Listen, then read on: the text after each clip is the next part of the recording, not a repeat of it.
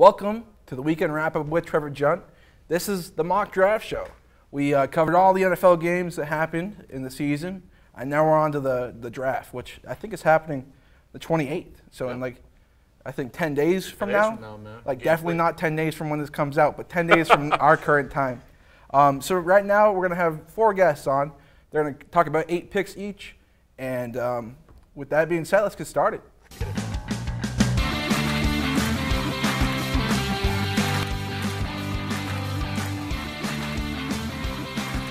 So, this is, again, the mock draft show. We're going to go into it. This is how the structure of the show is going to go. We're going to announce the pick of my mock draft first through 32.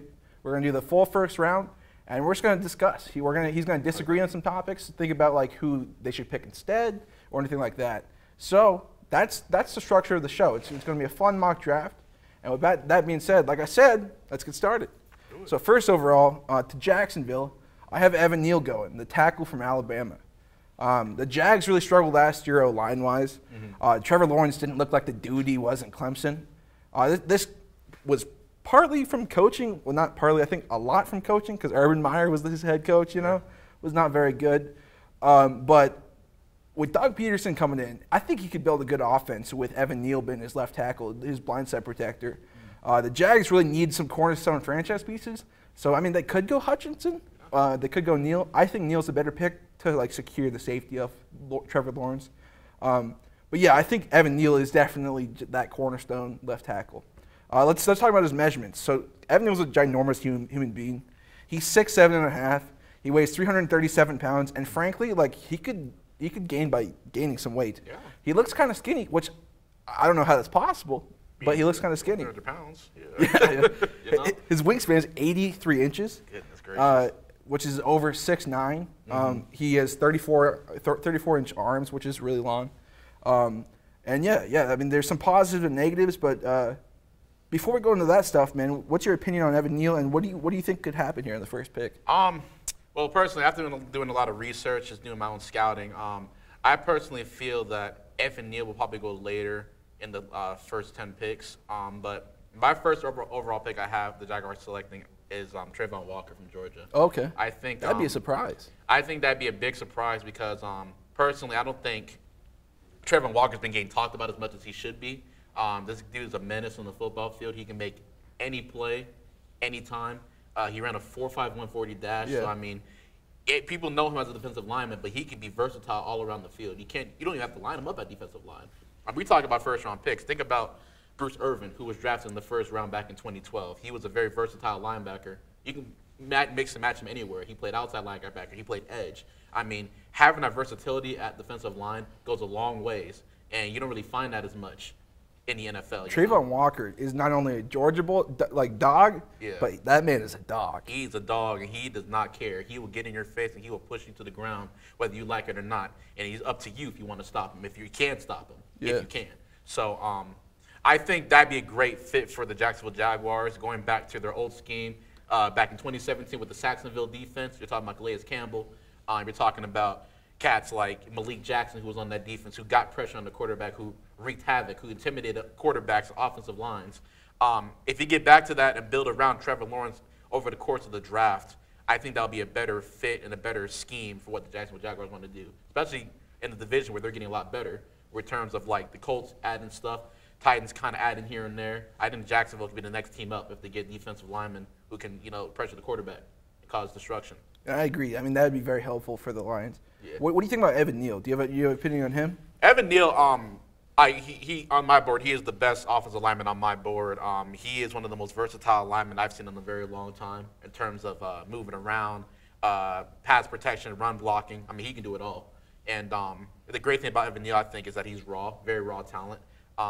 Some of the weaknesses that I've been looking at when it comes to Evan Neal comes to stuff like, let's see, people always talk about his weight because he's, huge and, talking about over 300 pounds, you know what I'm saying? And people say he has lacked consistency with his attitude, average snap quickness. I mean, there's some stuff that he could work on, but the beautiful thing about it is that he's raw and he can be worked on and he can develop as time goes on. And with Jacksonville, I think they want a guy who can kind of get to a guy immediately who can immediately, start being a difference, like immediate difference maker. Where it comes to the football organization. So I think Trayvon Walker would be a good fit for the Jacksonville Jaguars, and Evan Neal could go to a team, who basically, has a time where he can develop, maybe with a team that, has a quarterback, but they're still trying to figure them out themselves on offense and stuff, Doug Peterson already has a system in play of what he wants to do. Absolutely. And you put Evan Neal with a team that's already kind of rebuilding and building themselves up, I think that'd be a better, overall fit for him, for what he wants. I can see what you're saying. So let's go to some of his positives and negatives. Yeah. To me, this kid is perfect to draft as a left tackle.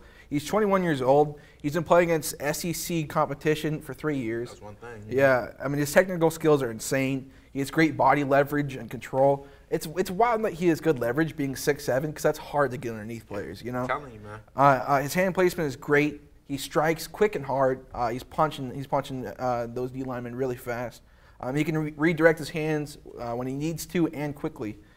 He's twitchy, in and out of his stance. So edge rusher if he could. Yeah, he could be. Listen, he moves fluidly with his body and stuff.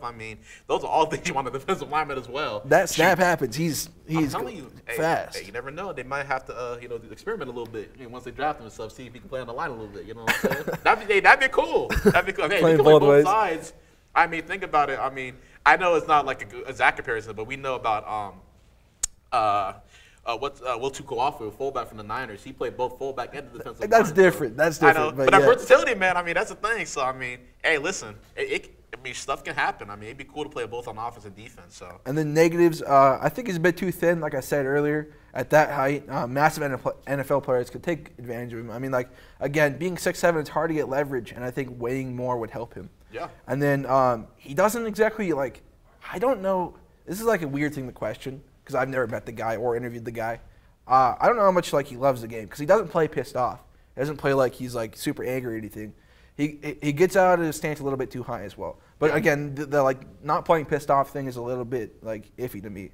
That's his biggest negative in my opinion. Yeah. But he's the perennial prospect of this draft. It seems easy to me, and he must be the #1 overall pick to Jacksonville. I think they need his help. And then let's move on to the second pick, Detroit. I have Aiden Hutchinson, the edge player from Michigan, going to Detroit right here. There's an argument to be made that Hutchinson could be the first overall pick. He's very talented. He might be the most talented player in this draft. If drafted by Detroit, he'll probably be the most talented player on the roster immediately. It seems like he can't really miss. He seems like a can't-miss prospect. He's similar to Nick Bosa in my eyes. I saw the comparison the other day, too, and I was like, that's what I'm saying, too. He looks like Nick Bosa and plays like Nick Bosa. Maybe not as fast as Nick Bosa, but he's similar. And I think he'll be a cornerstone player in building a franchise. He's a kneecap-biting team player, just like Dan Campbell wants, Exactly. And then his measurements, Hutchinson is also 6'7". He weighs 260 pounds, but not of any fat at all. That man is pure muscle. And he has 32 1/8-inch arms, which is not very long. What do you think happens at the second pick? What do you think of Hutchinson? Well, I completely agree with you with him going #2. I think his playing style is very, very, I would say, distinctive when you watch this film. He plays a certain way where, he just becomes just an unstoppable force where you basically just have to game plan for him, whether you like it or not, whether you think, even if he has, say Detroit had lots of different pass rushers, who are just elite by all measurements. They're still going to have the game plan for him, despite those other elite pass rushers, because he has that tendency to be a game wrecker, to be just a complete, game wrecker, basically, who can just take over a game. And going back to college, he's even the team player. Over the course of his career in Michigan, he's gotten 85 solo tackles, 71 assist tackles. So, with those two numbers side by side, he's a very big team player, despite him, wrecking games on his own. He's gotten a total of 17.5 sacks in his 4 years in Michigan, 27.5 tackles for loss. So, he's just a disruptive player by all means. Plus, his father played in the NFL, Steve Hutchinson, long ago as an offensive lineman for multiple teams, Minnesota Vikings and Seattle Seahawks, for example. So, it's in his family tree. So, there's a lot of things to look at when it comes to Aiden Hutchinson. I know the name will be big when it comes to teams looking at him because people knew how nasty Steve Hutchinson was, so they can only imagine what his offspring could be, as the years goes on in the league. So it'll be cool to see what happens. But I do have him going number 2 as well. Is that true? He's Steve Hutchinson's yes, sir. son? I did not know that. Yes, sir. Okay. And then positives. I mean, he could work in any defensive scheme. He's put him in as a stand-up rusher, put him as an all-fours rusher. He's going to get to the quarterback. He's going to be successful. He's always in the weight room. That's why he's so jacked. He's strong, flexible, explosive. Has plenty of moves in his pass rushing bag. My goodness. They talk about bags in basketball. How deep is their bag? Hutchinson's bag is super deep, man. And then he can bend really well, which is very important to an edge rusher. Yeah. Attack the tackle, can counter moves efficiently, and can shed the blocker. And the negatives, the 32 and 1/8 inch arms really scares me a little bit. I understand that he's been effective, but these NFL players are not the same as college players, No, not at all. Yeah, so I think that will hurt him when trying to do certain pass rush moves.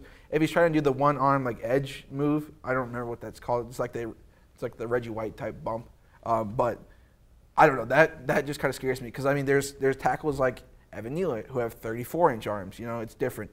He needs more counters to get out of blocks. He gets stuck in the run game sometimes as well. But overall, I think he's the best defensive player to come out in this draft. He's a very pure pass rusher.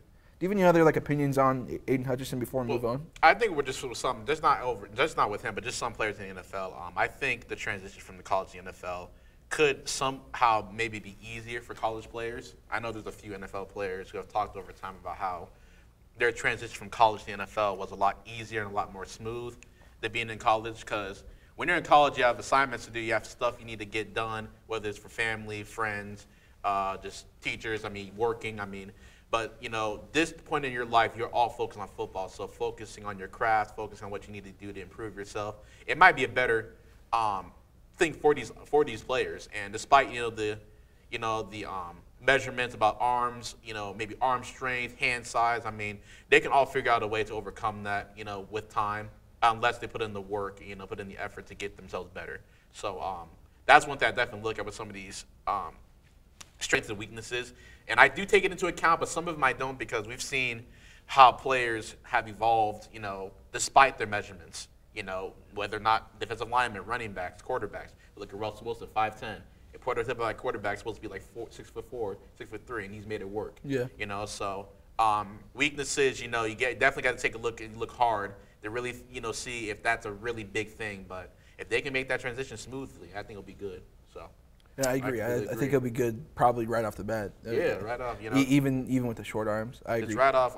Because you're looking for game changers, man. You're looking for guys who can make immediate impacts, especially guys in the top 10. That's what these teams are looking for. So that's why the GMs have a lot of pressure on them, that if they can, pick right and get a, immediate game changer who can, immediately improve that team to get where it needs to be at, which is the Super Bowl. Yeah, so. Second overall pick, you need that to hit. Oh, 100%. You need that to hit. Because we see some busts in the past on some teams, you know what I'm saying?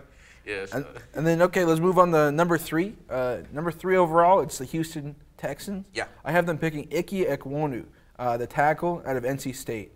I think there's an argument to say that he's the second best tackle in this draft. Ike is out of NC State. He probably is the second best tackle in the draft, in my opinion. He's a very violent blocker. Man, that guy loves to just run people into the ground. He collides with the defender with so much force. Probably the most violent blocker in this draft. He's so physical in the run game. If Houston decides to pick him here and not draft a defensive player like I think they possibly could, he would go on the other side of Laramie Tunsil, and that would make a pretty good tackle duo, protecting Davis Mills, who's their quarterbacks right now. I think that's very important to have 2 cornerstone tackles, and I think that could happen here. Measurements, I think he's I know he's 6'4". He's 310 pounds, and he has really long arms, just like Evan Neal has 34-inch arms. He's 3.5 inches shorter than Evan Neal, so that's pretty impressive. And then some positives. He can really fit into any blocking scheme. He struggles a little bit with pass blocking, but if you really scheme it for him, he'll be successful. It's said that he's a high character guy in the locker room. He's really good in the building. He's great with leverage. Again, very violent, like I said. The length of his arms kill defensive linemen. My goodness. Being 6'4" and having that long arms is very impressive as a tackle. He's flexible, able to get to the second level very fast, which there's 3 levels in football. I'll just get right into this before like we go into different players. 3 levels within football. Line of scrimmage, probably like 10 yards off the line of scrimmage, and then 15 plus yards off the line of scrimmage. There's 3 levels: first, second, third. And then his open field blocking is great. He's good on screens, and he can slide in the pass coverage pretty well. Before we go to the negatives and just like some final thoughts, what are your thoughts on what Houston does here? And then let's get into Icky after you're done. Yeah. Houston was an interesting one. I had to really think about this because they need everything. Yeah, they need everything. I mean, personally for me, I was picking quarterback at first because people don't really tend to believe in the guy that they have right now. What was his name again? Davis Mills. Davis Mills, who was a late round pick last year. And who actually played pretty solid, with his time, especially how dysfunctional the team is right now. But for me, I have the Texans taking Evan Neal. So the guy who you have number 1, I actually have them taking it because I think they can roll with Davis Mills for another year because next year has a lot more bevy of options at quarterback. Much better prospects at quarterback. A lot more versatile, too, with some of the picks. So even if they don't do well, they'll have a solid lineman who they can kind of rely on, And when I go back to talk about a team who's in a rebuilding mode, who's really broken, who's trying to, get stuff together, despite the dysfunctionalities and stuff, Evan Neal will be a perfect fit for the Houston Texans because obviously they need everything, You think about Jacksonville, they already have their franchise quarterback. They picked up a bevy of offseason players, and we talk about Christian Kirk. There's a lot of players that they picked up, and that's a lot of money, by the way. A lot of money too, yeah. So they're kind of putting all their stuff together now. So putting him there was definitely a hard one. If I had Evan Neal going to the Jaguars, definitely a hard one. But I think Texans will be a better fit because of the situation that they're in, considering they just have a lot of work to do. So getting a cornerstone piece like Evan Neal would be a great addition for that team.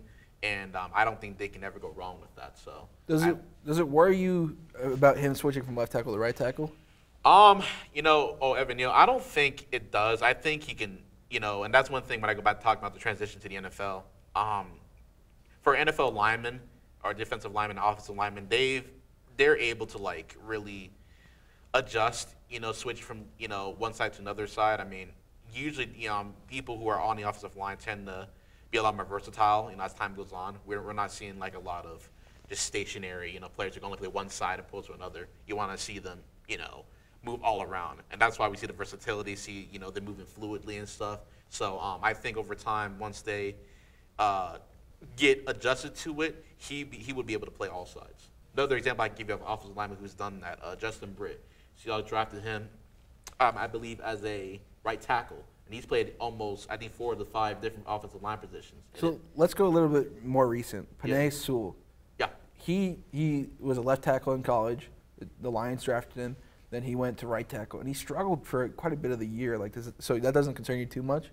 The footwork is opposite. That's honestly, why. It doesn't because the reason why I brought up Justin Britt is because he's I believe he's currently on the Texans right now. So, and I think if you put Evan Neal with Justin Britt, he can give him advice and intel onto how, on how he transferred and transferred from one side to another side or whatever. And I think Britt went from right tackle to guard to center. Yeah. And like I said, it never hurts to have a person who's been there and done that to give him advice of how he should do it, how he should go about it because. Like I said, he's been there and done that, with Seattle. Because Seattle was a very dysfunctional team at one point, and they didn't know where to move him to. And he ended up playing center and being a very solid center, for us for a good amount of time. So, or Seattle for a good amount of time. But I think him, kind of giving that, I've been in the league type advice, this is what you should do, would be a really good, mentor for Evan Neal to learn from. So that's all part of the process of thinking, how teams would fit, how schemes would fit. And I think Justin Britt would be a great mentor for him. So that's why I have Neal going to the Texans. I think if Neal does drop, it'd be very smart of any team that's needy of anything to pick him. Yeah, of course. So I could see him going to the Texans there. And then so negatives on Ekwonu. His pass protection isn't great. Needs to get better there. But obviously these kids are coachable. Yeah. So his feet needs to match his hands when he's dropping back. His hands need to match. Yeah. Strike timing needs working on. His slides need to be a lot smoother, and being able to mirror the defender is really important in being a tackle. Needs to be more consistent in almost all aspects as well.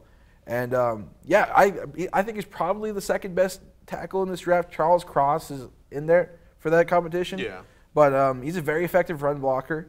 And if he could put his skills with his mind together, I think he'll be an excellent tackle in the NFL. He's a prototypical like run blocking type of lineman. Yeah. And that's why it was really hard for me to put him in like the top 8 because most of the teams who are in the top 8 aren't like a very run heavy team. That's true. So that's one thing I definitely took a look at. Is as to what fit he would be like as like his fit or whatever. So that's why I didn't put him there. Otherwise, I would have if he had better ideologies with pass protecting and stuff. But he's just a very nasty run blocker. So that's how I looked at him, especially looking at his film. So. But I know he'll go somewhere where he can adjust and flourish and whatnot. So it'll be cool to see. And then let's move on to the 4th overall pick. Yep. 4th overall pick, I have the New York Jets taking Kyle Hamilton, the safety out of Notre Dame. This guy gets me excited. This guy is fun. My goodness. Watch his film, man. Seriously, he seems like, this is like crazy to say, but he seems like a more athletic version of like Cam Chancellor. Yeah. He's massive, fast, hits hard, clamps down on the run game, and can cover. He's truly like a unicorn type player. He's intelligent. His game speed is almost unmatched. He can catch some guys from far away. He's truly everything you want in a strong safety, and his traits. He has traits to be a good strong safety too. His measurements. Let's talk about this unicorn. My goodness, 6'4", 220 pounds, 33-inch arms, a 4.59 40 time, which isn't great, but like I said, game speed is different. His game speed is much faster than his 40 time says. He has a 38-inch vert. That's on the levels of like John Morant type stuff. And a 131-inch broad jump, which is a lot. I don't want to do that math right now, but it's a lot, I'll tell you that. Positives, I have extremely versatile, can play anywhere, on anyone, intimidator who hits hard. This guy hits hard. High football IQ, extremely high football IQ. Fluid in movements, everything is very calculated, can read routes and QBs well. He's big enough to be a box destroyer, but he's also agile enough to be a coverage safety as well. He'll close gaps on the O-line very quickly. He's very fast to act on opportunities, and no one will really want to like catch towards the middle if he's roaming in the middle. Yeah. I wouldn't. I'd be terrified. He has the enforcer, that intimidation factor. Very all of Cam Chancellor, how he played on the field. Yeah. So he's definitely a special player. So who do you have the Jets picking here at number 4, and what do you think of Kyle Hamilton? Well, I'm right with you with him going to number 4 to the Jets, Kyle Hamilton. I think the Jets are really taking back to the clock back in 2017 when they took Jamal Adams out of LSU. I know they took him at number 6. It was very close with this being at number 4. He's just a can't-miss safety and got-to-have player, especially going to a defense led by Robert Saleh and what he does, in terms of, being a player's coach and, getting everybody, hyped up, to make big plays and the shining moments. We've seen it many times with the 49ers and even back when he was with Seattle, and just his mentality and how he just operates and how he, leads a team. So, and getting Kyle Hamilton for that team is going to be a complete game changer. Absolutely. And you said it. Like, I was going to say that, too. Yeah. I think Robert Saleh being the head coach makes a difference here. That's what I'm saying. Like, some mock drafts that obviously I looked at other mock drafts before, like, just making my own mock draft, Yeah. Some of them haven't fallen out of the top 10. Going 11 to Washington, some of them. And the reason why they're doing that is because they're saying he's just basically one-dimensional in terms of, like, him just being a box safety and not anything else. They're worried about his height, him being too tall for the change of directions. They think he can be spun around in certain places. Very late on reading coverages, once you're looking at maybe red zone play, whatever it's like a slant or like a crossing route. I mean, so it's just stuff like that, and maybe open field mistakes as well. And teams tend to get very, very anxious about that. It kind of turns them off a little bit. So, but the box safety's kind of dying. It's dying because we've seen it many times with so many players. Like the Cam Chancellor was considered a box safety, very similar height, very similar playing styles, and he ended up being a pretty damn good player, especially when he's on the field. And you even look at guys like Landon Collins. Landon Collins has been all over the place, and and he's been playing pretty decent, with him being in the league, and he's considered a box safety, but he can still get the job done. Keanu Neal as well, who's very also similar to Cam. I mean, he's a hard hitter, and he gets in people's faces. I mean, he had a hit against the Bucks and laid out Mike Evans. I mean, that's an iconic hit, and that's what teams looking for because once you have that intimidation factor with someone, in the middle of the field and you just can't do it, that just completely changes the entire game plan of the offense. It truly does, yeah. So those are some of the things that teams have to think about when they're really passing up players like this, because it could definitely improve your team. So, I mean. That second level is, like, terrifying for wide receivers if he's in the middle. Absolutely. And then some negatives. Size can hurt when he's trying to change directions. His hips can get kind of stuck. Struggles to cover slot at times. Slot are much smaller, much quicker, much more agile guys. He struggles with balance. It's kind of wild at times. His open field coverage and tackling, like you said, can struggle. Yeah. I think that's due to his size. But most of all, I mean, I think he's an athletic freak to come out of this draft. He's a non-miss safety. If you draft him, he's going to be a good safety for you. He's very exciting to watch. Me as just a football fan, watching Notre Dame, you see him flying around everywhere. Yeah. Like I said, very similar to Cam Chancellor. Like you said, very similar to Cam Chancellor due to his size, speed, and hitting. And the Jets need all types of help, and they can match him with Jordan Whitehead at safety. I think that'd be quickly one of the best safety duos in the NFL. Yeah, and I think I don't know if Marcus May still with the Jets. Yeah, I think so. Yeah. Yeah, so he's been balling out ever since Jamal got traded. He's been stepping up big time for that team. So didn't he ask for a trade though? Possibly, yes. I mean, like I said, it's going to get interesting, especially if this safety gets drafted to the Jets. It'll definitely raise a lot of probably tensions, as to like what the money situation is going to be, how much playing time is going to happen and stuff. But one of the things about Kyle Hamilton, I really think that will improve his entire game. All the weaknesses that we talked about, if he worked on his anticipation and his pattern recognition on the field, I think all that stuff is going to be eliminated. Yeah. So he'll be able to control his body and make those plays when he needs to. I think the key word is anticipation. Anticipate what's going to happen. Read defenses. Study hard. And once he gets that through his head, and once he really has a repetition over and over and over again, I think he'll be possibly a top 5 safety in this league. Yeah. Anticipate what's going to happen. And he'll be able to develop those skills being in a rock solid defense, because all his defense is about is repetition and anticipation, as to what plays are going to happen, and reading it and executing on it. So. And before we move on to the Giants, one thing that does concern me, I guess, with this possible pick, with them skipping out on Hamilton, is there wasn't really a safety like that in San Francisco when Saleh was their defensive coordinator. Yeah, there wasn't at all. But again, is that because he's a unicorn? Is it just because he's so different? It could be. They haven't had like a hard-hitting safety when he was with the 49ers. I mean, you really just thought about the corners. Witherspoon played good, and then Sherman also played pretty well when he was there. So, I mean, it's definitely something to think about, in terms of like, picking him, and possibly skipping him and stuff. Yeah. But, I believe Saleh was here for a short time when we had Cam Chancellor when we first got him, and had Sherman and stuff, because they're all very familiar with him. And I think he probably has an idea of what it could be like to have a guy like that and what to do exactly, on his terms, because he's a smart coach. Yeah, listen, when he was with Pete Carroll, I mean, Pete Carroll has a lot of influence on defenses of what he wants to do, but now that he has the knowledge, being in the league for so long, being a coach for so long, he'll know what to do. He'll know what to expect from a guy like him. Yeah, to be on this team. So it's be exciting. Yeah, I agree, and he's an exciting player. Yeah. Number 5, 5th overall, I have the New York Giants picking Charles Cross, the tackle out of Mississippi State. He's fighting Ekwonu for the second best tackle to come out of this draft. He was very consistent all year. He's very smart, knows how to handle different rushers and types of rushes.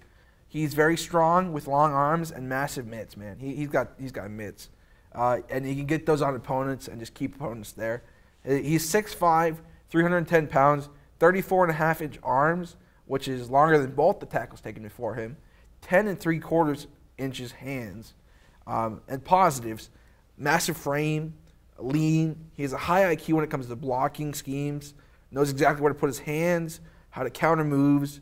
And I can't talk enough about how well he pass blocks, because he does. And his hands just stick to those defenders. They stay there. He's very anchored and just sticking there and not letting them even come by. He's a great anchor, as I said. Knows how to push this rusher out of the pocket. So it's really important for some tackles, with the pocket being here, to lead edge rushers around the pocket, rather than just like pushing them back, lead them around. he could block an open space. I think he's a very good pass blocker, better than Ike Okwonu.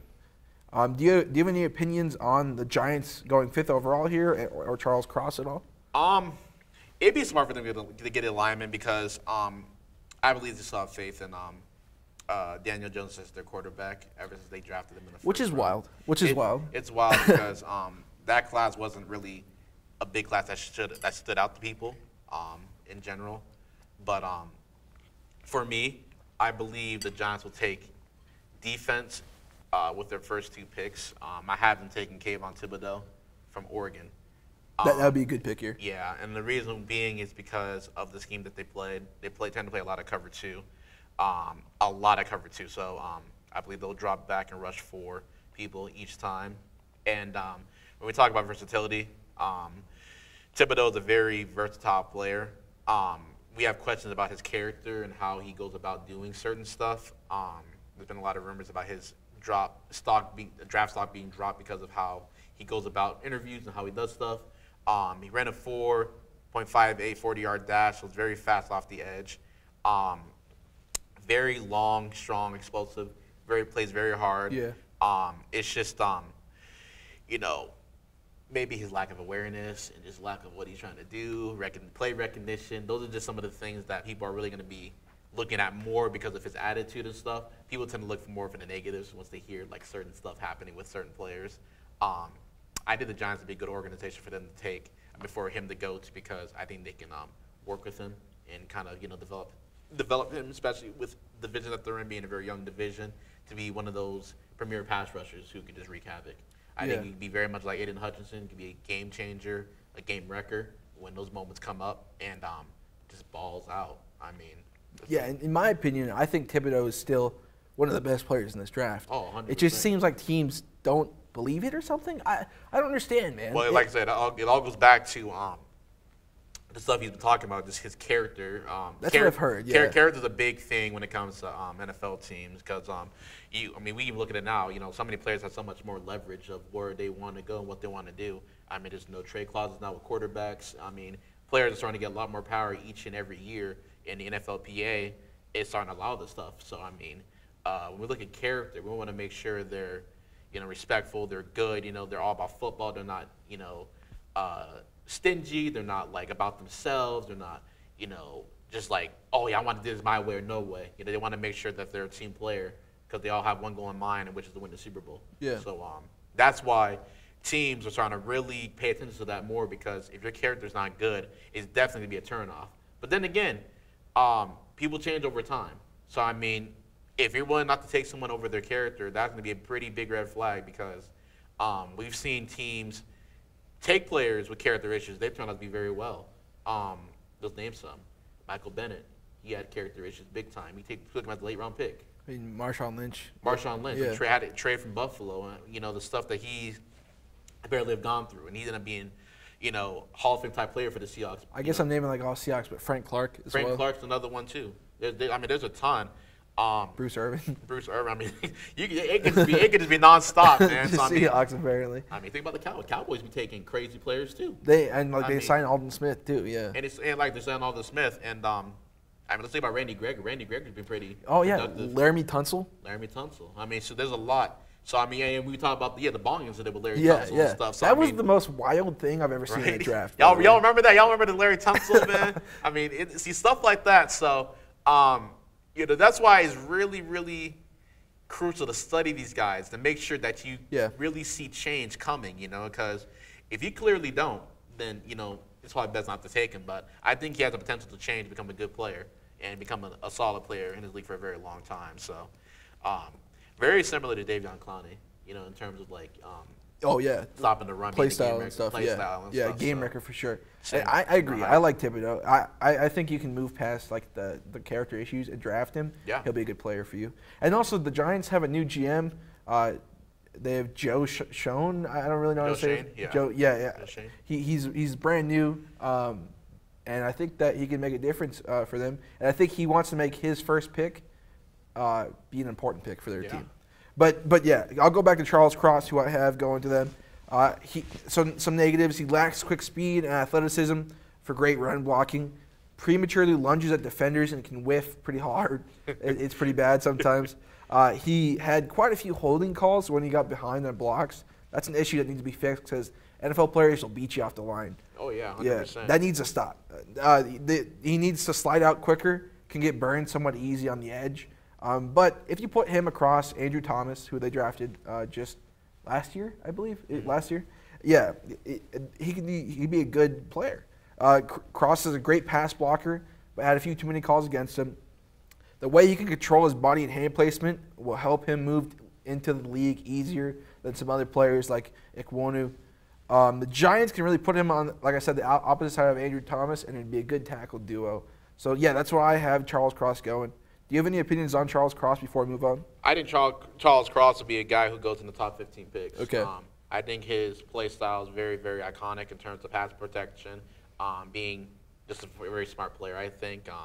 Obviously, the penalties, those are all raw tendencies that players tend to do, especially in college when they haven't had, I would say, the right discipline. Yeah. I think it's all proper coaching proper sometimes. Coaching. It's all disciplinary measure stuff. So that could easily be capitalized to a good NFL team who's willing to take him in, work on his mechanics and kind of get him up to speed as to what the NFL is like. And like I said, the transition to NFL, like I said, for some players it's easy. So he might be pick it up immediately. Yeah. So, and I totally could see Charles Cross doing that. Yeah. So there's a lot to look at when it comes to that. But I definitely have him going later in the draft. So, but I do like the pick. I do like your idea of him going to Giants is number 5. So I think they want to build a good offensive line. For sure. And then, so let's go to number 6. So 6 overall, Carolina. So I kind of disagree with this pick. I made this pick, but I don't think it's the right pick. I think it's what they do, but I don't think it's the right pick. I think they're going quarterback. I think they're going Malik Willis, the quarterback from Liberty. Willis looks like the best quarterback in the draft to me. Some people have Kenny Pickett or Desmond Ridder above him, but he looks like the best to me, pretty clearly too. He's a dual threat quarterback who can use his legs and his huge arm to make plays, very explosive plays. He's similar to Lamar Jackson, Jalen Hurts, and when they're not able to make a difference with their arms, they make a difference with their legs. Willis can definitely do that. He did struggle at times, but it's partly because the talent around him. He wasn't in any major conference. He was in the FBS. So yeah, measurements. He's 6'1", 225. His hands are 9.5 inches, which isn't that great for a quarterback, but it could be fine. His stats: he was 61% passing, 2,857 yards, 27 touchdowns, 12 interceptions, 197 rushes, 878 yards, and 13 touchdowns there. Positives: very high potential. I think this guy has massive potential and could be a good quarterback in the league for a while. When running, he can avoid big hits. He's smart. He's slim. He's agile. He's extremely elusive and fast. His escapability is great. When the pocket's crashing, he'll get out of there. His arm strength is incredible. You saw that at the pro day. That was a 65, 70-yard pass. He just launched it. My goodness, the rare combination of quickness and arm talent. Can roll out to make the needed throw when protected, and can go throughout his progressions pretty easily. Before we go to the negatives and just some final stuff, what do you think Carolina does here? And then after you're talking about that, what do you think about the pick of Malik Willis? Well, I don't disagree with the pick. I do have them taking the quarterback, the Carolina Panthers. I'm actually going with Kenny Pickett. Yeah, and I was debating that. Yeah, and the reason why I picked Kenny Pickett over Malik Willis is just because of the division that the Carolina Panthers are in, competing with the Saints, the Falcons, and the Tampa Bay Buccaneers. Kenny Pickett in the draft is the most NFL-ready quarterback. Yeah, he is. Just from tape, just from watching his film. He makes the right decisions. He doesn't have many flaws. I don't think many major flaws, I would say, that would kind of drive me away from him. And we also have to just think about the relationships that some of these players, some of these college players, some of the head coaches for the NFL have. Matt Rule's very familiar with Kenny Pickett, and this goes back to his days at Temple when he was with the Owls. Kenny Pickett played under Matt Rule for a good amount of time, and even coached him, I think, at one of the college days or whatever. I believe I think it was what's the bowl called again? The one the Pittsburgh was in? Yeah. Shoot, I can't think of the name either. So but yeah. So yeah, I think he played well in that bowl though. Yeah. So they've had connections dating back to those times. So I think with them having a good relationship previously, that makes it a lot easier for connections to happen. Just kind of having that camaraderie overall, and if Kenny Pickett and Matt Rule reunite together, I think they'll have a really good quarterback-coach relationship that could, I think they can win a lot of games just from them being together. I mean, I think Carolina's one of those teams that they're just a smart quarterback away. I'm not saying Malik Willis isn't smart, but just a quarterback, NFL quarterback, NFL-ready quarterback away from just, who can immediately just come in and just start just making the right plays without any hesitations. That's the only, I think Carolina's going quarterback for sure. Yeah. That's the only guy I could see going to them. Because you said the relationship with Matt Rule. Yeah, that's huge. It's huge. It's huge. That's huge. So, and I think Matt Rule is, under some pressure right now. I think he needs to win, now. And like I said, you got to go with the most comfortable player that you know that can get the job done. So yeah, he even had. So yeah, it was a 2021 Senior Bowl that he had influence on. Yeah. That he kind of rekindled that and stuff. So yeah, he knows him very well. Kenny Pickett knows him very well. Even quotes said that he's a great person. He's a great leader in terms of getting the players together, rallying the troops. So I mean, yeah, like I said, if they reunite, I believe they could be right up there and competing with the Saints, the Falcons, and the Bucks. Because get it or not, they're a pretty tough division. I think Atlanta will surprise some teams after the draft's done. I think they could be a team that could be right up there getting maybe 9 or 10 wins possibly, despite their wide receiver situation. I think they can make the right moves and get their stuff together. And we all know about Tampa Bay Buccaneers, 2 years removed from winning the Super Bowl against the Kansas City Chiefs. No joke, and especially Tom Brady coming back, that's never going to be an easy task to beat and possibly take division from. And then the Saints, they're still building. They have some work to do, and they'll probably get stronger over the course of the draft. But getting a quarterback early on, like Kenny Pickett, would be a great thing for the Carolina Panthers because the Saints could most likely take him too. Yeah, that's the one thing I didn't do in this mock draft is mock trades. Yeah. But I think the Saints do trade up to get a quarterback. Yeah. But I don't believe in Kenny Pickett, to be honest. They better hope they don't get Kenny Pickett because I think with his just with the intellect on the field, is making decisions. He could be scary, and they're very lucky that Sean Payton is still there with and Kenny Pickett could potentially go to the Saints because could be a very scary. It's Dennis Allen now, right? Oh man, that would be scary. So the one thing with Pickett versus Willis to me, and why I had him going to Carolina, is Pickett seems to have lower potential, and then Willis kind of seems like just out of this world potential. This guy could either be very, very, very good or just average. That's why I have Willis going here. And that's one of the things too. It's just for the Carolina Panthers, this is one of the things you have to think about. How important is it just to win now instead of just kind of waiting? And potentially, I think if they got Willis, I think they'll have some good moments, some high moments, and some low moments. Yeah, I think so I think they're looking for consistency in terms of competing with the other teams in the division. And I think with Kenny Pickett being my NFL comparison to Joe Burrow, very smart player who makes the right decisions. You think he's like Joe Burrow? I think he's a very similar player in terms of making decisions and is just not really folding, never getting iced in situations, never getting nervous. I think he can just make all the plays necessary. If you look back at his film, he has a lot of different plays where he's just been clutching those moments and just got the job done. And do you think he has the IQ of Burrow, on the field? Well, it's hard for me to say that because I would definitely have to watch preseason footage of how quarterbacks are in the NFL. Preseason is a big thing to me because I definitely see where quarterbacks stand in terms of their IQ and what decisions that they make throwing the ball. I think I would just have to see some footage of that to really make that determination. But I think he has the potential to have a very similar IQ or maybe even better than Burrow's. As he develops. Example of a quarterback with good IQ that I looked into back in 2014 when the Oakland Raiders at the time drafted Derek Carr. He played his preseason game against the Seattle Seahawks, and he made every throw possible that just impressed me all around. And he ended up being a pretty solid quarterback. Even now, he just got paid. So preseason is a very big deal in terms of what quarterbacks can do. And we know where Derek Carr has been. Potential. So, he just got a $121.5 million $1 million contract for 3 years. Yeah, my goodness. So those are some of the things you have to look at when it comes to these quarterbacks. So, but plug him with Carolina, I think he'll be an immediate fit, immediate game changer. I think he'll just lead that team to the not promised lands, but just the higher expectations to where they once were. And they're gonna have to move on from Mr. Sam Darnold, who they made a move on getting. That was a bad choice. Yeah. So I mean, so there's a lot of things to look into, but we obviously look at the hand size of Kenny Pickett. He has small hands, he can't do it. Yeah. But then again, hey man, y'all Chiefs fans out there, y'all know Patrick Mahomes, right? He got small hands too. Not as small as Pickett though.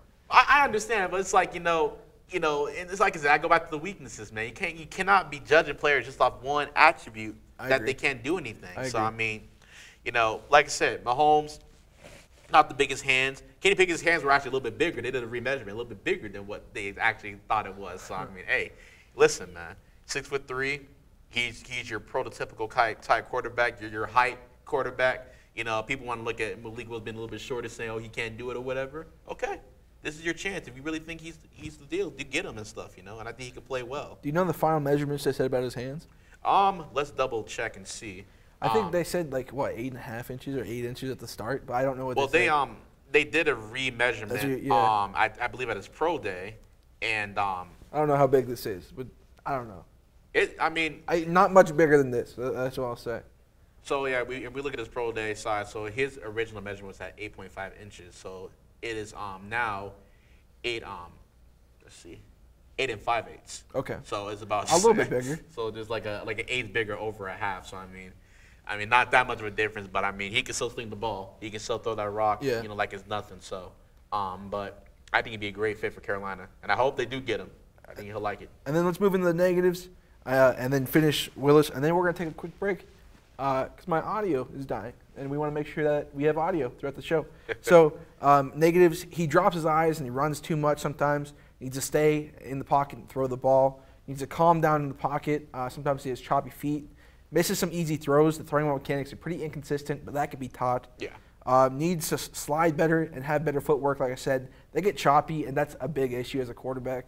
You say that? I mean, like Tom Brady is so smooth in the pocket, but there's other quarterbacks that have kind of choppy footwork, and it works for them. But I do think better mechanics make a better player. Yeah. And a lack of touch on the ball placement is lacking sometimes. Positional motion consistencies, like I said, the technicalities need to be worked on. And then Willis will come to the Panthers and make an immediate impact. His throwing could use some work, and so could his footwork. But like I said, that's coachable, and that can be taught. Willis is pretty young, and it can definitely be taught.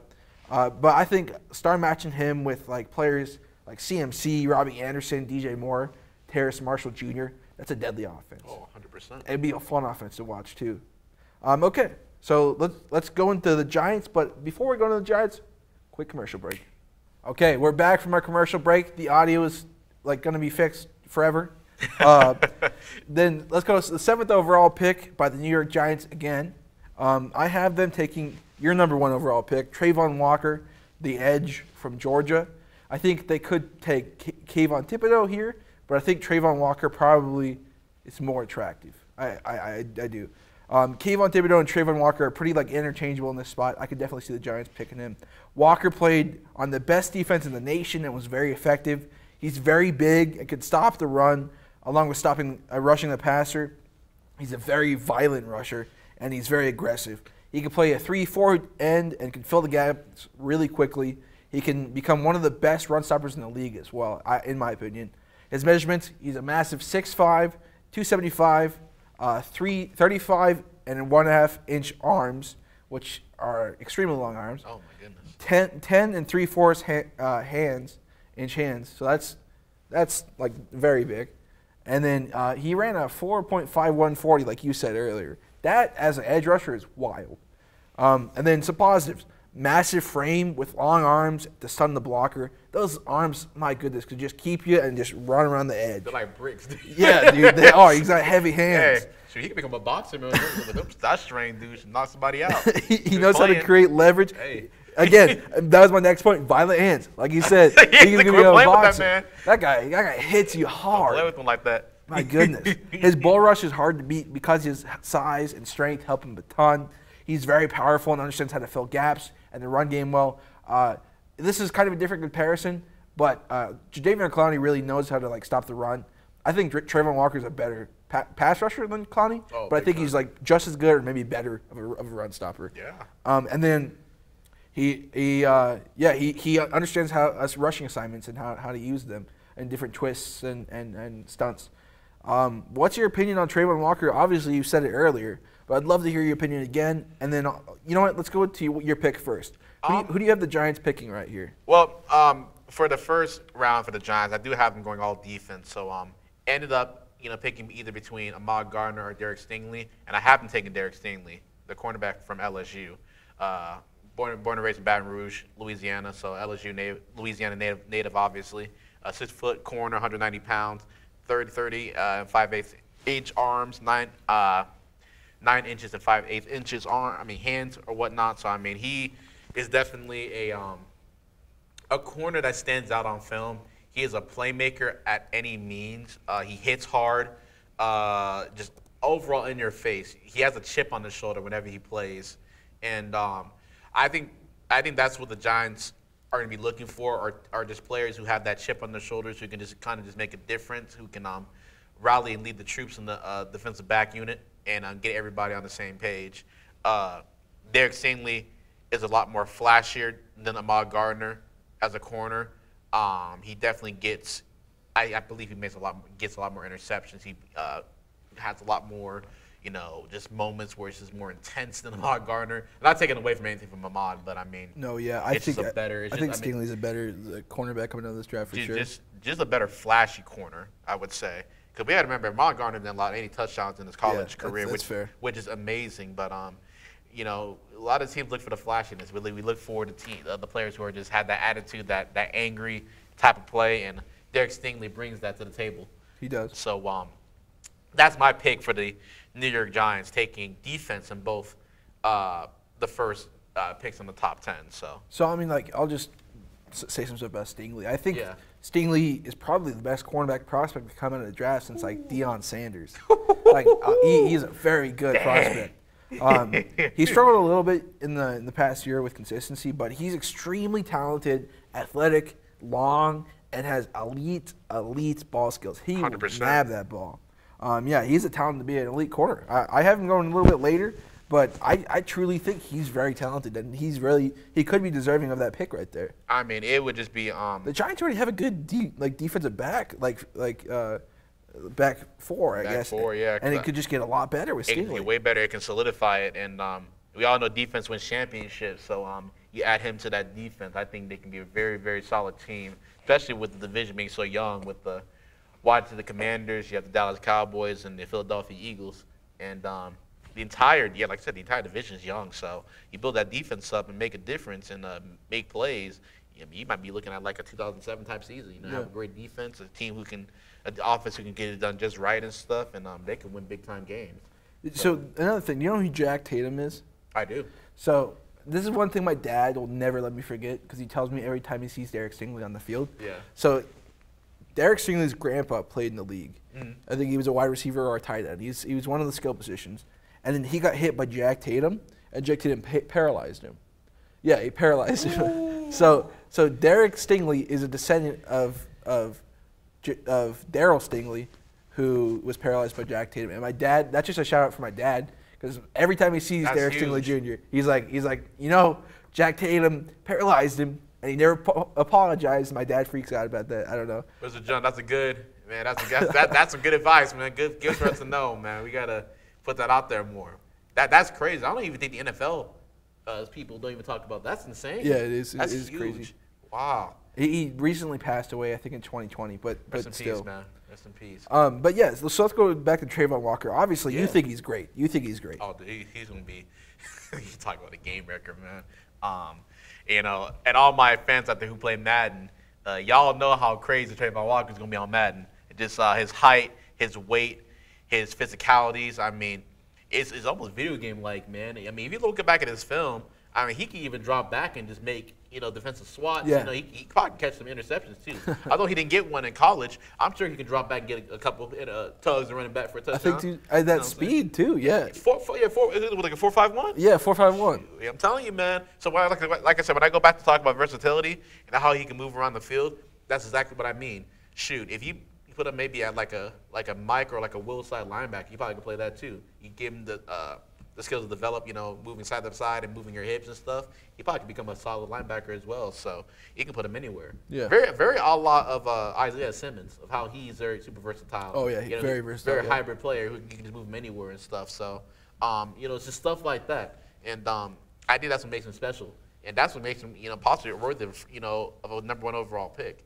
You don't find many players who are like that, and especially if the team knows what they're doing with him and they know how to use him and stuff, Cause I still question if the Cardinals are still using Isaiah Simmons correctly. They've been moving all over the place, but it's like he's a linebacker, but kind of makes me sad, man. It's like he's so athletic, so I mean, it's just you should know where to put him and stuff. But they seem very confused. But I think the team that Trayvon Walker goes to, I don't think they'll have that confusion. I think they'll know exactly where to put him and stuff. So yeah, and like you said, he's very versatile. Oh my goodness. And then some negatives I have for him: his get off is a little bit slow. He shoots off the line a little bit slow. It's not too great.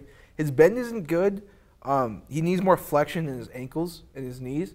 But before I go to the other ones, there is an argument being made that bend isn't as important as people are saying.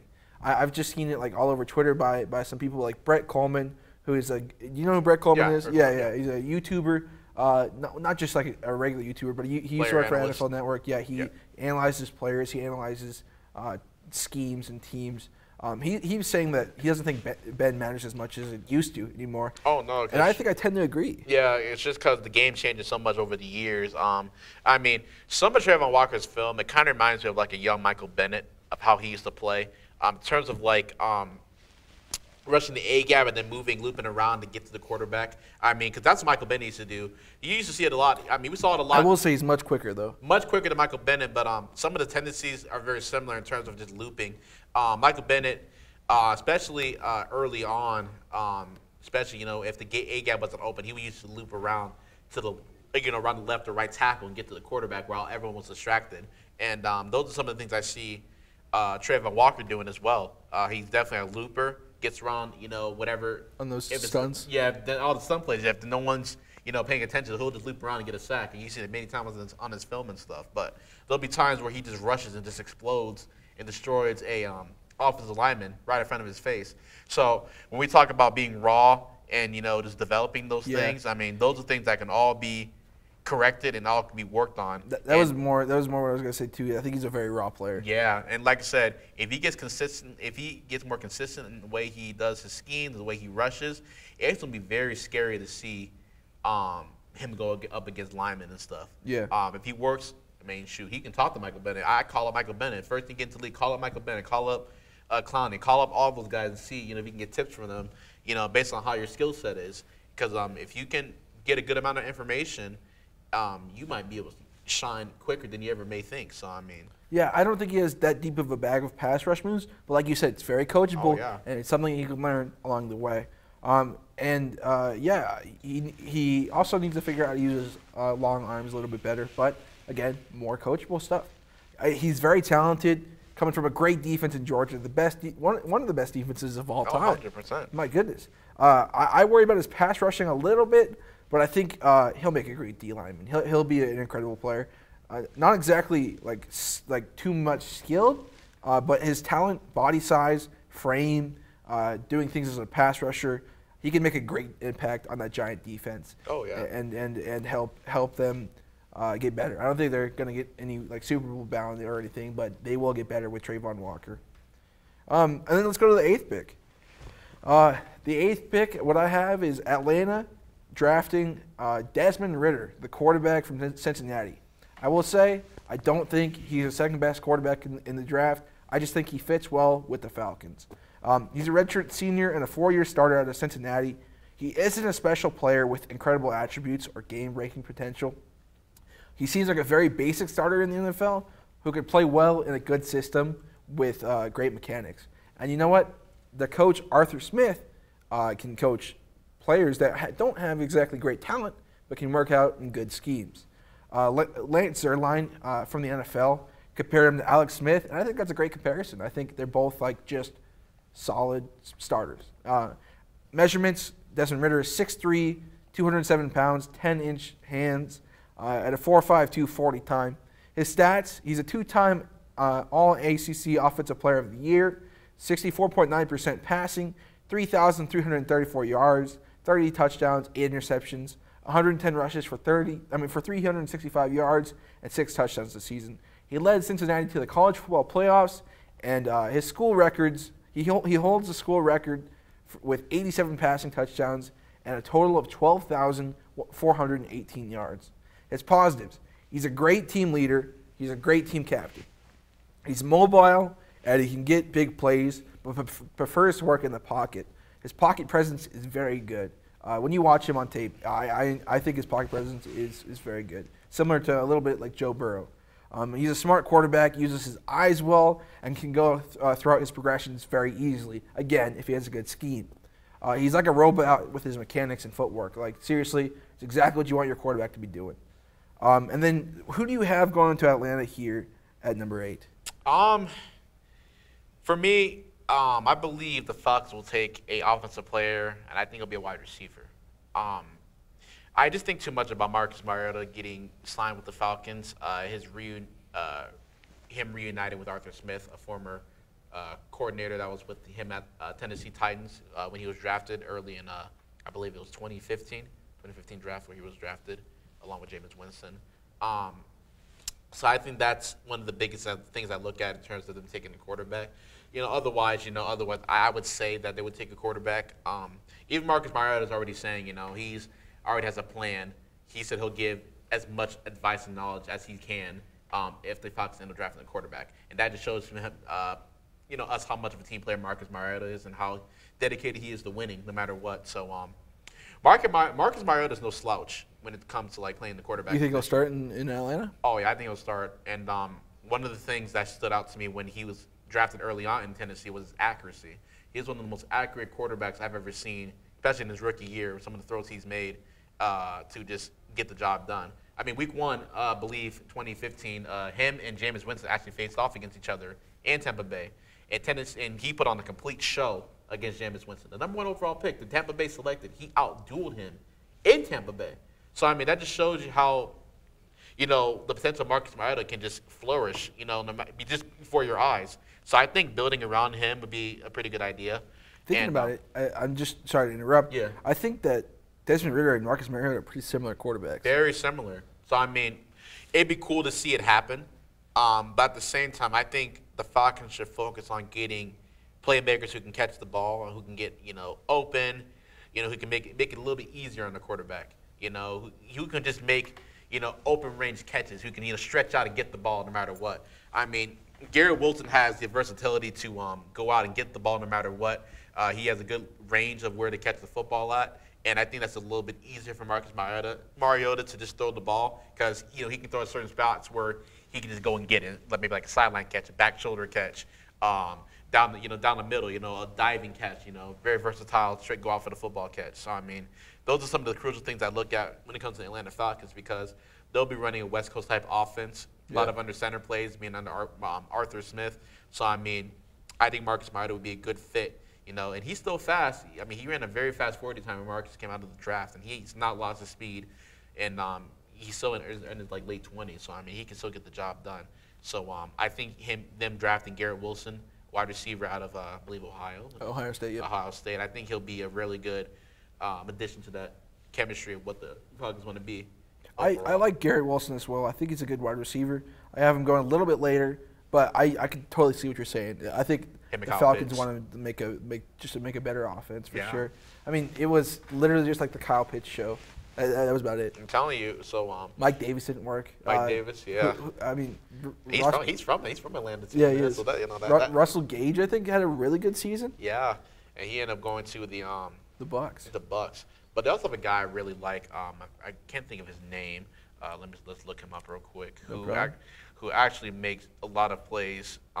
Quick, very run after the catch type of player. I believe his name is Zacchaeus Olamide. Yeah, Zacchaeus Olamide. And the thing about Zacchaeus is that he's very strong when he has the ball in his hands. I mean, very much like, I don't want to say like Hines Ward, but he's very similar to Hines Ward or like Golden Tate, who can just keep going after the catch. And I think that's very important to have. Yeah, just to rely on, and he has pretty good speed. He can break away. He's had a few breakaway touchdowns and stuff. So, and then you add a guy like Garrett Wilson, you'll have 3 solid pass catchers. Him, Garrett Wilson and Kyle Pitts, who can easily, get the job done for you. And if you wait later in the draft, if you're the Falcons, if Breece Hall is still there, pick him up, and you'll have a solid running back. I think he's a good second-round pick. Yeah, so he's probably the best running back to come out of this draft. You talk about building. I mean, you do those 2 things, you already have 2 solid playmakers. And Marcus Mariota, I mean, he can get the job done. I mean, very similar to the Seattle situation with Drew Lock. I mean, he's not going to be like a complete game wrecker who just does all the wrong things. He'll make some good plays, and at least you can have a good game manager until the following year where you can look at quarterbacks and stuff. So, but I like the idea of Marcus Mariota and Garrett Wilson being a duo together, along with having Kyle Pitts and a potential running back in the future. And I can totally see where you're going with that. Let's finish with the negatives. Yeah. Not great arm strength. I'm just going to kind of destroy Desmond Ridder a little bit here. So don't take too much offense. This is just what I see. We just hope you're not watching, man. We're like, hey, no hard feelings. No great arm strength. The ball doesn't really have zip like the elite quarterbacks have. He lobs balls too often, so safeties can grab him. Yep. Can't really lead receivers well. Inconsistent on accuracy. Drops too far in the pocket, sometimes causing sacks, and gets hit hard on some scrambles. Does not know how to get down. But overall, Ridder is not the most talented quarterback to come out of this draft, but he probably is the smartest one. You heard what he said, right? He said he's the best QB in the draft. He did. He said that. Hey, y'all remember that, man? hey, y'all keep an eye on that. Hey, listen, today's April 18th, and he did say that a couple weeks ago, so we gonna take some notes. Listen, I was really wrong on Justin Herbert. I could be really wrong on Desmond Ridder. Listen, we'll take some notes, man. Remember this? Yeah, but again, I think he's the smartest one. He makes the right decisions, and he doesn't really have the arm talent to always pull it off, but he can make the right decisions. Yeah. I don't think he should probably go in the first round, but Atlanta's pretty desperate for a quarterback, and I don't think they're really willing to wait. So it's either Ridder or Pickett here, and I think Ridder is probably the better quarterback.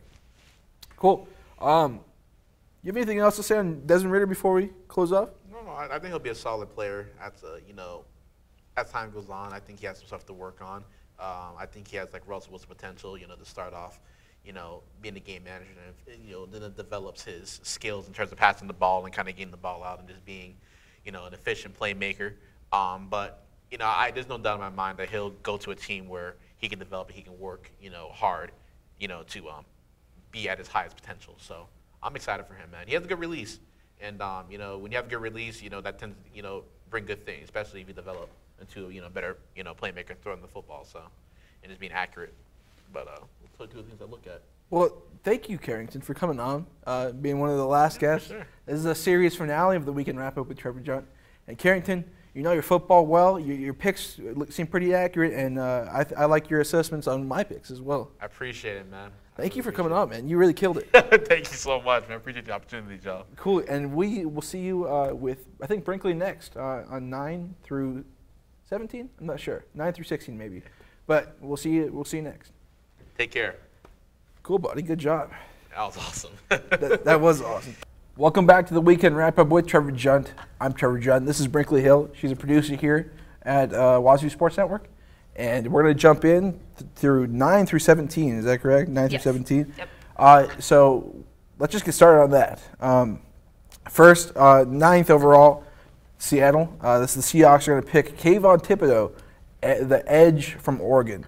Going into last year's football season, Thibodeau looked like he was going to be one of the best prospects in a while. He looked like he was going to be the top pick in the draft, but his stock fell tremendously from character issues.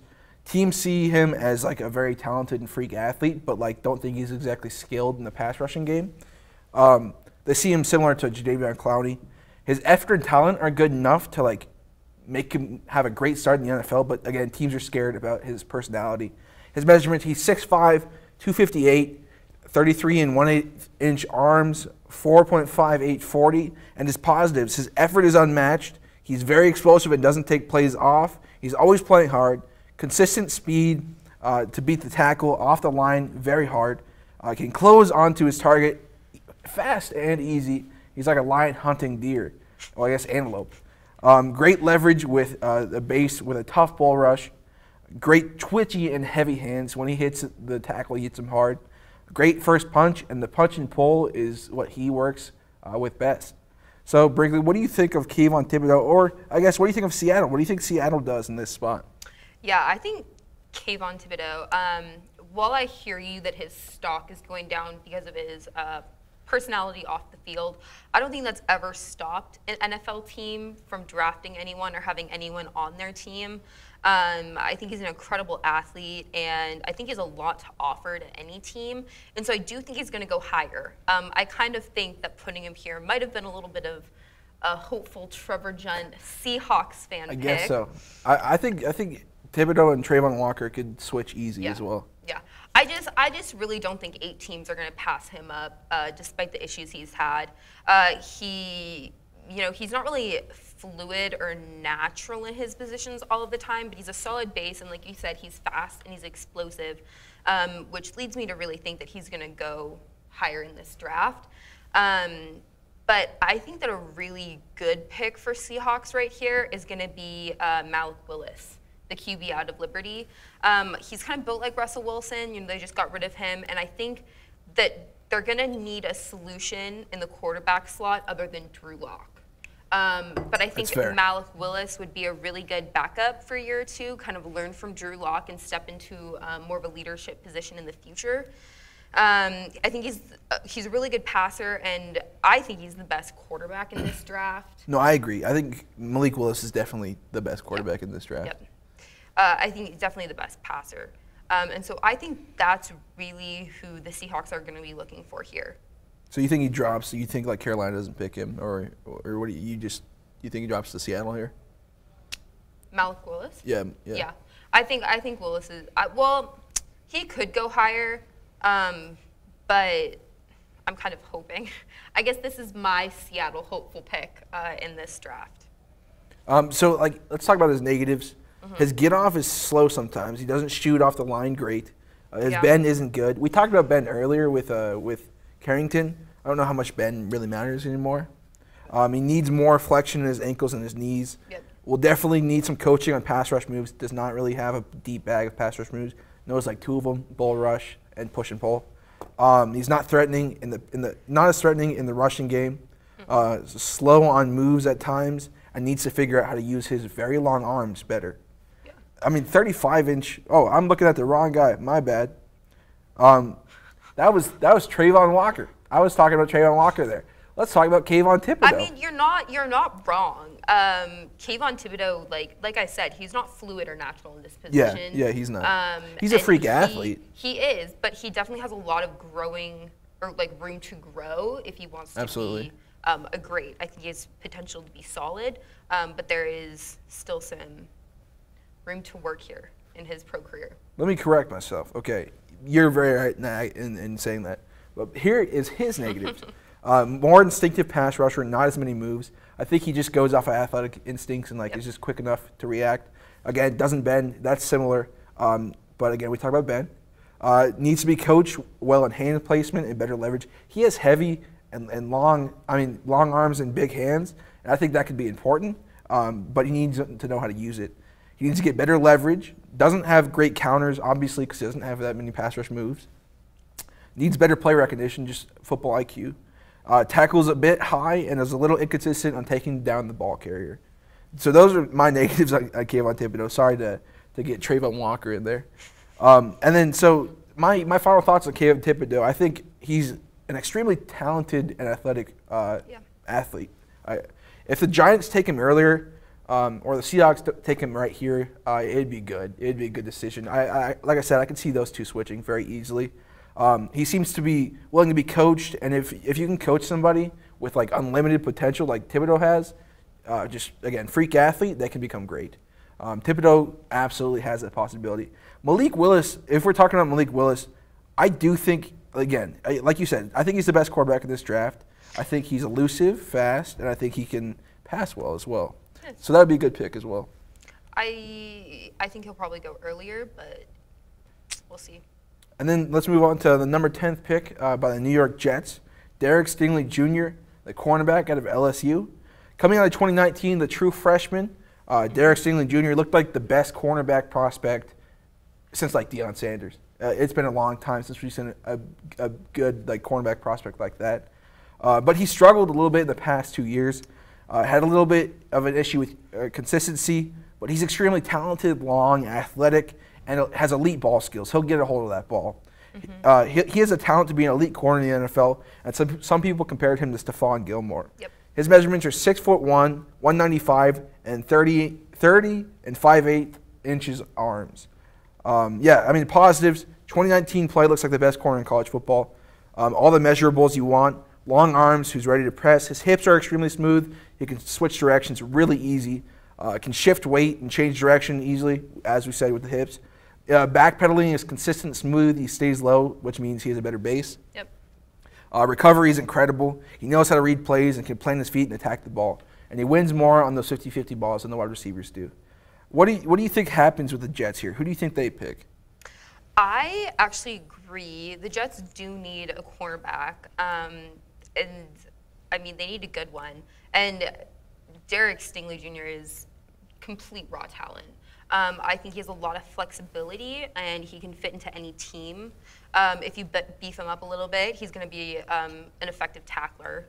But like you said, he has really good hands. He's going to get those 50-50 balls. He has like flashes of play. Sometimes he doesn't have the most sustainable games, but I think that's kind of the way cornerbacks are going in the NFL.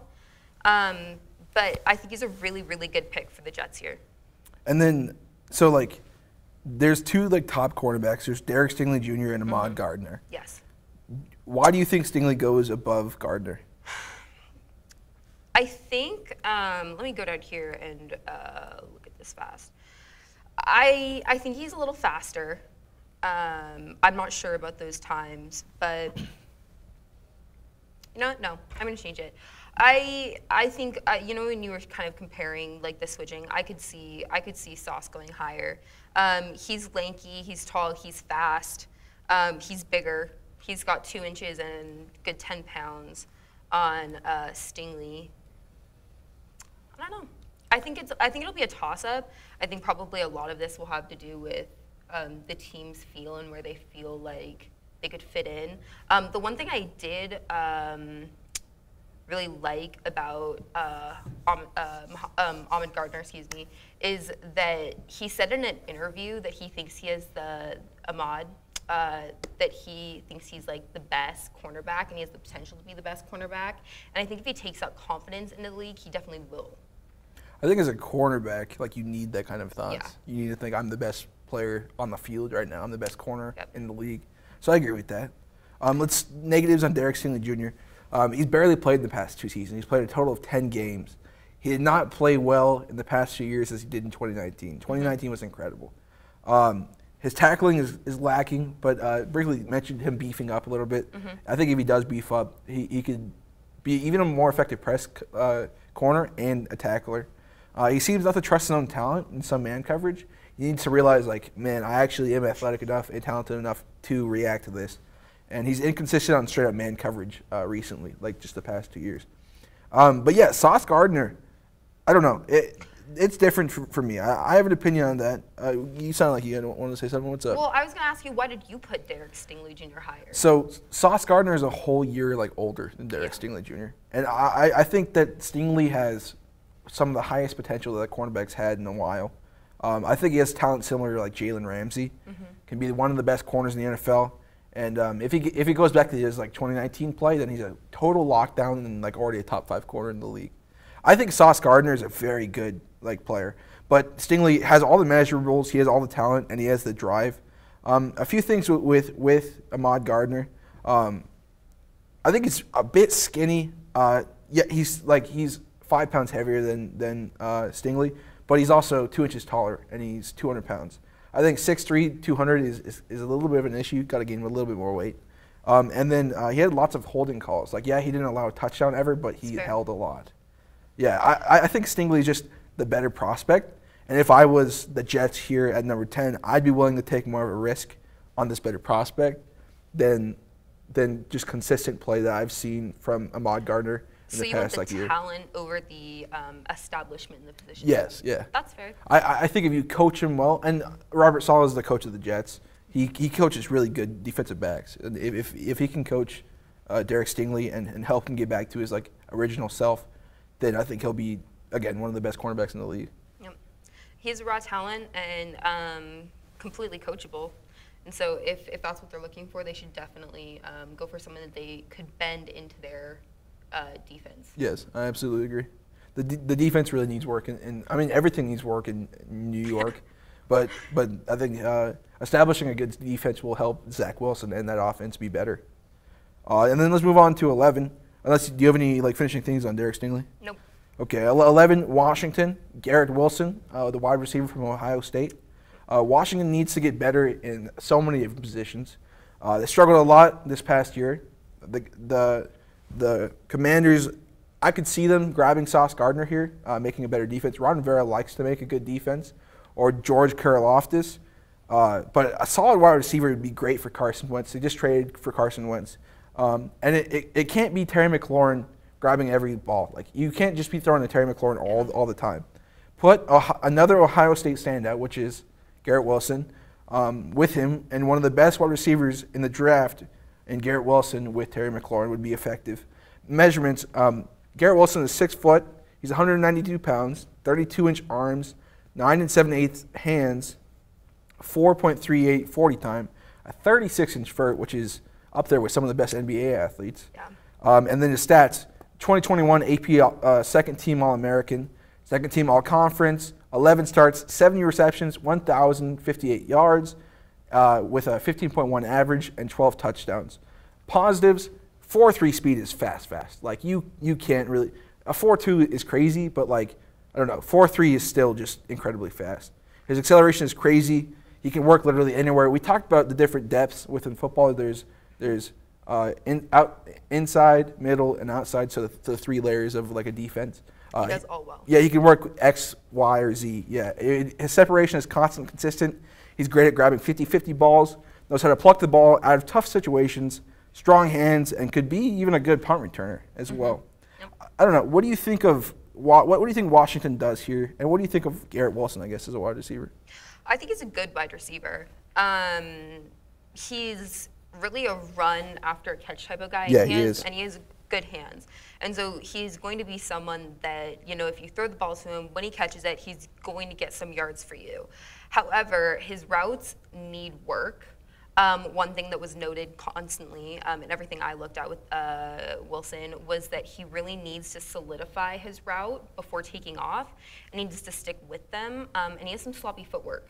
Yeah. And so there's going to be some coaching needed to really turn him into like a wide receiver. I wouldn't say he's wide receiver 1 material. I'm going to say he's a solid wide receiver 2, but I do think he's going to need a little bit of room to work into that position. I guess that's why they have Terry McLaurin. He could be the wide receiver 1 there. Oh, for sure. And yeah, I totally agree with the route running thing. I mean, that's an issue. Sloppy feet, choppy feet, very raw. And then like his route running IQ is just not high. Well, you need to adjust on some plays, and he does not adjust. It's bad, to be honest. Yeah, I don't know. Do you even think he's like the best wide receiver in this draft class? I don't. I really like Drake London in this draft class.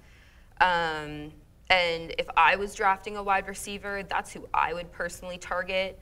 But talking about him, he does have an ankle injury, missed the end of the season. And so there's also some risk there with drafting him. But I do think that those two are two very good wide receivers in this draft. So I think the Commanders, if they go for a wide receiver, are going to be looking at those two. But I was kind of eyeballing probably more defense for them, going for a cornerback. Okay. Who do you think? Ahmad Gardner, Sauce? I could see them going for him, yeah. I think that I really do like Sauce in this with being a cornerback. And so I think that that's probably who they would go for, yes. And why? Just to build that defense to be better? Yeah. Yeah, I think Sauce Gardner would be an absolutely great pick here. I don't think Washington has a very solid secondary whatsoever. Yeah. And so I think adding to it and building to it is going to be a really good use of that first-round pick. They have a good front seven, but you're right. The DBs need work. They do. And obviously, like, Sauce is a good candidate. I mean, prospect as well. And then, so yeah, the negatives, we pretty much hit all of them. Like, he can get balled in press coverage, and his route running is an issue. Many people have him as like the best receiving prospect in this draft, but he scares me a little bit. Yep. Like, if I'm Washington, I'm going Olave, I'm going Williams, I'm going London. I don't think Wilson is the best. I just don't think that Washington's in a place where they can risk a first-round pick on someone that could be so-so. I think they really need to make a pick that's going to be solid and is going to benefit their team, not someone that they're going to have to coach, like, put a lot of work into just to be a wide receiver too. Yeah, I think he's very boom bust. I mean, he reminds me of Henry Ruggs. Yeah. And Henry Ruggs was really good in college, and then just was not good in the pros.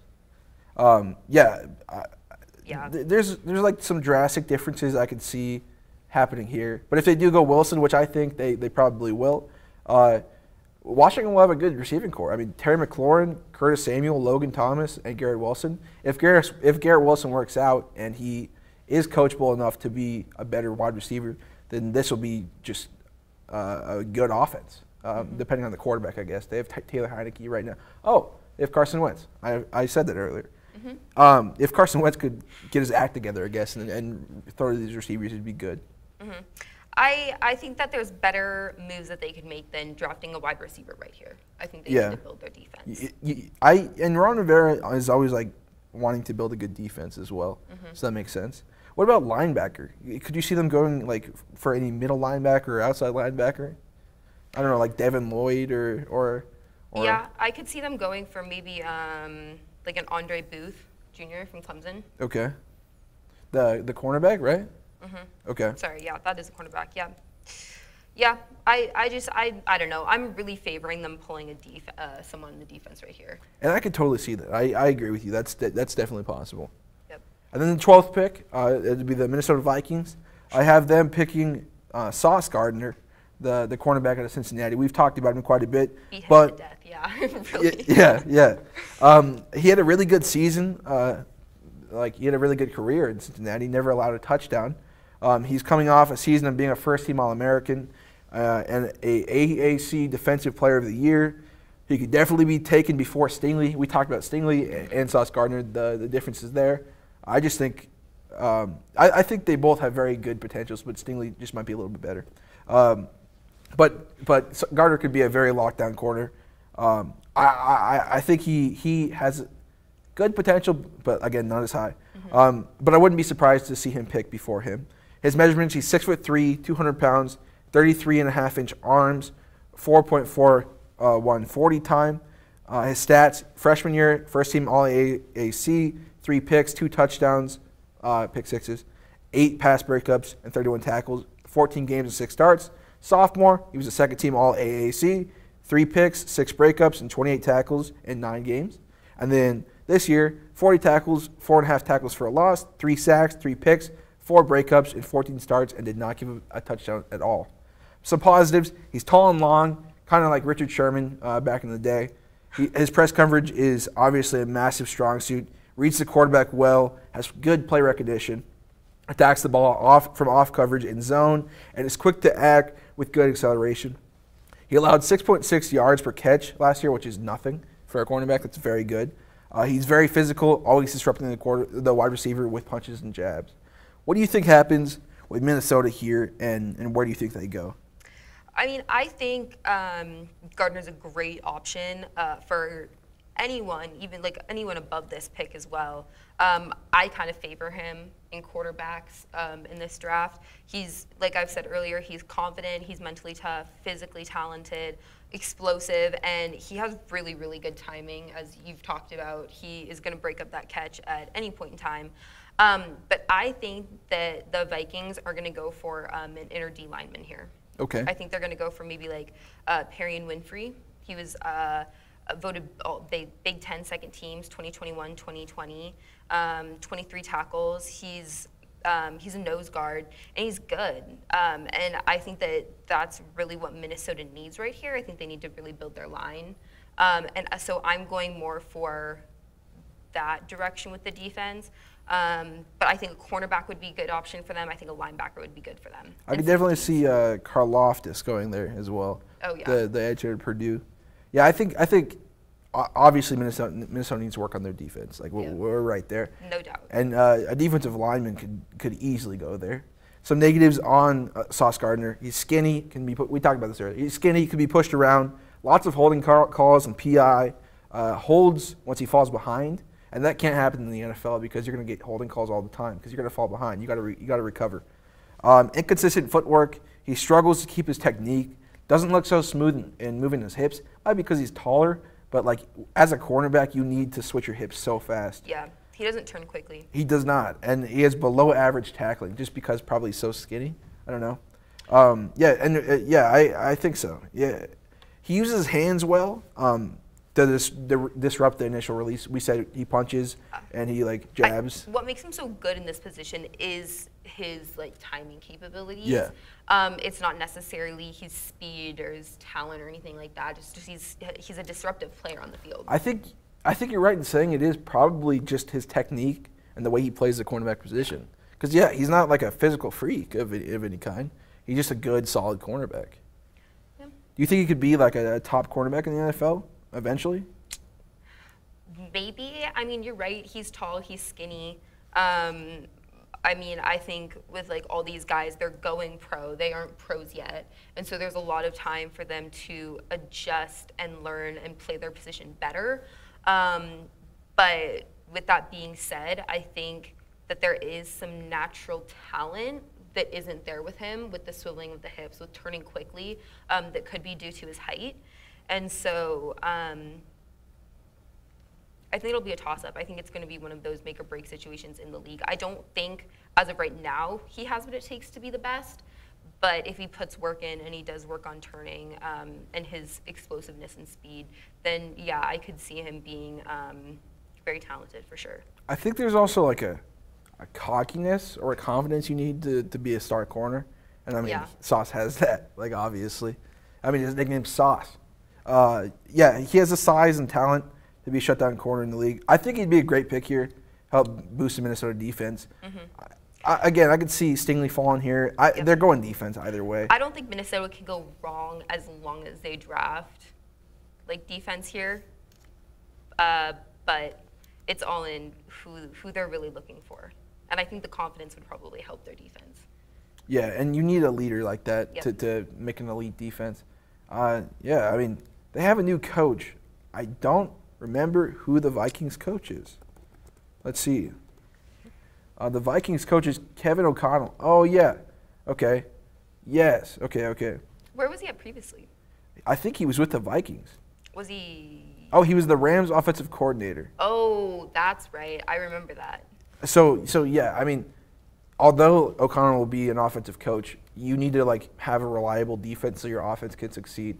This is more of a hiring for Kirk Cousins and helping him with Justin Jefferson and Adam Thielen. I think you're right in saying they won't go wrong if they go defense. I could see them pulling a wide receiver here.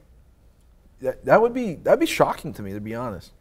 There's so many good wide receivers, though. Like who they need in their like second, but I could see them just pulling one.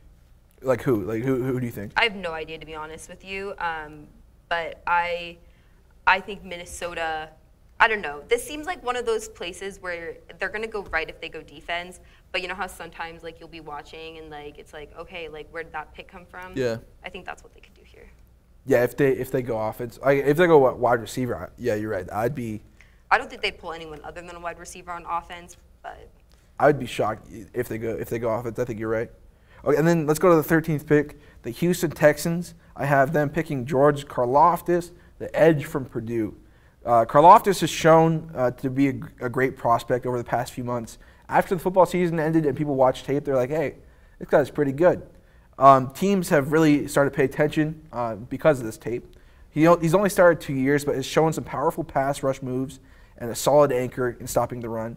He's a high, relentless motor, and that makes him attractive to teams. His measurements, he's 6'4", 275, 32 and 5/8 inches arms, 10 and 1/4 inches arms, 21 reps on the bench press, and a 38-inch vertical. Where is that coming from? That's again, like, some crazy athletic stuff. Some positives, he's well built, he's big and muscular. I mean, that's what you want in an edge player. He has the moves of an NFL player. His bag is deep, as we said earlier. He's a punch and pull move is killer. His bull rush is probably his best move, and that's terrifying for any tackle. He uses that long, straight arm to move the tackle, which means, like, he just goes here, and then he turns that corner, and he gets to the quarterback. And he works his tail off every play. He has great bend. And I don't know. The motor is what really attracts me with Karlaftis, because I didn't even know who the guy was. He's very sustainable. Yeah. He's not flashy. He didn't make a name for himself in college, but he's explosive. He puts everything into every single play, which you don't see all the time in some of these players. But he's persistent. He's energetic, and I didn't really see him going this high originally, and then I watched some of the tapes, and I really think that he's a good option here for the Texans. Wait, who do you think they might pick otherwise? I was kind of thinking they might pull a wide receiver. Okay. That makes sense. Honestly, the Texans need everything. Yeah. I mean, they're. I could also see them going for a cornerback. Okay. Pulling any of the cornerbacks that we talked about. If they fall? Yeah. Or even some of them coming up. I could see them go for Trent Duffy, who I know we're going to talk about next. Oh, yeah. The guy from Washington. From UW, yeah. Man. But I think this edge is a good pick for the Houstons. I could see them going for an edge, for sure. Yeah, I mean, like, there's so much need. And the Texans are such a talentless team. Like, that feels so messed up to say, but they have no talent. But they are. Yeah. And I think getting a good cornerstone edge rusher could be helpful to your team, obviously. So negatives, he's not incredible against the run. He allows large gaps. Running backs can easily run through, which is not good. He's a little on the slow side, too. Yes, he is on the slow side. And then he needs to learn how to work inside better and not get pushed outside the pocket. The thing with edge players is, like, they always try to go around this way. If they work inside, sometimes they can push out. Yeah. And then the pocket's here, and they just go around the pocket, which is obviously bad. Not very helpful. I don't know, but like you said, they are a talentless team, and I think a good decision here would be to get someone solid, someone to build around, someone that you know you're not going to have issues with, someone that's not going to be 50-50 for you. Yeah. And he's going to be solid. He's going to have plenty of good seasons ahead of him. So he's a solid prospect for sure. And like you said, like, he's kind of sluggish at times though, especially lateral movement. But we said high motor, so. Yeah. So I think his pros outweigh the cons if you want a reliable player here.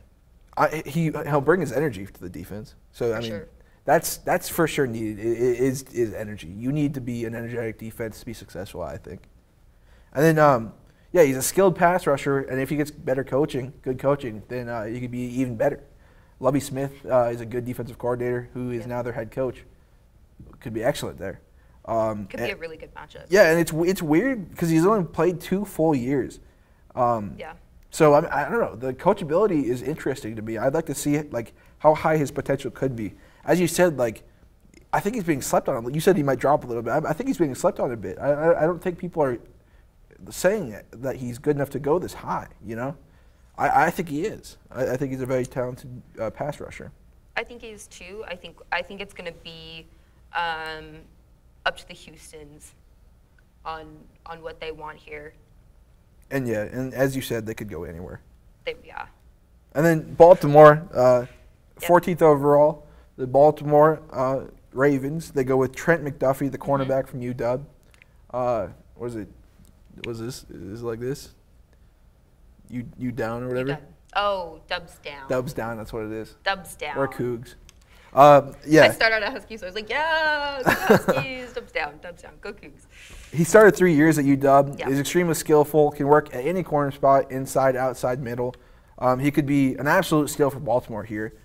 Even though he's undersized, his skill and technique can help him work with any wide receiver. He is probably the most versatile corner that comes out of this draft. Zone, man, it doesn't matter. He plays hugging their hip. He's a very high potential and could become one of the best corners in the NFL. His measurements, again, we said he's undersized. He's 5'11", 195, 29 3/4 inch arms, 8 3/4 inch hands, and a 4.44 40 time. His positive, he's very competitive, mirrors the wide receiver, can catch their release and stick to them in very tight man coverage. He's very smooth with the hips and feet. As we said, super important to cornerbacks. We've talked about their hips so much, but again, hips are really important. His body control is almost unmatched. I don't think Stingley or Sauce Gardner have good body control that he has. He's explosive and can pounce on the ball, sticky hands, and just can nab the ball. He can get picks. He's good at tackling, and his route recognition is easily done. What do you think Baltimore does here? And then after you're done with that, what do you think happens with Trent McDuffie? I think I'm going to reverse that on you really quickly.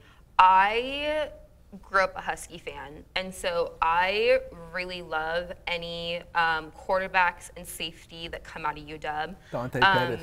Dante Pettis is a wide receiver. I know, but Thank you. Dante Pettis. No, but Chris Peterson, was the previous coach there for a long time, and he always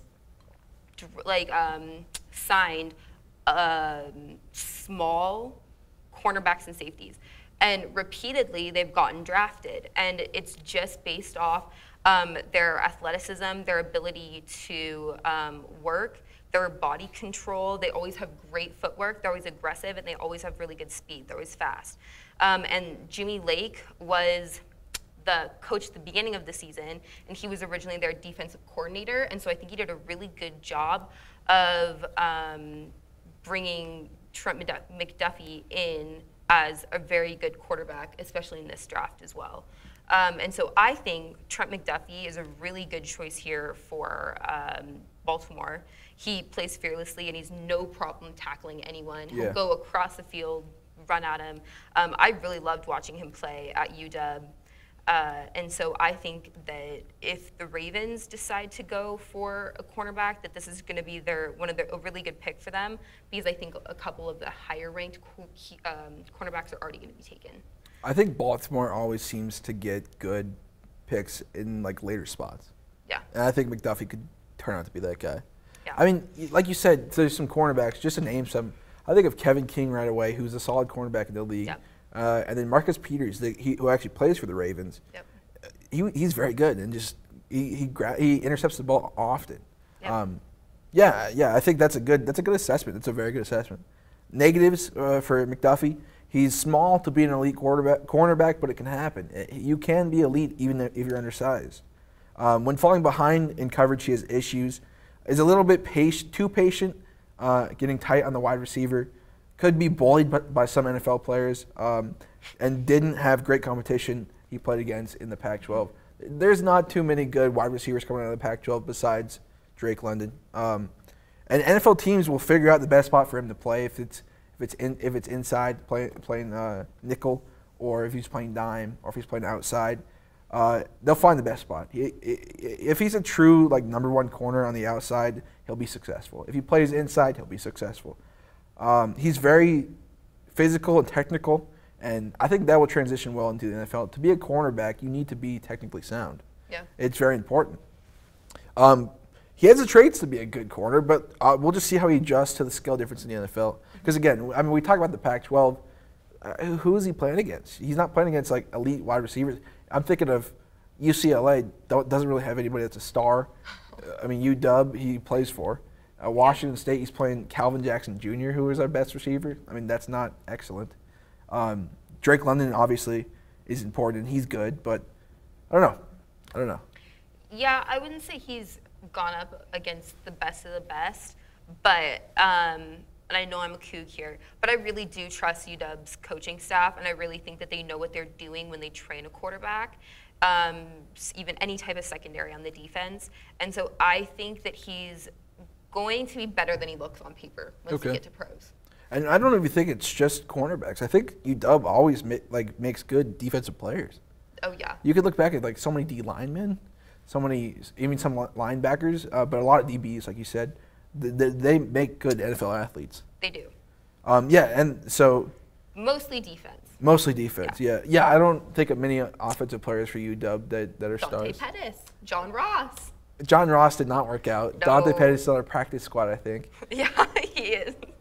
Okay, Anything else you want to say about McDuffie, or what do you think Baltimore does? Do you think they stick to cornerback or go defense? I could see them going for an edge here. Okay. They pulled an edge last year. Somebody falls or somebody like from lower?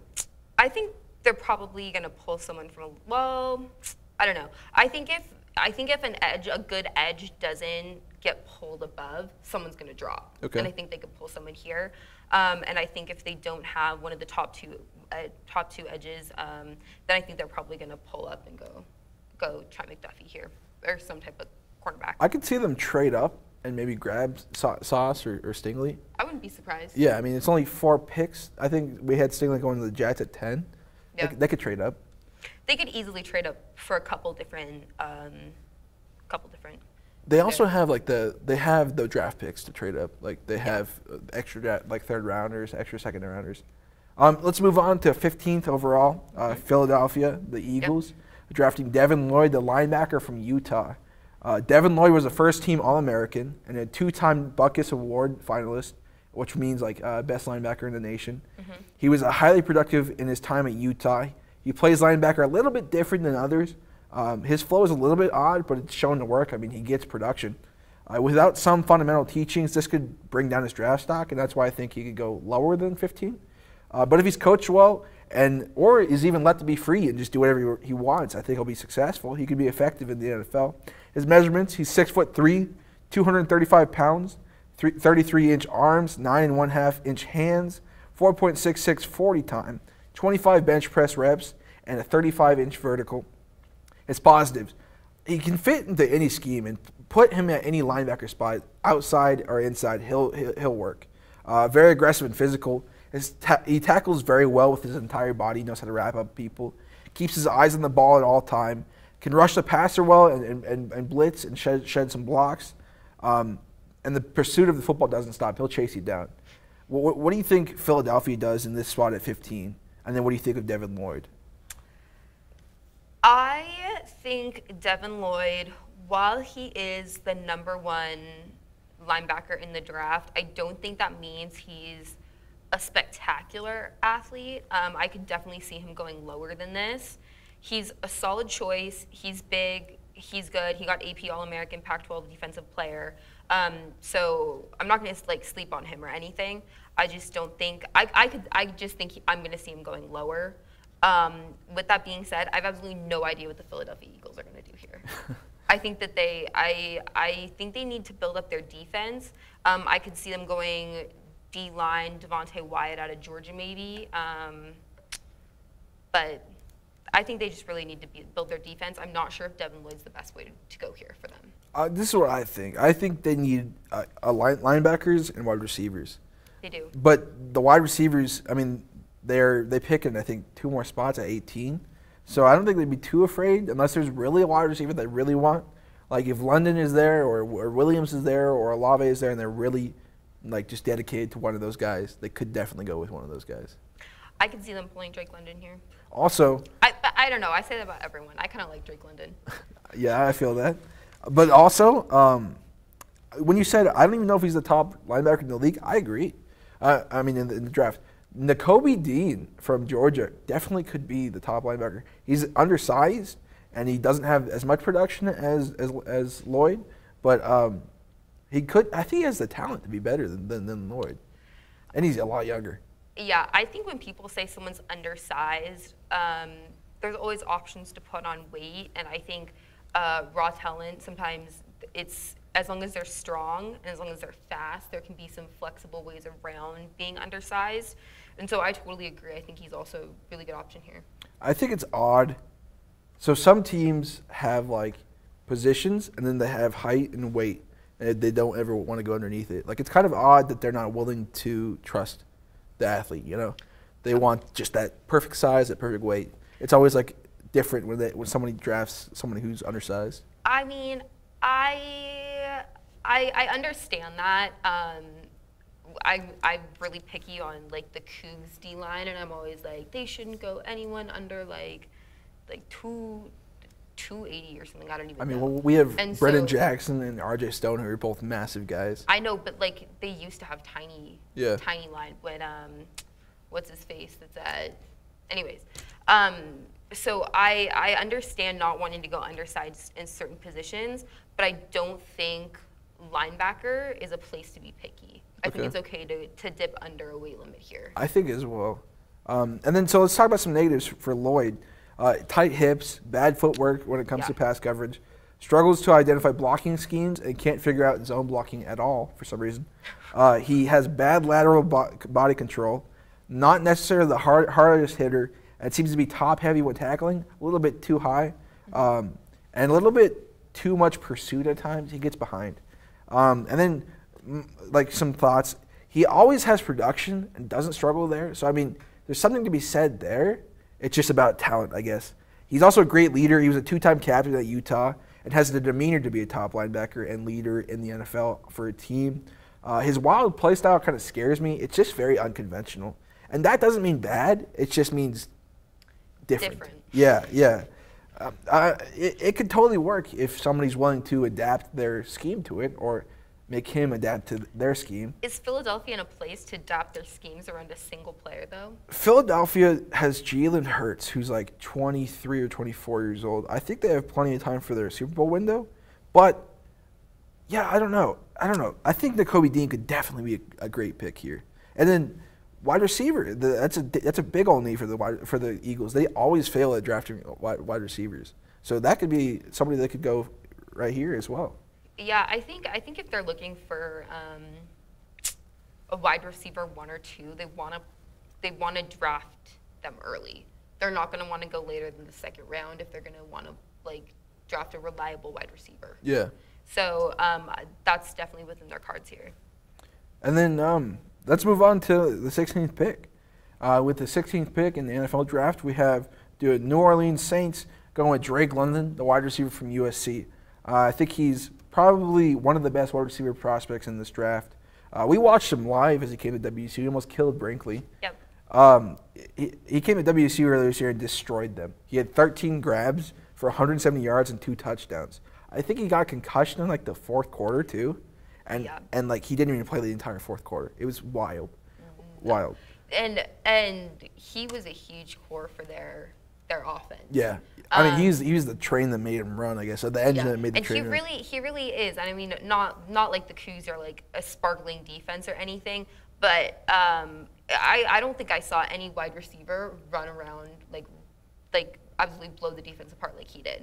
I mean, I saw my life flash before my eyes when he came at me. I was like holding my phone, but I was like running backwards.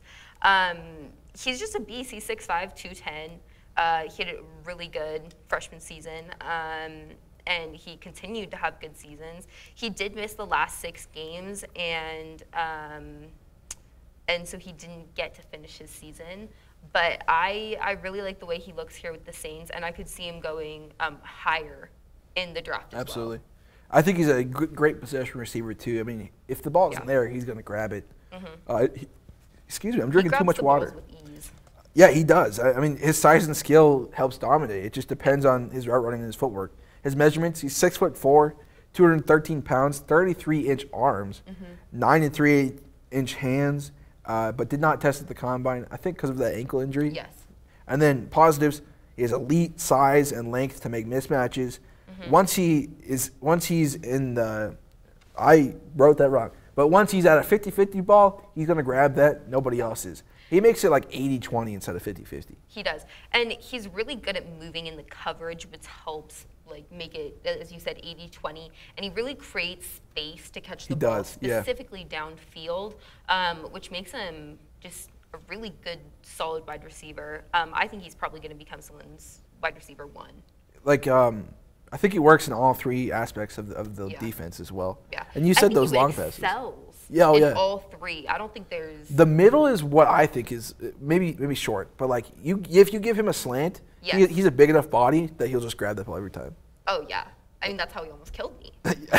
Yes, I think so. But yeah, I mean, he'll get 6 or 7 yards. If you throw a slant to him every time, he'll get that, unless he's triple teamed. But yeah, he's very versatile as well. He worked inside at slot for some reason at 6'4", and it worked. I don't know. Do you have New Orleans taking Drake London, or do you think they pick somebody else?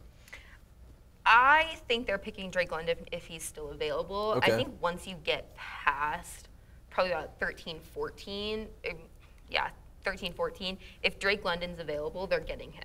Like, he is not someone that you want to wait for later on. Like, he's going to get snatched up. And so if he isn't snatched up before this, I think the Saints are getting him. I don't think there's really anyone that I would pick in this draft above Drake London at that point. Like wide receiver? Yeah. Okay, negatives. He's not very smooth on his releases with slower feet. That happens with bigger wide receivers. Has a hard time running complex routes or routes he has to cut often. Again, size and build thing. If you're that big and you're that heavy, it's going to be hard for you to do just crazy cuts. He's a bit slower, but you look at people like Keenan Allen. You look at, Keenan Allen's probably the best guy for that. He did not run a fast 40, and he's one of the best wide receivers in the NFL. And then Yak is not a strong suit here. He doesn't get a lot of yards after the catch. He's not a great blocker, but he definitely could be. I mean, blocking is really an effort thing. 6'4", 213, you could be a good blocker. And it's hard for, you said he creates good separation. Yeah, he does make good separation. Man coverage is a little bit different than zone, but again, he could just bully somebody in man. High pointing and body position are obviously strengths for Drake London. New Orleans needs help bad on their offense. They have literally like no talent. Who knows if Michael Thomas will ever play again? Yeah. Alvin Kamara, he's having some legal issues. We'll see what happens there. London is similar to me to Kyle Pitts, the tight end from Florida last year, and then now he's in Atlanta. He's like a very athletic tight end. That's what I think. He might get a good addition to this offense. And a gunslinger like Jameis Winston will throw the ball to him at times that he probably shouldn't. But again, the 80-20 difference is there. Yeah, I think he's a really good pick just because he is reliable and he's going. I just think he's a really reliable wide receiver. And I think he's a good pick here.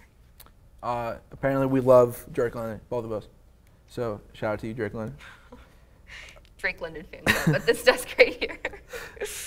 Okay, number 17, the Los Angeles Chargers. I'm not 17. Oh, you're not 17? My goodness. I think so. My bad.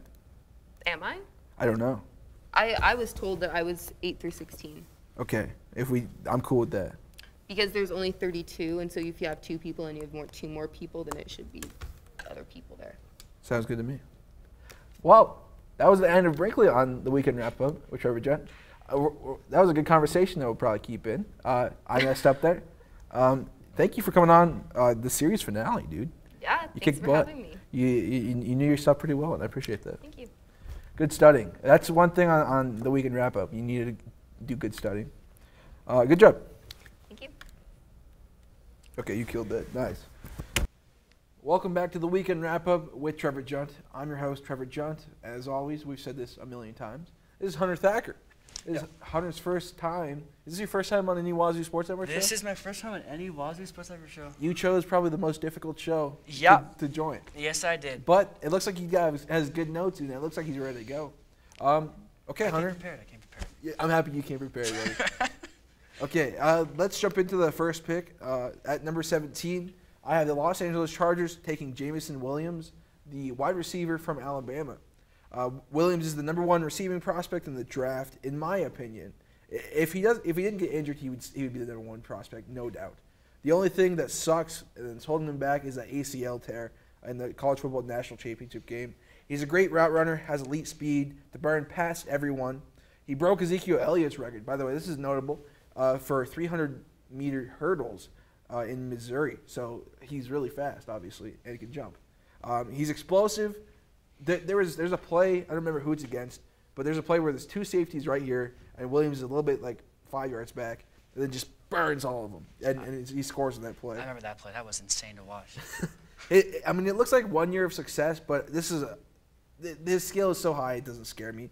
His measurements, he's 6'2", 189, 32 and 1/8 inch arms, 9 and 1/4 inch hands, no combine drills because of the ACL.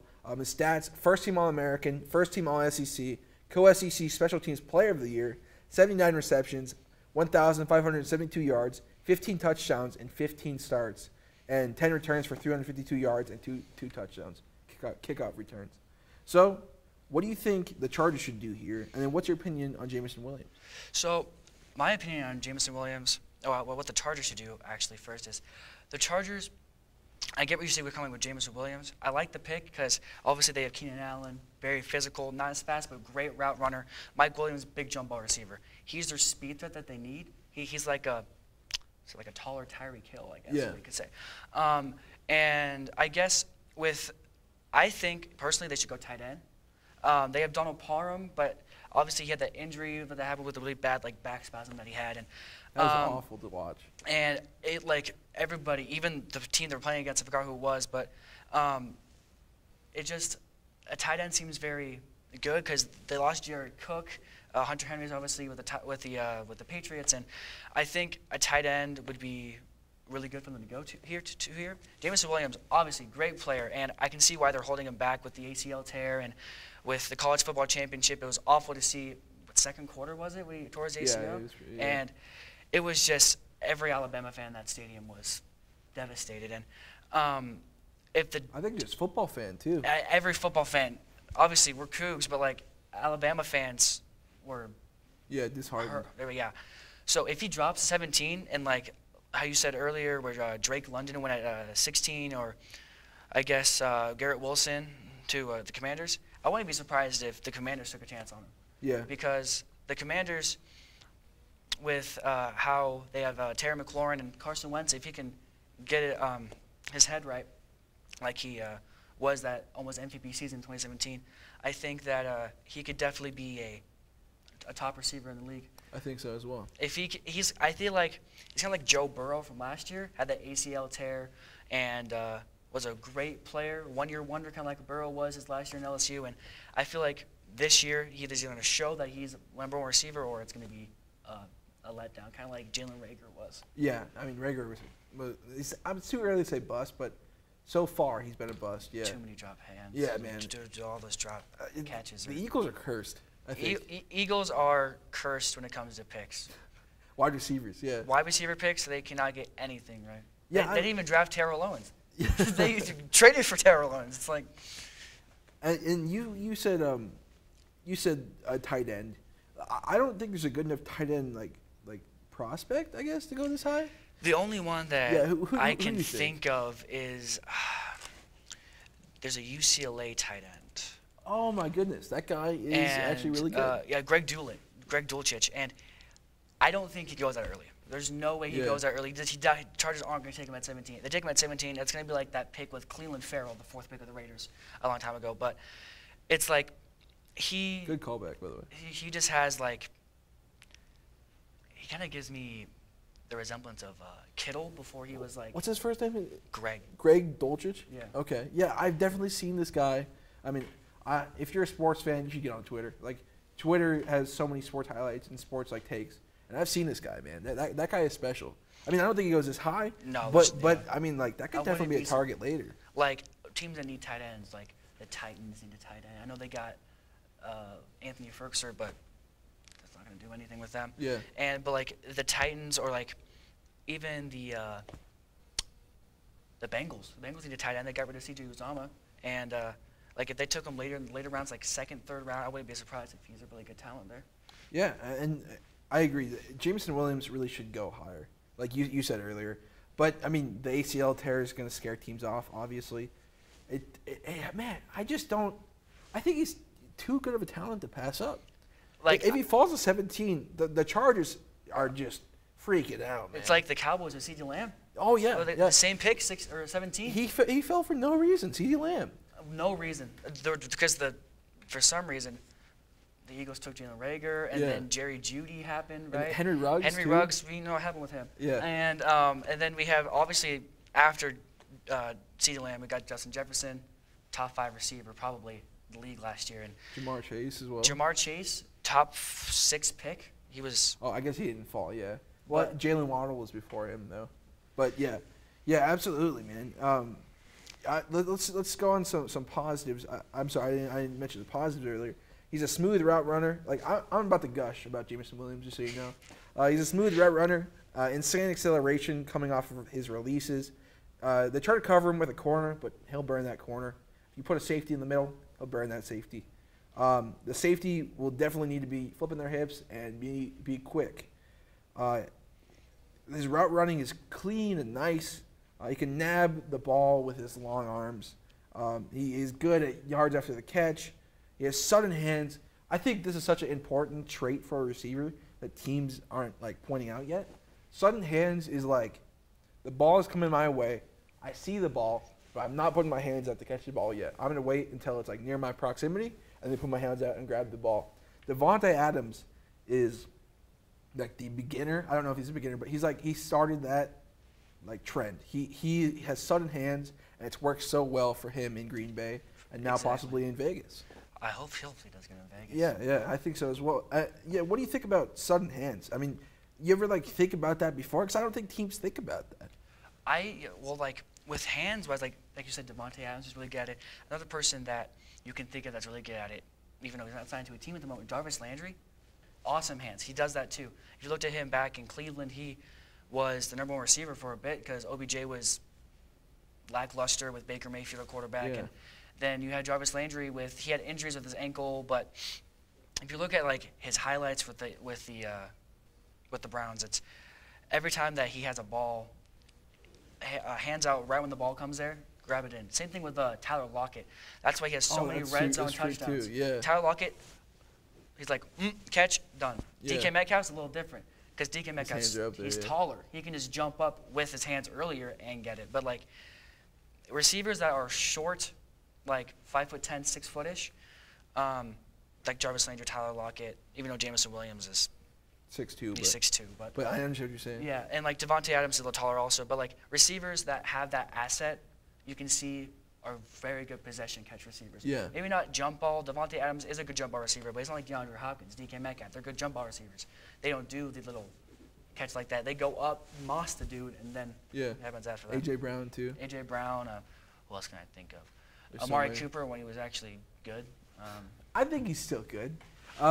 Okay, so also a good kickoff returner, 2 touchdowns. Negatives.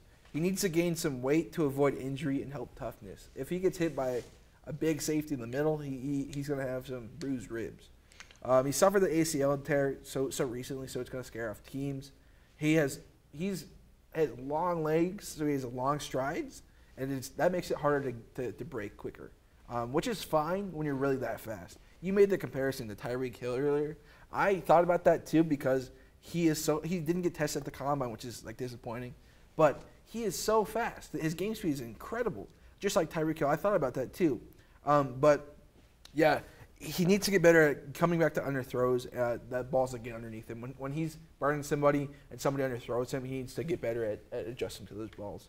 And I feel like I've been swooning for Jameson Williams this entire time, but he's just such a great threat to add. He really is. He reminds me of a lot of Jamar Chase from last year's draft process as well. For sure. The Chargers have Justin Herbert, who has a rocket of an arm. Rocket arm. Yeah, I mean, like if Jameson Williams is burning somebody, Herbert's going to hit him. He's not going to underthrow that him. That offense will be crazy. It would be totally fatal. 3 receivers like let's say like the Cowboys last year, or even though they don't really have a tight end, but like I said, if they get Greg Dulcich or any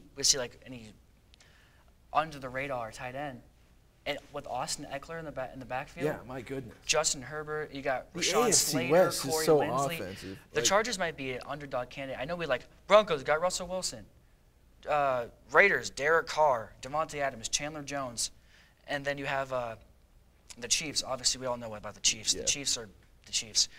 Yes, a lot of Tyreek Hill, but you got Patrick Mahomes and Travis Kelce. It's not going to matter. But like the Chargers could be a scary team. The Chargers could. I'm not going to say sweep the division, but depending on how well Herbert can play in that defense with J.C. Jackson, Khalil Mack, it could go insane. Yeah, and I agree. I could see them going defense here. But, excuse me, if I'm Tom Telesco, I'm probably trading up a few picks to try to grab Jameson Williams if he's still there. I wouldn't be surprised if they trade with the Ravens. Oh, yeah. Trent McDuffie's not going to go to the Saints or the Eagles. Yeah, I agree. Yeah, and Jameson Williams would just be a great pick here. You have anything else to say about Jameson Williams? I think the only thing that I can say is, what you said earlier, the negatives, he can get like out physical at times, kind of like Devonta Smith, I guess you could say. Yeah. He needs to get Devonta Smith obviously shorter, but like Jameson Williams, he would be a great receiver if he can like gain some weight, because against press coverage, let's say if he goes against like Jalen Ramsey, Jair Alexander, J.C. Jackson, he's not going to have a good time. So, like, my worry, I agree with gaining some weight, but, like, do you think gaining weight can slow him down? Do you think that would affect his Gaining game? weight can slow him down. We saw with Kelvin Benjamin in, like, 2014. Like, he gained way too much weight, and that, yeah. But, like, you have to, like, think about, I think, it'd be like Devonta Smith. Devonta Smith gained, like, 15 pounds, and he was great last season. I mean, I know the Eagles weren't up to everyone's standards. They made the playoffs, but obviously they lost first round. And it's like you can see how much Jameson Williams can play well with how good his route running is and like how fast and sleek he is with like cuts and turns. But with the ACL tear, we don't know how teams are going to think about his cuts and turns because ACL tears, as we can see with OBJ, doesn't matter. OBJ had tore his ACL, was great with the Rams for tore his ACL again. But I think that it really depends on how much he's committed to the team and how much he's committed to being a good receiver in the NFL. Yeah, and I agree about that because ACL tears used to be career-ending, you know? And now it's just like an injury that gets you out for a few months and then you're playing again. You can see with Cam Akers. Yeah. Oh my goodness, that was Achilles too. That's even worse. Achilles is. He was back in the playoffs, and he wasn't like a super key factor, but he was there. Yeah. He got time. He had carries. It's like that doctors nowadays are just insane. Medicine has changed so much. I mean, like I think didn't Bo Jackson like tear his ACL and then his career ended. Yep. And then like back in the day, Achilles injuries like Oscar Robertson, his career ended on an Achilles injury. I don't know. Stuff has just changed so much. Let's move on to the 18th pick. 18th overall, we have the Philadelphia Eagles picking Chris Olave, the wide receiver from Ohio State. Olave is my number 2 ranked wide receiver prospect from this draft class. I have Jameson Williams and then him. The 3 years that he started for the Buckeyes, he showed that he could put good numbers out there. Being the true number 1 for his junior year and senior year, he played with Justin Fields as well. He's very smooth in his route running and seemingly natural in playing the wide receiver position. With very well-rounded skills. His measurements, he's 6'1", 188 pounds, 31 1/8 inch arms, 9 1/2 inch hands, 4.39 40 time, a 32-inch vert. His stats, he was a second-team All-American, first-team Big Ten, 65 receptions, 936 yards, and 13 touchdowns and 12 starts. And then there's some positives. He's the embodiment of smooth route running. If you want to watch a guy who just knows how to run routes and does it well, watch some Chris Olave highlights. He looks like Stephon Diggs at times to me. Stephon Diggs and then, again, like you said earlier, Tyler Lockett are 2 of the best route runners in the league. And if you watch him compared to those guys, it's incredible. When press comes, he's available to the threat of jabs. He's available to juke out the jabs and go off and take off on his release.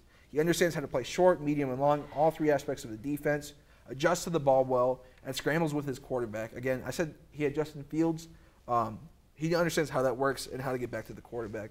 He gets up, by the way, he can jump. Man, his vert is 32 inches, but I think he goes higher than that in game. Go way higher than that. What's your opinion on Philadelphia? We had them picking Devin Lloyd earlier, the linebacker. I think like they massively need help at linebacker and wide receiver. What do you think they do? Their defense and offense. Their offense is getting better if they get Chris Olave with pairing up with Devonta Smith and having Miles Sanders and Boston Scott in the backfield and Jalen Hurts that's there and Jalen Hurts and his scrambling ability. Dallas Goedert, awesome tight end. Chris Olave would be great. So would Devin Lloyd. Their defense is the only linebacker I can think of for them is Alex Singleton. Yeah, that's the only guy I can think of. Their linebacking core is not good. If you can name a linebacker on the Eagles, comment the other linebacker. I will give you no money. I'll give you a cookie though. So we'll send you a cookie personally if you can name a linebacker without Google on the Eagles. But do you think Olave is the right pick here? Do you think they go somewhere else? I think Olave is a really good pick here. I just think that Malcolm Jenkins is getting old. He retired. Malcolm Jenkins retired. Well, there we go. Like you got Darius Slay, great cornerback, top 10 cornerback. You could argue top 5. He's not top 5. You can argue top 10. Oh yeah, absolutely top 10. I think. Obviously top 10. I don't think it's top 5. But You got him. You got Avonte Maddox is still there. They signed him to a contract. But like their safeties, Yeah, that's fair. they don't got a safety, and it's like you can look at them and be like, you're just sitting there like, I mean, their safeties are gonna get burnt. Like My goodness, I'm trying to think of like some good safeties in this draft. I know Georgia has a good safety, but I can't think of his name. But yeah, I agree. I haven't thought about their safeties, to be honest. That kind of like left my head when I was writing all these notes. But a safety would be an excellent pick here for the Eagles. I mean, that defense needs help. Man. I think a great pick for them would be Kyle Hamilton at Notre Dame. Yeah, I think he goes way higher though. Kyle Hamilton obviously goes high. Do you know like the safety from Georgia? Lewis Seen. Yes, that's exactly his name. I think that would be a solid pick here. He is. The question is, do you go positional need or do you go best player available? I mean, if you go with what the Bengals did last year, Jamar Chase was the best player available. Not saying that's what they need. They did not need a receiver. No offense, Jamar Chase, loved the guy. Great, but they needed a lineman. Yeah. If they had a lineman, I'm not going to say they would have made a Super Bowl because Jamar Chase is a game changer. But, like, I'm glad they made offensive line moves this year. But, like, if you look at them, they're just – the Bengals didn't need Jamar Chase. They had Tyler Boyd. They had T. Higgins. That's a good duo. Yeah. And Jamar Chase, I'm glad they got them. But, like, you just have to look at teams and be like, maybe Chris Olave would be the best player available there. I think that he'd be a great asset to their team. But, like, I think with them is I think with the Eagles they need to take positional need because can't draft receivers. Yeah. Well, that's an issue too. Like, are they missing? Because we talked about Jalen Reagor dropping the ball, and J.J. Arcega-Whiteside. Yeah, I mean, come on, yeah. Like that's also positional need. I think is wide receiver as well. And I don't know, Olave just seems like I have 3 wide receivers going. By the way, Drake London, Jameson Williams, and Olave. Olave just seems like a solid pick here for the Eagles, in my opinion. I can definitely see it. I understand what you're saying in saying the safety. I just think you can probably wait around. I think you could take Lewis Seen in the second round. They have enough picks. Yeah, they do. They absolutely do. And I mean, if you want to trade up, like you have to trade up insane, but you can give up your 2 firsts and maybe a third or a second if they want to get Hamilton. If they want Hamilton that bad, the Jets are going to be like, we need something. Yeah. But yeah. I mean, one thing to add about his strengths. Yeah. He, like you said, great top end speed, super fast, and he's not injured. So, like Chargers could take him. Yeah. I'm not saying they would, but like he'd also be a good asset on the He's Chargers. a great route runner, and like Terry McLaurin, he can track the ball. He is great at tracking the ball. Like if you look at Ohio State highlights, he can just track a football like no tomorrow. He can track it like no one else I can see. And he's super productive in the red zone. Like like you said. Olave? Yeah, 13 touchdowns. Yeah, that's crazy. And in 12 starts. 12 starts. And I'm pretty sure more than half of those were in the red zone. Like Chris Olave is just great. Yeah, and let's talk about some of the negatives. I think he needs to get stronger, or else he'll get pushed around. Needs better hand strength to finish the catch and body a defender. Needs to be able to hold on to the ball when things get difficult. That hand strength is really important. And he's a little bit inconsistent in coming back to the ball. Yes, I talked about Justin Herbert, and he knows what to do most of the time. But if the ball's underthrown, he's a little bit of an issue coming back. He's not great at yak, but he's also not terrible at yak, you know? He's not like a CeeDee Lamb or a Deebo Samuel. I mean, Deebo Samuel. Yeah, geez. And he can't really block worth anything either. That's just probably because of his size. I mean, if you're 188 pounds, you're going to get pushed around. But yeah, I think Olave would be a great steal here for Philly. I think he could be drafted higher, but I do think he drops just because there's some better players above him. He'll be used to a mobile quarterback, Jalen Hurts. He would immediately become the best and most common target on the Eagles. Philly desperately needs help by someone who's not Dallas Goedert. His ball skills are crazy. That's an understatement with Dallas. He's athletic, and he can make a wide receiver. I mean, he'll make a great wide receiver. He's like we said, similar to Stephon Diggs and Tyler Lockett. I think another good comparison. Sorry to interrupt. Go ahead. No, Chris Godwin. Yeah, that is a good comparison. They're almost the same. About the same size. Same size, same height. Coming out of college, Chris Godwin needed to gain weight, and if he can become a Chris Godwin type for the Eagles would be like unstoppable on offense. So Devontae Smith, Chris Olave, Dallas Goedert, and then what? Miles Sanders. And Jalen Hurts are scrambling. That would be a good. That'd be a good like offense. back to Michael Vick days. Yeah. I mean, so does that?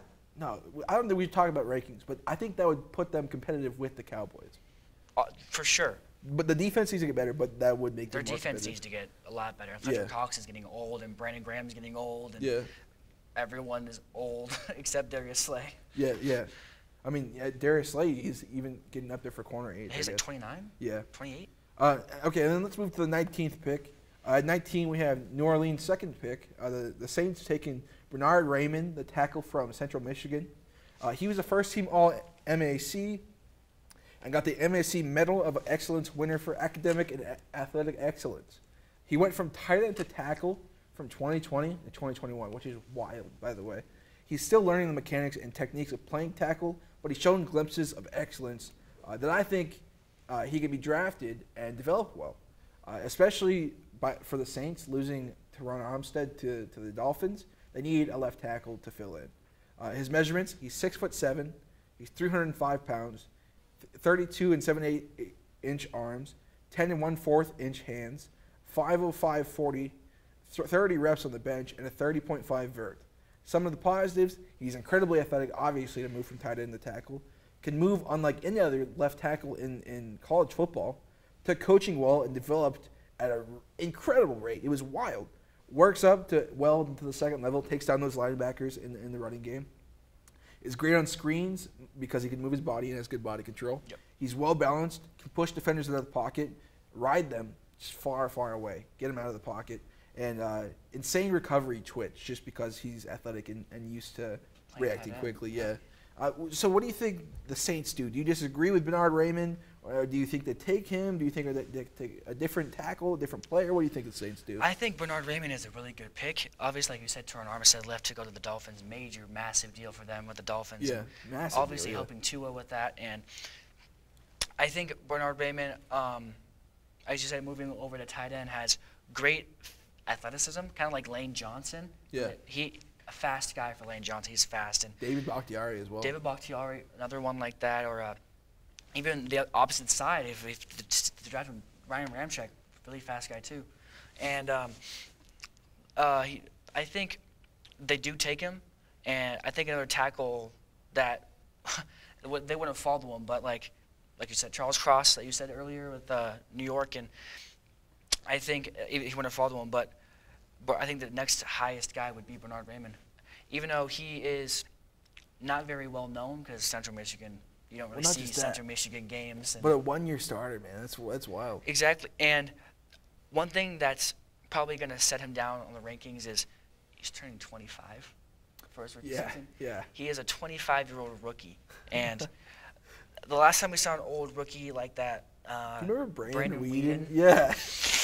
How did that pan out? Not very well. What was he, 28 years old? 28. Oh, my goodness. And, like, Bernard, the only thing that I could say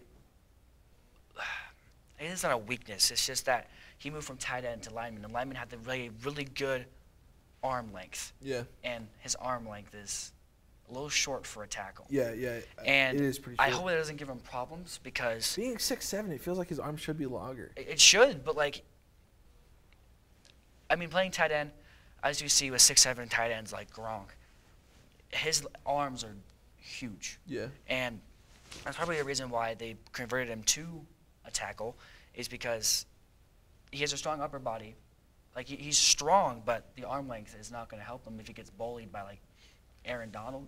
Yeah. It's not going to help him with that. Who would be another, like, edge that would – I mean, do you think he'd just have an issue developing in the NFL, or do you think what do you think happens with the Saints if he gets drafted here? I think he'd have trouble with speed rushers, to be honest. Because, like, Aaron Donald, he's a bully guy. But short arms, you can still handle your ground. Yeah. But like if you have a speed rusher, let's say like, I don't know, Joey Bosa, Nick Bosa, or Speaking of arm length, those guys have long arms. they have long arms. They can move around them. Or another guy, let's say they just got him, the Raiders, Chandler Jones. He's a fast pass rusher too. Or Yannick Ngakoue, the Colts just got him from the Raiders, and I can't really think of another really fast guy. But Melvin Ingram. He's not on a team right now, but Melvin Ingram is a fast dude. Or Trey Hendrickson, another good one. I'm trying to think of a guy in the North. I mean the NFC South. I can't think. Brian Burns. Yes. Yeah. Actually. Yep. Brian Burns is a maniac. He's on the Panthers, so he doesn't get the recognition he deserves. But I think that's about it, though. There's not much in the NFC West. The Bucks got Shaquille Barrett. Oh yeah. But he's a linebacker. But he can still rush the passer. Yeah, I think he rushes the passer most of the time as well. And then, but yeah. So I mean, let's go to the negatives then. I think he needs time to fully develop, as he said. Pass blocking is.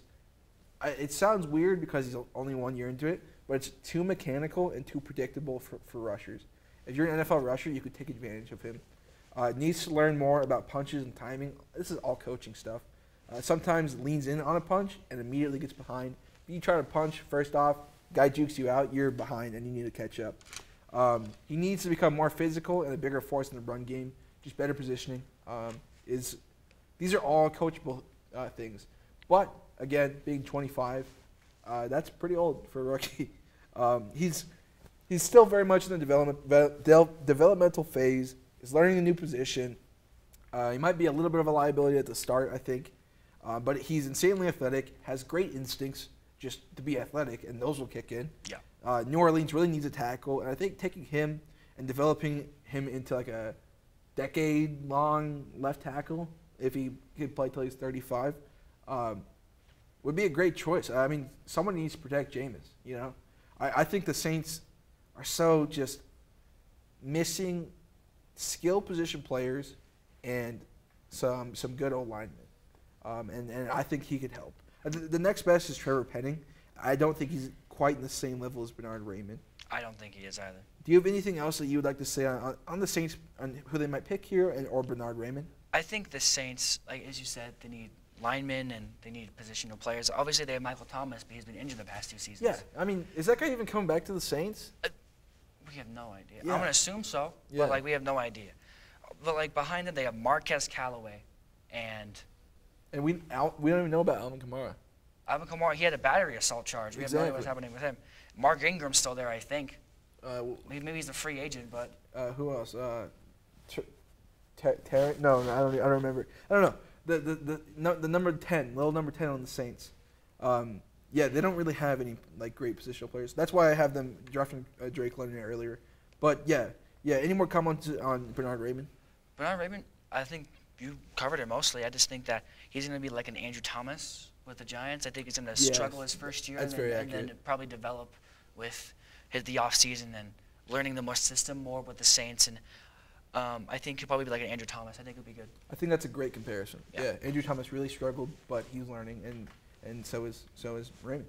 So number 20, the 20th overall pick is the Pittsburgh Steelers. We have them taking Trevor Penning, the tackle from Northern Iowa.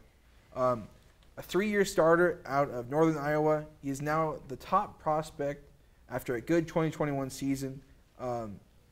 He got first team All-Missouri Valley Football Conference, was a finalist for the Walter Payton Award as the top player in the FCS. He's very athletic and versatile, able to work with pass blocking and run blocking. He'll just need time to adjust to the NFL level, because if you're going from FCS to NFL, that's a big difference. Big change there. Yeah. And then some measurements. He's 6'7", 330 pounds, 34 1/4 inch arms, 10 1/8 inch hands, 4.89 40 time, 28 inch vert. His positives: he's gritty and mean, great bend. He added about 100 pounds since entering college, and he's at a good weight too. It's all muscle. Most of it's muscle. He's big and strong now. He's a great run blocker, can move well, can go up into the second level and take out a linebacker or a safety. Gets good depth, very hard to get around right now, and he'll only get better at handling speed rushers, and he can slide very well to take them out. What's your opinion on Pittsburgh here? I mean, do you think they go like Kenny Pickett, like quarterback? Do you think they go tackle, Trevor Penning? What do you think happens? I think the loss of Alejandro Villanueva, because obviously they lost him, and they put Umeka Okorafor, I think is who their left tackle is right now, and I think that he's good at the right tackle spot, but their left tackle, I don't think I can name it for you. So I think Trevor Penning, great. I think with him, as you said, he very long, very physical blocker. Yeah. And that physical blocker can, as we'll talk about later, will kind of is a weakness also, as we'll see. And I think they also can go with Kenny Pickett. I know, but I think they trust Mitch. I know that sounds crazy to say. But Mitch Trubisky isn't that bad of a quarterback. He was with Matt Nagy, and he sucks. Yeah. And then he played backup with Josh Allen, and he developed with Sean McDermott, and with Josh Allen. And I think that Trevor Penning is probably a good choice here. Another developmental guy. He needs to learn not to throw defenders into his quarterback. But I think that Trevor Penning, their defense, they don't need to change their defense. Their defense is stacked. Yeah. They don't need to change that up. They need offense. And the receivers, Deontay Johnson, great guy. Chase Claypool, good. Najee Harris, awesome. Pat Freiermuth with Eric Ebron. I don't know if Eric Ebron's even back with that team now. He is, yeah. And I think they could also go Tyler Lindenbaum here too. Yeah. Their center is not bad, but with the loss of Marquise Pouncey, it's kind of like you're looking at it. And I think that Tyler Lindenbaum is a great center. And I have Linderbaum going later, but that's only because of his position. Yeah. I think he's a great player. Yeah, for sure. One of the best center prospects to come out in a while. So I think like Jason Kelsey wasn't even J.C. Treader, Alex Mack, maybe. Alex Mack probably, yeah. 2012. Yeah, man, I totally agree. I think if they think they want to go center, Linderbaum is obviously the excellent choice. For sure. That's a good point. And then, so let's talk about his negatives. You mentioned it earlier. Like, he just needs to calm down a bit, to be honest. Just a little. He got way too many penalties last year. If you're on Twitter, like I said earlier, he has some issues, man. At the Senior Bowl, he got bullied, and then he acted like a tough guy. Yeah. Bullied. Yeah, dude. He doesn't have great twitch to adjust quickly. Doesn't quite get pass rushing plays with shifts and twists. He gets confused. Needs to get better at countering their hands. Lets the edge get inside of him too often. We mentioned earlier, go ahead and mention that he takes the guy and throws him, but into the pocket, you know? You don't throw. I mean, like, I'd rather you get a holding call and throw him on the outside instead of getting a holding call and throw him on the inside and maybe tear the ACL of the quarterback. Exactly. Yeah, that's. I mean, it's not quite the same, but it's similar how like Joe Burrow got injured. Yeah. Thrown inside. Yeah, my goodness. Yeah, I mean. Pittsburgh is pretty desperate for O-line, like any position. They're desperate for anything besides right guard. Yeah. I don't know. Penning is not my favorite prospect. He's not my favorite. I would be angry if he was coming to my team. But I've seen too much stuff of him just messing up blocks and drawing fouls, trying to act tough, and going too long, you know, getting penalties. It's not nice, but it looks like NFL teams think that he's a good prospect, can be worked with, can be calmed down. Pittsburgh is a very developmental place. They take players, young players, and develop them over time. They've been shown to do that. I mean, Mike Tomlin's an excellent head coach and good leader and can teach people well. But if they wouldn't really, I don't know, it wouldn't be shocking for me to see them go quarterback. Like Kenny Pickett, the hometown kid, I guess. I definitely see them. I can see them go Kenny Pickett and try to make him develop behind Trubisky for a year. Yeah, and I don't think Pickett's good enough to go here. I just think like if you're desperate for a quarterback, which you made a good point, Trubisky could be a good quarterback for them. Yep. If you're desperate, then you're going to grab him. But if not, I think they go developmental and grab Penning. And if let's say like the Panthers, like you said earlier, don't take Malik Willis. If he drops to 20, oh my goodness, you got to pick him. Or dude, you got to. If he drops like to like 12, trade up. Or like even if like Malik Willis is a sensational guy, and like obviously at Liberty, his line was awful. Yeah. And maybe, like you said, maybe you have to wait and, like you said, get Trevor Penning and then get a quarterback in the next upcoming draft, like Tua's brother. Yeah. Talia and. Or like C.J. Stroud or Bryce Young. Those guys are excellent. Excellent. Do you see Pittsburgh going anywhere else? I mean, we mentioned Kenny Pickett, but do you see Pittsburgh? No, you know what? What do you think about Trevor Penning? Well, what's your like overall just opinion? I think, like you said earlier, I think he's a good tackle, but he's not a great tackle. Yeah. He's very rough around the edges, like you said. Like he just doesn't. He needs to stop trying to be a tough guy. Yeah. Kind of like Richie Incognito. Yeah. Kind of act like a tough guy. He's like that. He needs to. I'll say something different, but get his head out of his butt, and like just listen to. If he gets drafted by the Steelers, Mike Tomlin's going to coach his behind all the time. Be like, you need to stop being rude. Yeah. I think if he can get into the right system, he'll be great, but he has to learn. And I think Pittsburgh could definitely be that system. Definitely, Mike Tomlin is the guy. Pittsburgh is that place. They can develop linemen really well. You saw Alejandro Villanueva, Mike Pouncey, and so on and so forth. And David Castro, he just retired. Yeah. It's not just a line; it's just prospects that they develop well. Pittsburgh is really good at that. Najee Harris, they developed. Deontay Johnson developed super well. T.J. Watt. Yeah. So, Devin Bush. Minka Fitzpatrick with the trade, they Yeah, got him that's from a the great Dolphins, trade. and like Steelers they're a quarterback away from a Super Bowl. And then the 21st, that's a good point. The 21st pick that we have is the New England Patriots taking Nakobe Dean, the linebacker from Georgia. I mentioned earlier when Devin Lloyd was picked, I think with the 15th pick by the Eagles. Let's make sure on that, huh? When he was picked by the Eagles at the 15th pick, I was correct. I think Nakobe Dean could be the better linebacker, and I don't know. Teams are just scared about his size. There's an argument to be made that he is the best linebacker in this draft. He's an explosive athlete, can do about any job you ask a linebacker to do. He'll be an instant difference maker on that team that he's drafted to. And to be honest, New England needs that signal caller in the middle of their defense. I think Gerard Mayo, the defensive coordinator here, and obviously Bill Belichick, the defensive genius, would love to have a middle linebacker like Nakobe Dean. I think they would freak out if he dropped to them. So measurements here, again, I said undersized, so this is like the biggest issue with him and getting drafted. He's 6 foot, he's 225 pounds, 31 and 7/8 inch arms, and 9 and 1/8 inch hands. So positives: he's an explosive athlete. He's quick to react. Acceleration is a huge strong point. Fills up the gaps that need to be filled, and he seems to be everywhere on the field. Laterally flows, can run down a ball carrier, has great timing in blitzing and rushing. Can cover a tight end or running back easily, mirror them with their feet. He has great footwork, and he's a highway patrolman, man. He will come out of nowhere and hit you fast, just like a highway patrolman. Well, what's your opinion about New England here? Who do you think they pick? And then what do you think about Nakobe Dean?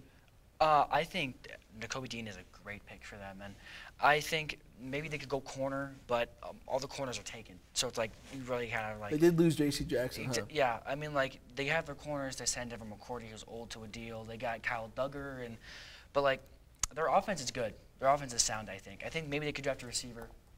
Or who's that UW corner? Is it Kyler Gordon? Is that right? Kyler Gordon's the other one, not Trent McDuffie, right? The other one. Yeah, Kyler Gordon could be drafted here, I guess. I don't think he goes that high. Yeah, I don't either. But I mean, if you're thinking positional and you're thinking I need a cornerback because J.C. Jackson just left, he's like the next I think best so. one. But Nakobe Dean, like you said, my similarities with like a player in the NFL, past and present.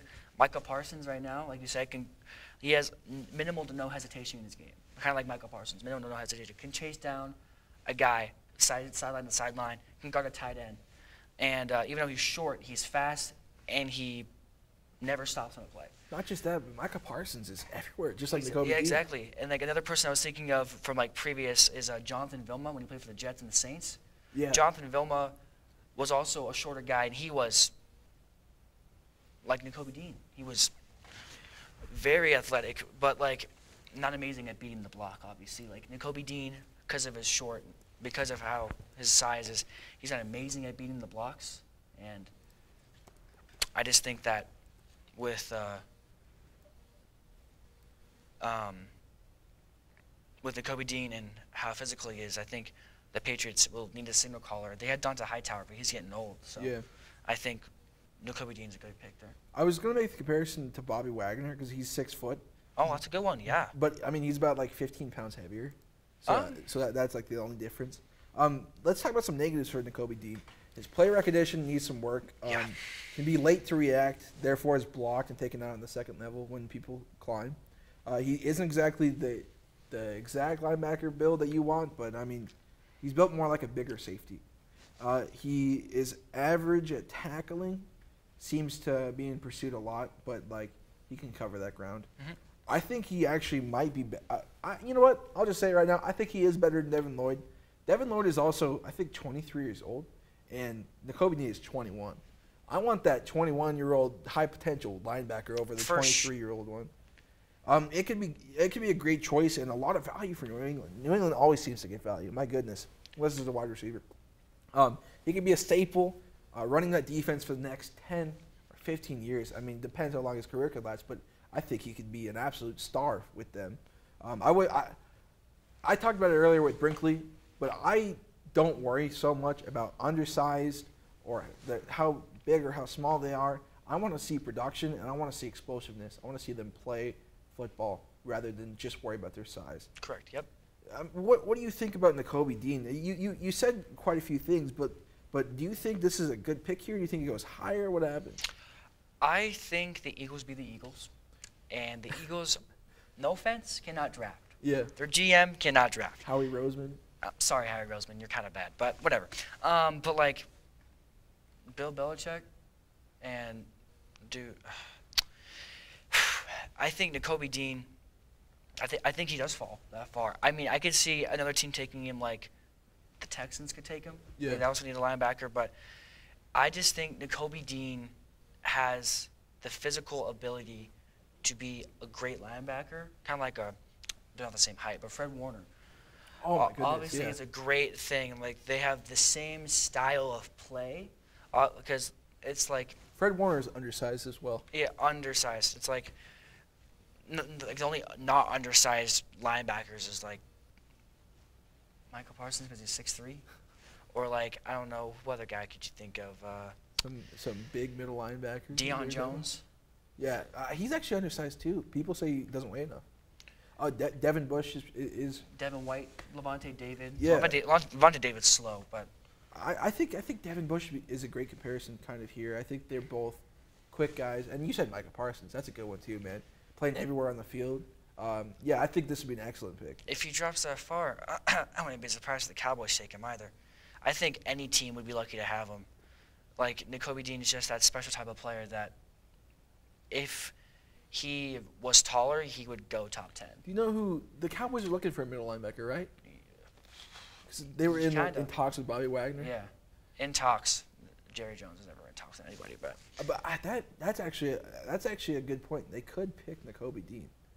I don't know if he falls to them, they would definitely pick him. And maybe if he even falls to like 20, and Pittsburgh isn't confident in Trevor Penning, or can he pick it? Or like, yeah, or 19, and they're not confident in Bernard Raymond, the Saints, then yeah, I could see Dallas trading up for him. Dallas, Jerry Jones said in a press conference, I'm pretty sure, that they would trade up for a guy that they want. Yeah, like and they've shown to do that. They've shown that, and they traded down. Yeah. When like last year when Pat Surtain got drafted by the Broncos, and obviously we all know that the Cowboys wanted to draft Pat Surtain with Trevon Diggs and have that connection with Alabama, obviously. And yeah. But obviously that didn't happen, so they traded down, and you know who they got? They got Michael Parsons. So I mean, like, are you complaining? They just got the guy they wanted. Exactly. Okay, and then let's move on to 22. The 22nd pick in the NFL draft, we have the Green Bay Packers picking Treylon Burks, the wide receiver out of Arkansas. This is the first-round pick they got from Las Vegas in the trade for Devontae Adams. They really need a top wide receiver. My goodness, do they? Treylon Burks is really slept on in this draft class. but the man has some talent and quite the size. I think he's similar to like a Des Bryant or like an A.J. Brown type. A.J. Green. Or not quite A.J. Green because he's heavier, and he's much heavier. I think it'd be a mistake if they don't go wide receiver here with their pick. I mean, Randall Cobb, Alan Lazard, and a newly signed Sammy Watkins. I mean, that's not a great wide receiving core. Measurements: he's 6'3", 225 pounds, 33 1/2 inch arms, 9 7/8 inch hands, 4.55 40 time, 33 inch vert. His stats: he's a first team All SEC in 2021 with 66 receptions, 1,104 yards, 11 touchdowns, and in 12 starts. And he also broke the school record for 6 at 100-yard receiving games. Positives: he's big and smooth, just a naturally good receiver and football talent. He's an athlete. That's all you got to be. His size and body control makes him a mismatch for most corners. Can work in all three levels. We've talked about that many times in this mock draft. But he's probably best in the second level, to be honest. And Aaron Rodgers loves to work in the second level. He runs around really well with great acceleration and just glides. And also, he's a yak monster, which I think Davante Adams is too. What's your opinion on Green Bay? What do you think happens here? Where do you think they go? I think this is a perfect pick. I think that all the receivers earlier are going to get taken. I think that Treylon Burks is an underrated receiver out of all the other guys in here. And as you said, his size will allow him to bully small cornerbacks. Yeah. He will bully them. Kind of like I'm not going to say he's Randy Moss, but Randy Moss type-esque can bully small receivers or small corners, I mean. And obviously, Green Bay, losing Davante Adams, their receiving core was Alan Lazard, Equanimous St. Brown, and Randall Cobb. Yeah. No. This isn't this isn't 2014. Sorry. Randall Cobb is not that good. He's somehow 30. He seems like he should be 38. I thought Jordy Nelson was younger than him. Yeah. So, but they need a receiver. They got a good tight end in Robert Tunning when he comes back. They got two good running backs, A.J. Dillon and Aaron Jones. Got Aaron Rodgers and Jordan Love. And then you have a great line behind him. And that defense is a little bit underrated. I know they lost Zadarius Smith to the Vikings. But they need a receiver. If they don't draft a receiver, I think Aaron Rodgers is going to throw a hissy fit, like he always does when they don't draft a receiver. I mean, obviously they drafted Davante Adams in the second round, but when they drafted Jordan Love, they did not need a quarterback to go behind Aaron Rodgers. Has he done anything? They thought the Aaron Rodgers route for Brett Favre, and it hasn't worked at all. My goodness. It's like the one game Jordan Love played where Aaron Rodgers had COVID. He sucked. Yeah. He was not good. I know it was a one-game thing, and you could say the same thing for Ian Book or Kellen Mond. He hasn't played yet, but it's you can't just throw a guy out there and expect him to be To be fair, amazing talent. Davis Mills sucked his first game, and then he just kind of turned it on and he started. Yeah, he shined. Him and Tua Tagovailoa had the same exact stats. Yeah. That's insane. Same passing touchdowns, same passing yards, same passing yards per game, and if you look at it, Tua and Davis Mills, one's left-handed, one's right-handed, but they're good. And Jordan Love was not the answer. They needed a draft there. They could have drafted anybody else that would have been better than Jordan Love. So speaking of Jordan Love, I mean, they haven't drafted a skill position player since Jordan Love, but not Jordan Love, a non-Jordan Love skill position player they haven't drafted since 2005. They haven't drafted a tight end, a wide receiver, or a running back in the first round since 2005. And you know who that guy was? Aaron Rodgers. My goodness. So let's go to the negatives, Treylon Burks. He needs to get better on the 50-50 balls. He has size and strength and should be grabbing those more often. Same with contested balls. You got to use your hand strength to grab those balls. But he needs to be more physical, push the corner around a little bit, not juke him out a little bit. He's big enough that in press coverage he should be pushing back. He shouldn't be just trying to juke him out all the time. But this seems like a pick that Green Bay needs to make. They need to make it. I think there's no other dispute for that pick. As you said, that wide receiving core, man. Yes, they got Sammy Watkins. Yeah, they just got Sammy Watkins. And come on, Sammy Watkins is good for, what, 3 games a season? He was good back in 2014 with the Chiefs. Can you name another season? I don't think you can. His rookie year with the Bills, you mean, right? No, the Chiefs season. He was, yeah, he was good with the Bills, but if you look at the Chiefs season, he was pretty good too. Was that 2019? I think he was drafted in 2014. It doesn't matter. Doesn't matter. I understand what you're saying. He had 1 good season. My goodness. And then, yeah, I mean, Aaron Rodgers is going to need help from his wide receivers. Somehow. Losing Adams is like massive. Massive.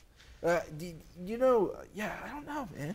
There's no other pick that I see them making, or there's no other pick that they should make. Yeah. We thought that with Jordan Love pick, that there's no other decision with not drafting a quarterback because of Aaron Rodgers. Yes, he was in talks of leaving or retiring, but it's Aaron Rodgers. He's a drama queen. We already knew that. But it's like, I think this pick is undisputable. And like what you say with the negatives with Treylon Burks is, one thing that Arkansas never did was use him in deep ball routes. Really? It was always short, intermediate routes. A 4.5 is some good speed. It's a good speed for a bigger guy, 6'2". Yeah. He's a bigger guy, and I think that it limited his exposure to jump balls. And like, he has the height for it. He's a bigger guy, and I think that if he's used right with Aaron Rodgers, obviously Aaron Rodgers can throw a jump ball, but like, I think that he's going to be, Aaron Rodgers is going to look at him getting jump balls, and he's going to be like, he didn't catch it.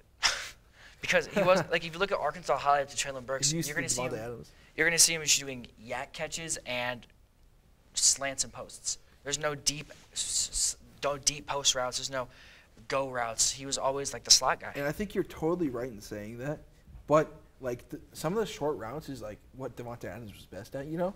Slants. Yeah, exactly. And I think they're trying to fill that role. Do you think that Burks can do anything to fill that role somewhat?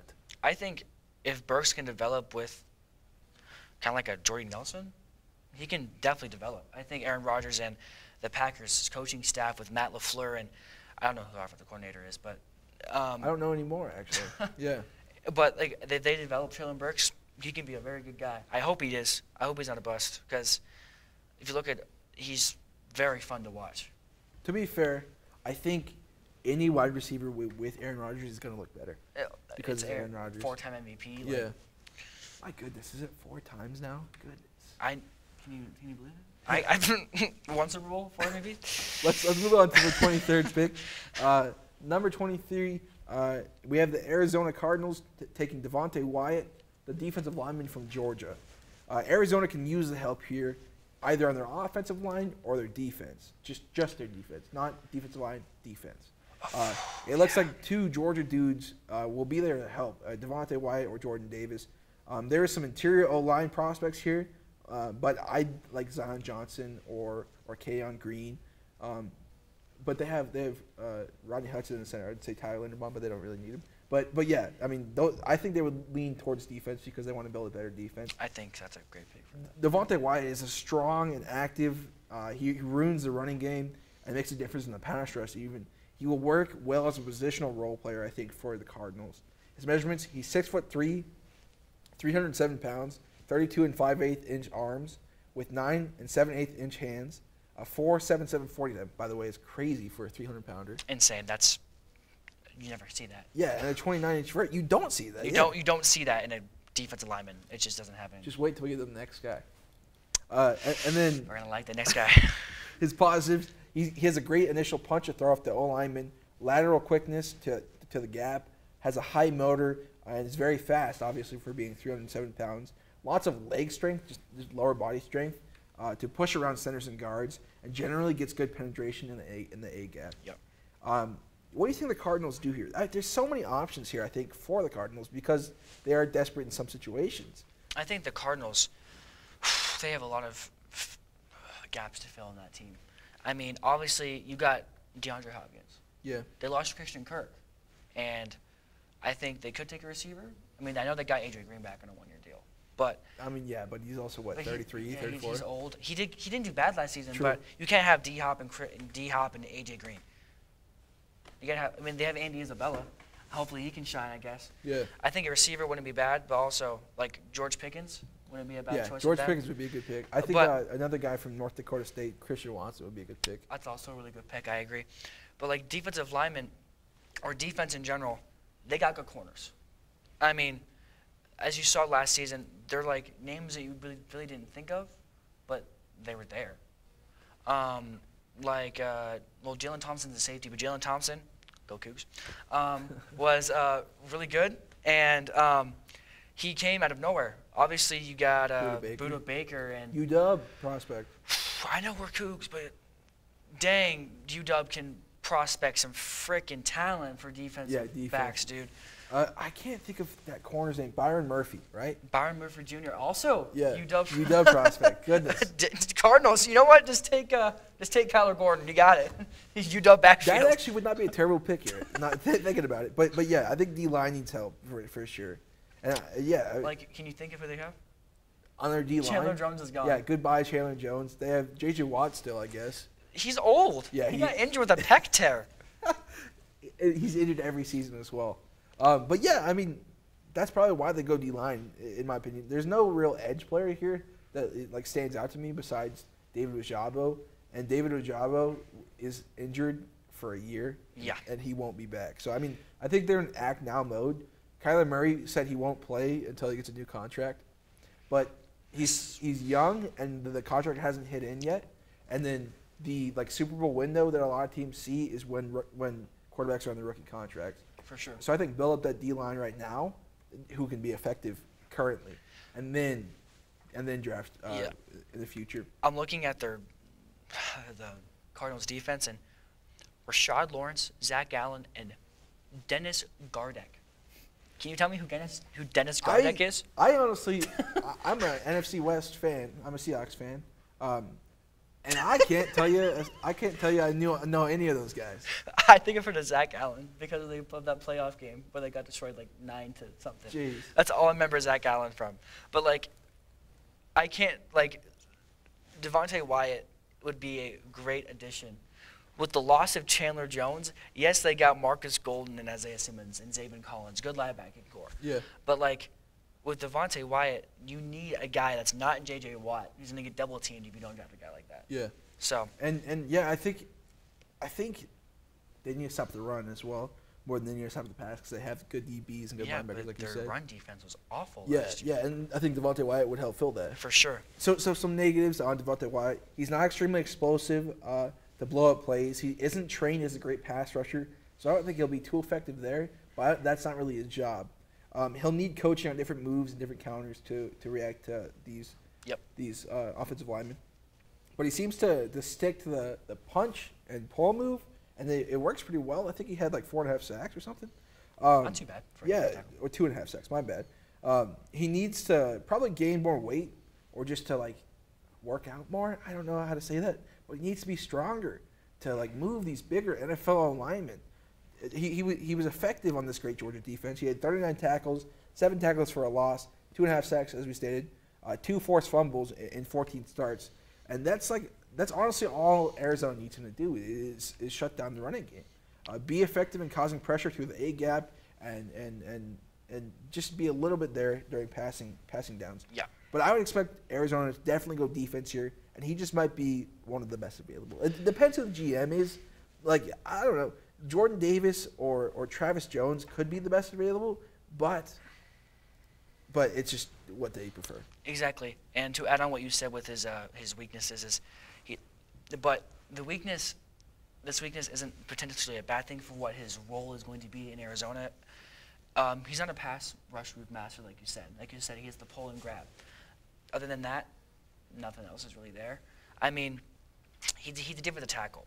And it's the Cardinals need him to do a run-stopping guy. You don't really need that many pass rush moves. You just need to block shed well, which that pass rush move that he does have is good for that. And I think that if the Cardinals take somebody else, I wouldn't be surprised. Not even a defensive lineman, but somebody else, like a receiver or something. I wouldn't be surprised. The Cardinals could go anybody here, I think. Yeah. Just obviously not this. Yeah, I think as well. Just not the premier positions we know that they have. Yeah, I agree. I just think he'd make a good pick here. And then let's move on to Dallas. Like the 24th overall pick is the Dallas Cowboys. We have him. We have them. I guess him, Jerry Jones. We have Dallas taking Jordan Davis, the D lineman from Georgia. So I don't know if you remember the giant Georgia D lineman that was posted a few years ago on Twitter, but this is Jordan Davis. He's a behemoth of a man. His body is big enough to stop the run and disrupt the egg gap. He forces double teams all the time. He makes it easier for his teammates doing that. I would not be surprised if he goes earlier. Like I said, the Cardinals may be picking him, or somebody just wants to address the D-line. But I think Dallas addressing a D-line even more would make them better. But I wouldn't be surprised to see him take a wide receiver as well. So his measurements, he's 6'6", 340 pounds, 34-inch arms, 10 3/4 inches mitts. That's like ginormous hands. And then he had a 4.78 40 time and a 32-inch vert. This guy is 340 pounds and 6'6", and he's running a 4.78 with a 32-inch vert. That's incredible. I mean, like we said earlier with Devontae Wyatt, that's insane. You don't see that with defensive linemen. Like, I don't know what defensive linemen are on this year. Georgia. But Georgia's just like, we got you. We got you. Georgia's feeding them something else, man. It's some type of food, something, some type of supplement. And then positives, he thrives in a strict nose tackle assignment, is very strong and powerful and able to throw around some of the best O-linemen in the SEC. Hands are quick and accurate, stunning the O-lineman. Literally, needs a double team every time. Otherwise, he won't be contained. Yeah. He's never, pancaked or bullied. That's just not going to happen. Not with his size. Also, the sheer size of him will put the fear of God in any running back. If they see them, they're like, oh. Some of those running backs are 6 foot, dude, 220. Boston Scott's 5'10". Yeah. Oh my goodness. Yeah, he sees Jordan Davis. He's looking up like this, and he's terrified. Think of LaShawn McCoy if he was still in the league. Yeah. Oh, yeah. Darren Sproles. Oh my God. 5'6". Reggie Bush. Okay, so we'll just say it. You're a Dallas fan. You're a Dallas fan. Yep. So what would you like to see them do, or what do you think they will do? I think defensive lineman is a great choice for them. I think obviously you got D-Law, you lost Randy Gregory to the Broncos, and you got Dante Fowler. You don't know what he's going to do. Yeah. He's a good pickup. I guess we'll see how he does in training camp. He's off and on for sure. He had that really good season with Saxonville back in 2017. Other than that, you're like, what the heck happened to him? 3rd overall pick. Yeah. The Cowboys, who I've talked about a lot because they're my favorite team, and I kind of have a lot of choice in who I think they should pick here. Jordan Davis, love the pick. I think Jordan Davis is a great pick for them. I don't think he falls that far. I think he goes earlier. I think a good choice, like you said, the Cardinals take him, or I wouldn't even be surprised if the Texans take him. The Texans need a big dude in the middle to actually stop a run because they need everything. They need everything on defense. And I think with the pickup of James Washington from the Cowboys, he's going to be good, and I think he can maybe thrive with Dak and not having Pee Wee on Big Ben and got hit in the head by Myles Garrett, Mason Rudolph. But it's like Dak is a great quarterback, and I think if Chris Olave drops that far, Chris Olave has already talked with Jerry Jones. He's already talked with Dak Prescott. Yeah, dude, that's the thing. If he drops that far, I will be ecstatic. Where do we have him going? We have him going 19. 18 to the Eagles, if he my goes, division rival. But if he goes to 17, do you think they trade up? Because that's what I think as well. Losing Amari Cooper and then trying to get a wide receiver on a rookie contract is perfect. Exactly. Yep. But do you think they trade up to try to get a wide receiver instead of? I think they do. They signed Michael Gallup to a huge contract. Yeah. CeeDee Lamb still on his rookie deal. James Washington 1-year deal. He could be a 4-stringer. He could be like the Cedric Wilson because he went to the Dolphins. And I love Dalton Schultz, and obviously Ezekiel Elliott has seen a lot of. Tony Pollard. I love Tony Pollard. Elusive. Yeah. Quick off the jump in. Zeke's just a good 3-yard guy. If he proves me wrong next season, cool. But I think that if Chris Olave falls that far or we trade up, I'll be very happy. Defense, we don't need safeties. I think I mean, I know all the analysis says that the Cowboys should take a safety or the Cowboys should take a lineman. I think Tyler Lindenbaum, who you have at 26 when you get later, would be a great pick for them also. If they want to stay at 24 and not trade up, I think Tyler Lindenbaum is a great. Tyler Biotish is a good guy. Yeah. You can move Tyler Biotish to left guard or move Tyler Lindenbaum to left guard because our left guard is Connor McGovern. So you can see him taking a guard as well. I could see him taking a guard. I think Zion Johnson, it would be a good guard pick. Zion Johnson would be a great pick for them. I think if they don't trade down or up, Zion Johnson, if he's available, take him. So being realistic, like not saying like, I guess like Evan Neal or something. You know, who do you want? Who's your dream pick for the Cowboys? This is gonna sound weird, but Nakobe Dean. That makes sense. I love our offense. Yeah. And I love our defense. Our defense last season, everyone thought the Cowboys were gonna suck. Dan Quinn, awful. Yeah. Because obviously with Atlanta, he wasn't that good. He lost the Super Bowl 23. Sorry, Falcons fans. And 28-3, always that callback.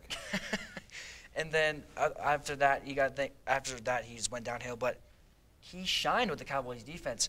Obviously, Michael Parsons had a big part in that. Yeah. And But Trevon Nakobe Dean Diggs could with 11 help there, picks. yeah. But Nakobe Dean, we signed Leighton Vander Esch to a 1-year, $3 million deal. I don't know how he got Leighton Vander Esch for that cheap. But Nakobe Dean would be him and Michael Parsons. That would be so Can you fast. the fast defense, dude? Yeah. D-Law coming with the run stop. You got Osa Odigizua and Neville Gallimore, and then you got the safeties with Malik Hooker, and we got signed Jaron Curse back to that deal, and Anthony Brown. I don't want Anthony Brown on the team. But we have our rookie corner that we had, our second-year corner, Kelvin Joseph, who hopefully can play well if. I think he's good. I think he can. He can. I think he has some problems with off-the-field issues. Because earlier he got caught on a murder charge with Oh, really? in Dallas, yeah. I did not know that. Yeah, he wasn't charged. He was just in the car. Oh, yeah. Oh, yes, I did hear about He was that. literally just in the car with the guy who. So, okay, so. But Nakobe Dean. Nakobe Dean is my dream pick. It's not too far. It's not like I was like, oh yeah, let's get Aiden Hutchinson. Yeah. But like Nakobe Dean, he might fall that far. That would make sense, yeah. Perfect Or pick for trading us. up, even. If we traded up 3 spots with the Pats, I don't think the Pats would mind. Hopefully not. And then, okay, so let's talk about the negatives for Jordan Davis. He can't bend very much around anyone in the rush because he's so big. Yep. Leverage is an issue occasionally, being 6'6". But it shouldn't be that big of an issue because he's 340 pounds. Yeah. He's not extremely quick. That's gonna be obvious. But he can bully some alignment. But he has an issue with bull rushing with leverage. Like when you bull rush, you really want to get low and get like underneath their chest plate. But Jordan Davis is like literally like going down on everybody basically. Because it's kind of like hard to go up on the thing when you're like trying to like Exactly. Yeah. crouch. But yeah, so this seems kind of like a no-brainer to me, in my opinion. And I guess unless Nakobe Dean drops, but like make your interior line infinitely better. Like unless you want to try to replace Amari as well. I think this pick makes a lot of sense. Davis is similar to like a Haloti Nada to me. Dude, that's a great example. Yeah, and he'll be stable in the interior for years and years and years. Jerry Jones like tries to make a splash a lot of the times, but here just making your team better with not a splash pick makes sense. It's like I wouldn't, like you said earlier, with like the Eagles might take the best guy available. I don't even care if like the best guy available is on the board. We need somebody who will help our team. Yes. CeeDee Lamb pick, that was the best guy available, and it helped our team. But this guy, we need to pick somebody who will help our team. I don't like if Jerry Jones goes out and drafts a corner, I'll be like, Yeah. why? And so if this happens, you'd be happy with the pick of Jordan Davis? I would be happy with Jordan Davis. I think Nakobe Dean is obviously my number one choice, but Jordan Davis, probably my second choice on that one. Do you have anything else you want to say about Jordan Davis or the Cowboys? I'll say like some weaknesses, I guess. Yeah, okay. Some weaknesses that I saw in his time with Georgia is obviously with the football championship, he looked good. Yeah. He wasn't great, but he looked good. Obviously, like you said, he's an absolute mammoth of a dude. Yeah. He's gigantic, but something that's bad is, I think as you said, he's not going to win many battles. I think that he's big, but linemen, he won't win many battles with like a burst or quickness. He'll win them by like pushing them over. Yeah, just like sheer power. Like just power. Like if obviously he's 6'6", he just looks taller than 6'6", but yeah, he looks and enormous. 341, it's like you're looking at him and you're like, if he can train to be bigger and stronger, like Aaron Donald-esque, and insane, no stopping him. Yeah, and I agree. I think that this would make a great pick. I think he's a great athlete that would be great in the D line. So Hunter, I appreciate you coming on, man. You're one of the last guests on the weekend wrap-up. I know, first show, but last wrap-up. Yeah. This is weird, Well, right? you knew your stuff well. You studied well, and I really appreciate that. Good job, man. This Thanks. is his first show, and he killed it. First show, yeah. Woo! Good job, man. We always end with a Nux here, dude. Good job. I appreciate you coming on. I appreciate it. I really appreciate it. Look forward to him next year. He'll be on some more shows. I will be a football nerd. I'll be like Trevor, but younger. I got you. Which is perfect. Cool, man. Thank you very much for coming on. Yep. Good job, dude. My goodness. I'm kind of tired of sitting down. So am I. I mean, but you've been sitting that way longer than I have. Welcome back to the Weekend Wrap-Up with Trevor Junt. I'm your host, as always. I think we said this 4 or 5 times in this episode. Trevor Junt. Trevor Junt. That's Alexander Huddleston. I'm back. Yeah, he's back, and he's better than ever.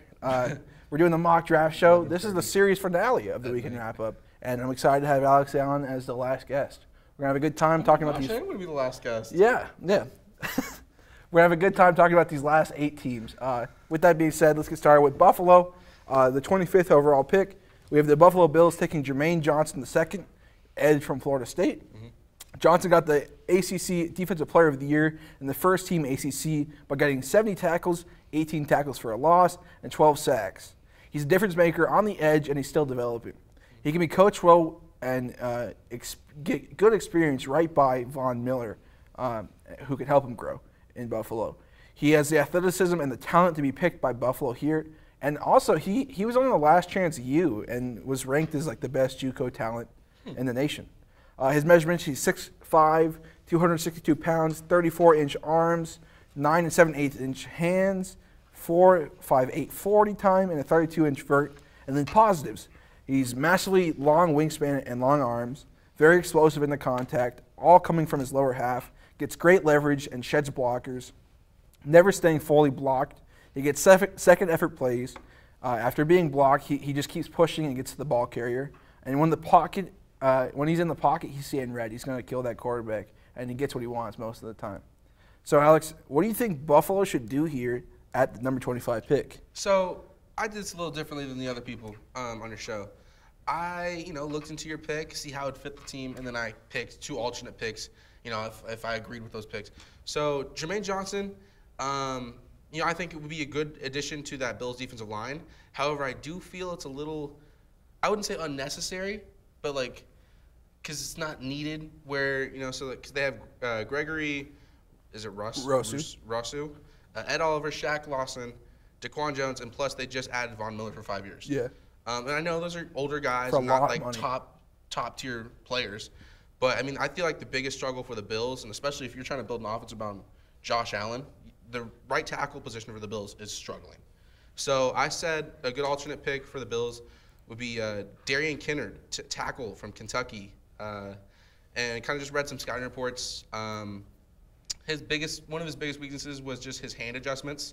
So kind of where he's going to grab the defensive end rushing, where his hands are placement at. He's good size and good IQ for a tackle, and he's overall just a really good tackle overall. I feel like it'd be a good safe pick, good alternate. So you don't hear a lot about people from Kentucky, like football players. No, but I have heard of this notable guy. players. Yeah. And I think right tackle would be a good choice. My question is do you take at all times positional need, or do you take best player available? See, I'm a team building guy. So when it comes to when I cheer for my team, I'm not gonna disclose that, but he's a Niners fan. Cool. There we go. Okay. When I cheer for my team or whatever, or I'm playing Madden, I'm a team builder. I like to fill out my roster with who fits, who would help, who would contribute the most to the team. Yeah. I don't care who the top guy is. You either could be the next best quarterback up there. But if I have a quarterback already and I'm good with playing with him, I'm gonna keep my quarterback. And if I need a left guard, I'm gonna take the left guard. Okay. And I mean another alternate pick for me. I mean both safeties currently for the Bills. It's Jordan Poyer and Micah Hyde, I believe. Yep. Both safeties are 31 years old. Okay. So they're getting up there in age. They're getting a little slower. So I said Dax Hill, safety from Michigan, was a good alternate pick as well. But I think the biggest pick out of the alternates was Kennard from Kentucky. Okay. Because I think the Bills, if they're trying to build that offense, they have the receivers, they have the running backs. You need a tackle to help keep Allen safe. And I think I agree. Although I have Johnson going here, I think that building around Josh Allen is obviously a genius move. I mean, that guy is a 6'5" wonder. Yeah.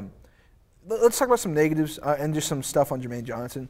What I think he needs to stay more consistent in about like every aspect of his game, not just rushing the quarterback, but setting the edge and not letting the ball carrier get to the outside. Needs to find a better way to attack in the run game. His counters on punches and hands can be much better, and needs to be coached on stabbing and moves against O-linemen. I could definitely see Buffalo going with Jermaine Johnson here just to improve their defense, and I would say their offense doesn't need much more help besides maybe, like you said, the right tackle spot, and I believe one of the guard spots as well. I'm not positive. I mean, the guard was about mid, I would say, Okay. but I feel like the tackle's the biggest need on that line. Okay, I have a question before we go to this. So there's, I'll just ask it now. Yeah. What about Tyler Linderbaum? Do you think? I don't know. Is it Mitch? For a Titans pick? You know what? No, Mitch Morse is their center, isn't he? For who? For the Bills. The Bills, Yes, yeah. it's Mitch So Morse. they don't need need Tyler. center. Yeah, they're no. fine. So like, I could see them grabbing a skill player here to make their offense even more deadly. Cole Beasley just left. Well, I mean, they kind of let him leave. Yeah. Maybe Brees Hall, the running back. He's like the top running back in the nation. Or Kenneth Walker II. I feel like they'd add a receiver because they already have, Zach Moss and Devin Singletary. Yeah, they're decent but backs. are those like good enough backs, or would you want to improve? Well, I mean, there? if you have a strong quarterback, okay, so say the Niners, you need a strong run game because that is your offense, is the run game. You even use your receivers with Debo and Ayuk as part of the run game. So with an offense with a strong quarterback, because I'm saying Garoppolo, he's a game manager. He's not a game changer. Yeah. Josh Allen's a game changing quarterback. So you upgrade the receiving core and the tight ends, and maybe get a receiving back. I wouldn't really care about a strong running back. If you have a strong quarterback and a good receiving core, you could work with a budget running back. In my opinion, that's what I think. I just what I saw this season from their running game was just awful. Like their passing game was awesome, but I don't think Singletary started getting going in the 13th week of the season, and that's not good. Well, I think he was injured for a couple weeks. Yeah, he was, but he couldn't do anything beforehand either. Yeah. And yeah, I mean thinking about it, that right tackle spot would actually be a great pick. That was a good call by you, man. Thank you. Yeah. I'm gonna stick with Jermaine Johnson the second, just be out of Because you already put it what down. I have, I guess. Yeah. But that is stick with what you got. That is a great pick, man. Yeah, thank you. And then, do you have anything else you want to say about Johnson or even the right tackle that you talked about?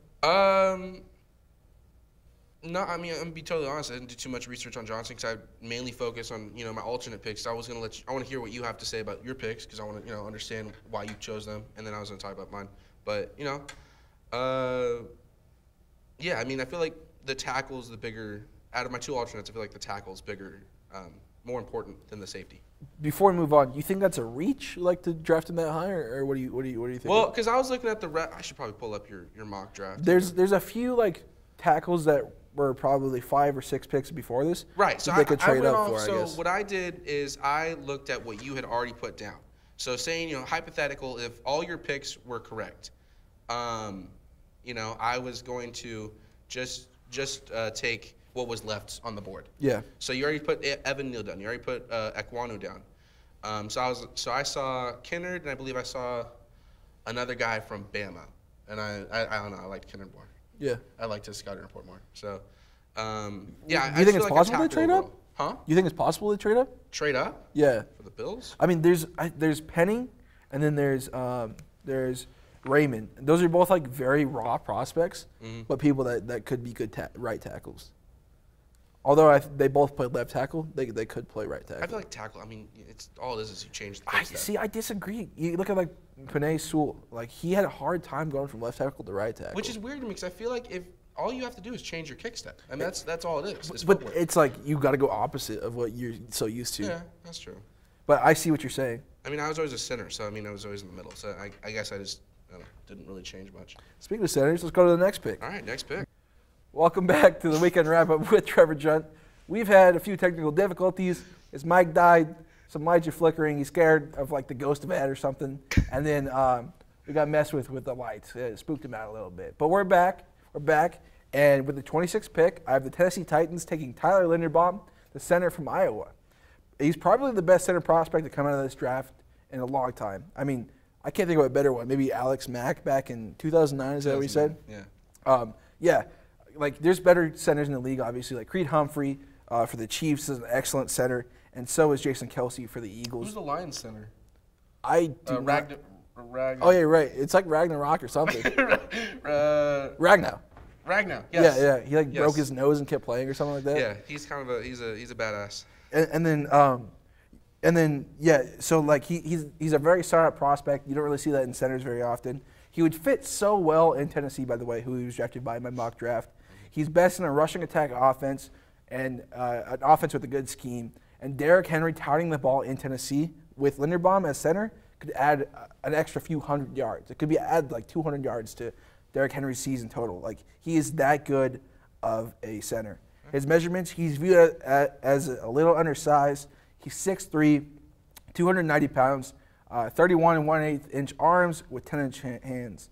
The positives, the leverage he gets on D lineman is incredible. He has a wrestling background, so it makes a lot of sense. It shows. Snap quickness is unparalleled. He snaps the ball and is immediately in position to take control of that D lineman. He's incredibly intelligent and can lead no line. His footwork is great. His body control is just wild. It's out of this world. He's very athletic and agile. He will be great in the run game for Tennessee and able to block for that play action in the passing game where Tennessee finds so much success. Alex, what do you think of Tennessee with the 26th pick, and what do you think of Tyler Linderbaum? So actually, this is one of the picks that I actually really like. I think Ben Jones, their current center, he's 30 years old. I'd say he's kind of mid. I think Tyler Linderbaum will be definitely an upgrade compared to Ben Jones. I'm good with that pick, honestly. I feel like he would great anchor for that offensive line. Derrick Henry I'm sure would thrive off having that. Yeah. It'd be kind of like DeMarco Murray in the second wall of Dallas back in 2012. Yeah. I think. It'd be like that. I was good with that pick. So I just kind of had two alternate picks, but I feel like second rounds more. Okay. What they do in the second round. So I had Roger McCreary, a corner from Auburn. He mirrors routes really well at the beginning. Kind of loses it halfway through, but recovers. Good zone corner and really good open field tackler. Then my second one, because I was looking at that because the Titans roster, their cornerback situation isn't great. It's a lot of kind of mid-level guys, either really old or really young. They don't have a star corner yet at all in their secondary. And then Byard's getting up there, but he's a safety. So I feel like you need a strong secondary player. And then Fedarian Mathis, D tackle out of Alabama. He's a really good inside pass rusher, and I feel like the Titans don't really have that great of a pass rush at the moment. They don't. Yeah. They don't. So I feel they have Jarrell Casey. That's about it. The light's flickering. It scares me. It's fine. We're good. Big size on the inside. He's a big man. And the overall thing is, any D tackle from Alabama, I've decided, is a good pick. You can't skip out. If there's a D tackle from Alabama on the board, just take him. It's just size at that point. Right now, it looks like Georgia too. Georgia has such good D tackles. Georgia, Clemson, Bama, those schools just run D line. It's awesome. So I could see them going corner for sure. Kyler Gordon out of UW is a good corner, and Andrew Booth Jr. out of Clemson could make a good corner for Tennessee. Yeah. But I think Tyler Linderbaum is the best pick. I think that's the pick. So being 290, here's some negatives. He can be bullied by some bigger, stronger guys in the NFL. If there are two in the A gaps, he's going to need help. A guard needs to help him. He can't take those two guys on. Yeah. Bull rush is an issue and needs to counter better after being punched. But it's really a shame that centers aren't valued as much as like tackles or something like that. Because like if Linderbaum was a tackle, he'd probably be like a top 5 prospect or a top 10 prospect. He would go that high. But centers just aren't valued that much. No. He'll come into Tennessee and immediately make a difference. He'll push their run game to an even better standard, and passing game too. He's already going to be a top 5 center entering the league. Like I think it's a no doubt great pick. You know, he's a great prospect, and I could see him being the best center in the league in like 3 or 4 years. Mm-hmm. Let's take. Anything else on Linderbaum or Tennessee for you? No, I just think that's a really good pick. I think Ben Jones is not the answer. I think Linderbaum would be a great anchor for that offensive line. And it'd be cool to see with Derrick Henry for sure. Yeah, for sure, for real. And then 27th overall, we have the Tampa Bay Buccaneers picking Zion Johnson, the guard out of Boston College. I think this is like the perfect pick for Tampa Bay. Their guard, Ali Marpet, just retired. So Zion Johnson, the best guard in this draft, would immediately come in and change their offense, or maybe not even make a change at all. It would just keep it the same or make it a little bit better. He was a first-team All-American at guard and All-Conference. He even played as tackle to show off his versatility. He's 6'3", 316 pounds, 34-inch arms, 10 and 5/8 inch hands, a 5'1" 40 time, 32 reps on the bench, showing off his strength, and 32-inch vert. He's an incredibly high IQ guard with a massive wingspan. He was a two-time team captain. It's been a long day. Yeah, it has been a long day. He has a wide base that is hard to get him out of. He's an anchor, absolutely. Gets the best leverage out of people. Delivers killing blows out of the snap, just immediately hits them, and they're stunned. Technically very talented and great at taking control on the second level. Moves forward and blocks those linebackers and their safeties. He's hard to bully. I think this is a great pick for Tampa Bay. What's your opinion on Tampa Bay picking here, and what about Zion Johnson? So again, I love this pick because both of their starting guards from last season are gone. Alex Kappa, I believe, went to the Bengals, and Ali Marpet retired, which I don't know why he retired. He's super young, but I think had injuries or something. Yeah, injuries. But the Bucks, I feel like, are again in a win now situation as Brady's coming back. Yeah. They traded for Shaq Mason, or signed him. They got Shaq Mason, Brady's old right guard from New England, and now bring on Zion Johnson, replace both of those guards that are missing from last season. I think this is a really good pick again. Fill out the 2 holes in that offensive line. Before we do that, I'd like to hear the negatives. So there's some negatives on him. Like he can help better on double teams, obviously. Mm-hmm. When juking him, he has a hard time adjusting to those quick moves. Yeah. He had an issue with some some rushing schemes, with some twists and some blitzes. It seems like a lot of guards struggle with that. Yeah. He's not twitchy. He's not a freak athlete. Isn't the fastest to react to changes that the rusher does. And needs to get better at repositioning his hands after the initial punch. So punch, get your hands back up on those guys. But I'd like to hear your alternate picks. Picks. So I feel like the guard position is a really good pickup for the Bucks. But in some alternate picks, I had David Ojabo. David Ojabo. Ojabo, thank you. I said it correctly earlier. I couldn't say it now. David Ojabo, DN from Michigan. Raw athletic ability, but the only thing that a lot of coaches and scouts are really speculative on are his experience. He's only played 1 full year of football in college. So he relies a lot of his pass rushing abilities just on his raw, athletic, just finesse and just his raw talent. So he still has to learn some of the pass rush moves and still has to hone that position. But I feel like it would help a lot, especially since Sue just retired, and I don't think they have really a strong D lineman now. They have Vita Vea, but that's just a roadblock. That's a very strong. Yeah. That's just a roadblock. William Golston on the other side, he's getting up there in age as well. So I feel there's some good edge rushers though. I think still good. Yeah, Shaq Barrett. They have a good outside rush. Do they have JPP still? Or did he leave? I'm not sure, to be honest. I don't know, but regardless, he's still he's old. Like he was drafted in 2010. Yeah. So I feel like Ojabo wouldn't be a huge you know, like, oh, what was that pick? You know, I feel like you'd be a pretty good pick there. He is a free agent right now, Pierre-Paul. The thing with Ojabo, I think he'd be probably a top 20 pick. The issue with Ojabo is he tore his Achilles in his pro day. So, I mean, that's what kills. I like the pick for Tampa Bay. The only issue is I think they're absolutely in win now. Yeah, and so that guard would help a lot. Yeah, that's I don't think they can wait a year yes, for these again are like, you know, second-round picks. Oh, yeah, absolutely. And go on. Did you have a second one? Sam Howell. Wow. Yeah, I know. This is the hot one. I was waiting for this one. I like Kyle Trask. I feel like Sam Howell's, you know, I was looking at some of his scouting reports, and I feel like he would learn a lot under Brady. I feel like Sam Howell? Yeah. I was looking at some of his throwing style. You know, he's a little bit. He's like a faster Brady, I guess you could say. I don't want to say Brady, but you know, like that's this style. He's a pocket passer, but is able to move out of the pocket. How does he move in the pocket? He has good awareness, good pocket awareness, good footwork, and his ball placement's really well. And he has a tight zip on slant routes and, you know, dump offs and stuff like that. You know, gets the ball places and good places. Like, it's not, you know, out of bounds. It's not, you know, having to make the receiver work for it. But his struggle is decision making. But I feel like if you learn under Brady, I mean, you see guys like Jacoby Brissett and Jimmy Garoppolo come out of, you know, the Brady quarterback room. Yeah. And are able to lead a team down the field.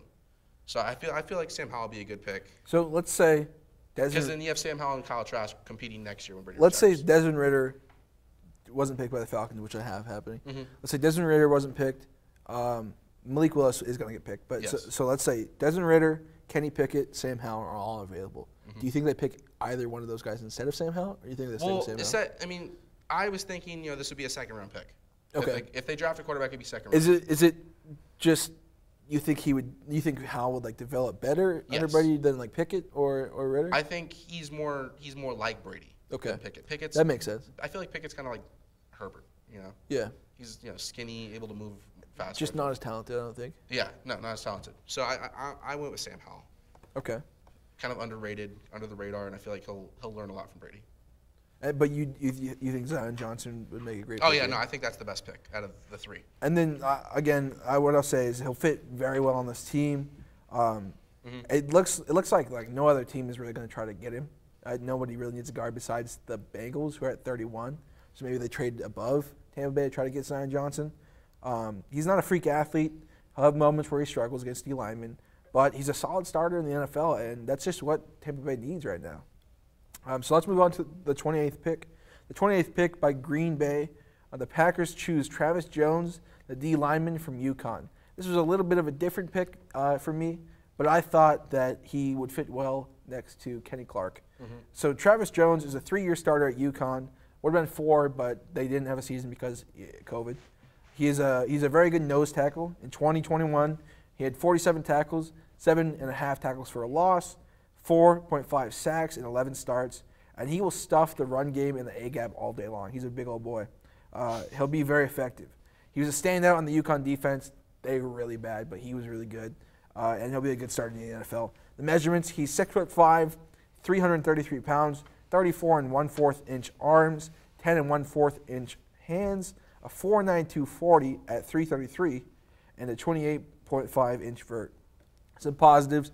He has long arms and huge hands that fit his body type. He can easily control the A-gap in the middle of the line. He can set the edge well, which is kind of surprising, but he's able to set the edge. He can shed blocks with good counters, has great power and good leverage, and not one player can really control him. He'll need to be doubled, similar to some of the players that were drafted before him, like Jordan Davis. And he has pretty high potential. He hasn't really been coached by the best coaching staff, so if he goes to a good coaching staff, we'll see what happens and when he does. What's your opinion on Green Bay at 28? What do you think they'll do, and what do you think about Travis Jones? So I think Travis Jones is a good pick. I think the D-line in Green Bay needs a lot of help. I mean, Kenny Clark is basically alone. Preston Smith, but like... He's a linebacker. I mean, he's not always going to be on the line. Yeah. So, I mean, if you're just looking at D-line by itself, Kenny Clark is the only notable guy. So, you know, I think Travis Jones would be a lot of help. But I feel like Kenny Clark's a D tackle, right? Yeah, he's inside. Right. So I kind of went with a alternate pick D end. Drake Jackson at USC D end has a lot of speed and has a lot of rush moves in his I don't know, say armory. What is it? He's a D end. Yeah. Okay. DN at USC. I feel like having that edge rush as well. Preston Smith. But Preston's not always going to be there. He's going to drop in the coverage sometimes. Having a good someone outside at some point, and someone inside. They also let go of Zacharias Smith earlier this offseason. Yeah. So Zacharias Smith. So they don't really have. I said Zacharias. Darius, right? Yeah, there you go. They don't have a huge pass rush, so I feel both my alternates were D-line. The DN, Drake Jackson from USC, and then you had D-tackle Neil Farrell Jr. from LSU. I liked him just because this would give Kenny Clark a little bit more of room to work. Yeah. He's a traditional big man that draws in a lot of double teams. Just a huge nose tackle just up in the middle. And having a big guy that draws two guys towards him, Kenny Clark's one-on-one with a guard. So I feel like having that would kind of free up the inside more and give the outside a little bit of breaks, so they're not double teamed. I think also if Jones is double teamed in the middle, Kenny Clark is a D tackle, but he's also more of like a rushing D. Yeah, D he's a tackle. bull rush. Yeah. Mm-hmm. So I think that will also free him up. Yeah, so having a double teaming D tackle in the middle would be great for the Packers. But yeah, they need to put better talent around those guys. I mean, that defense, the defensive line needs help. I thought Jones has really high potential, and taking like up 2 linemen as a double team will free up, like we said, Kenny Clark and Preston Smith sometimes. Mm-hmm. But yeah, overall, I think he'll make their defense more effective, and would be a great choice here, and he would help them hopefully become champions. That's what they want. I hope for. Did I talk about their negatives? I'm sorry. Some of the negatives I had for Travis Jones was he's not incredibly fast. He'll need to get his hands in better situations faster, so quicker hands. Doesn't explode off the ball, and his hands need to be in better spots. A double team will usually stop him, which is what will happen. And then he needs to be smarter with his move. Also, he needs to have quicker feet. Those are the negatives. But again, I thought he fits pretty well in this situation. Anything else you want to say about Green Bay or Travis Jones here? They got a lot to work on. Yeah, Their O-line's getting old. They're good, but they're getting old. The quarterback, he's ready to leave. Receiving core is fantastic. Well, it's a bunch of young guys, but they're like budget receivers. I have Green Bay picking wide receiver 22nd. If they don't, it would shock me if they don't go wide receiver at 28. I think like a guy from North Dakota State, where Carson went to college, Mm-hmm. Christian Watson. I think that he would fit well in Green Bay if they don't pick Treylon Burks earlier. And then 29th pick, Kansas City. 29th and 30 are both Kansas City. Okay, first off, who let them have 2 first-round picks? Shoot. Well, it's more just like a, I'm trying to think. Really, who let them have? No, that's not fair. San Francisco did. Good job, guys. Keep it classy. Okay, so 29th and 30th are pretty interchangeable. It's just who they want. I think in the 29th pick, Kansas City, the Chiefs will choose David Ojabo, the edge from Michigan, as we talked about earlier. Mm-hmm. Ojabo would have been a much higher pick, probably in the top 20 if he didn't get injured at his pro day. Unfortunately, tearing his Achilles on March 18th. Ojabo is just 21 years old, and it'll be hard for a team like the Chiefs who need defensive rushers to skip on. Yeah. Their Super Bowl window, people talk about Super Bowl window all the time, and they think that the Chiefs is dead, but it's truly not dead as long as Patrick Mahomes. Well, as long as Patrick Mahomes is their quarterback, I don't see them not being contenders. Right. You know? No, they're always there. But yeah, so I think they'll have time to develop him, let him get healthy, and then he'll be a very good edge player for the next 5 to 10 years. His measurements: he's 6'5", 250 pounds, 33.5 inch arms, 9-inch hands, 4.55 40 time, and a 35-inch vert. Some positives: he's a good leader and a hard worker. He was like the 2019 All Scout team for Michigan. He was very fast and able to catch ball carriers. Is very good in the run game.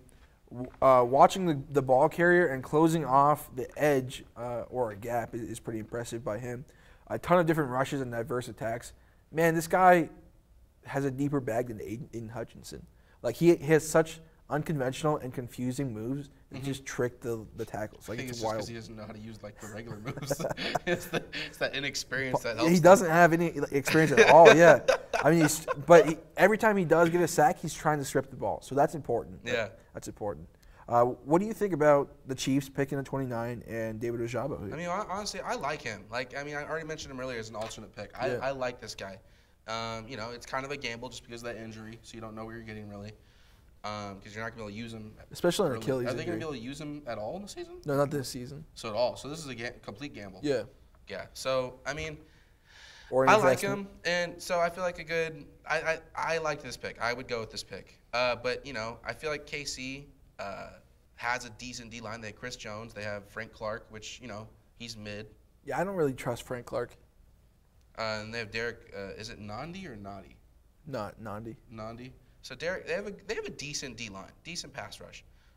So I wasn't too worried about them picking up Ojabo just because, you know, yeah, he's going to miss this season, but he'll be back the next season. They still have a decent D-line that could stand still, you know, compared to like Green Bay, you know, who needs somebody. Yeah. But I had some alternate picks. Here's a guy I really like and I actually want the Niners to pick. D'Angelo Malone, DN/linebacker to Western Kentucky. I like him a lot. You're pulling a guy from somewhere else, man. What do you mean? Western Kentucky? Yeah, man. Yeah, WKU. Go on, tell me about All it. right. He's kind of skinny. He's you know, he looks like a receiver turned D end, but like bulked up. Like he looks like a tight end. Okay.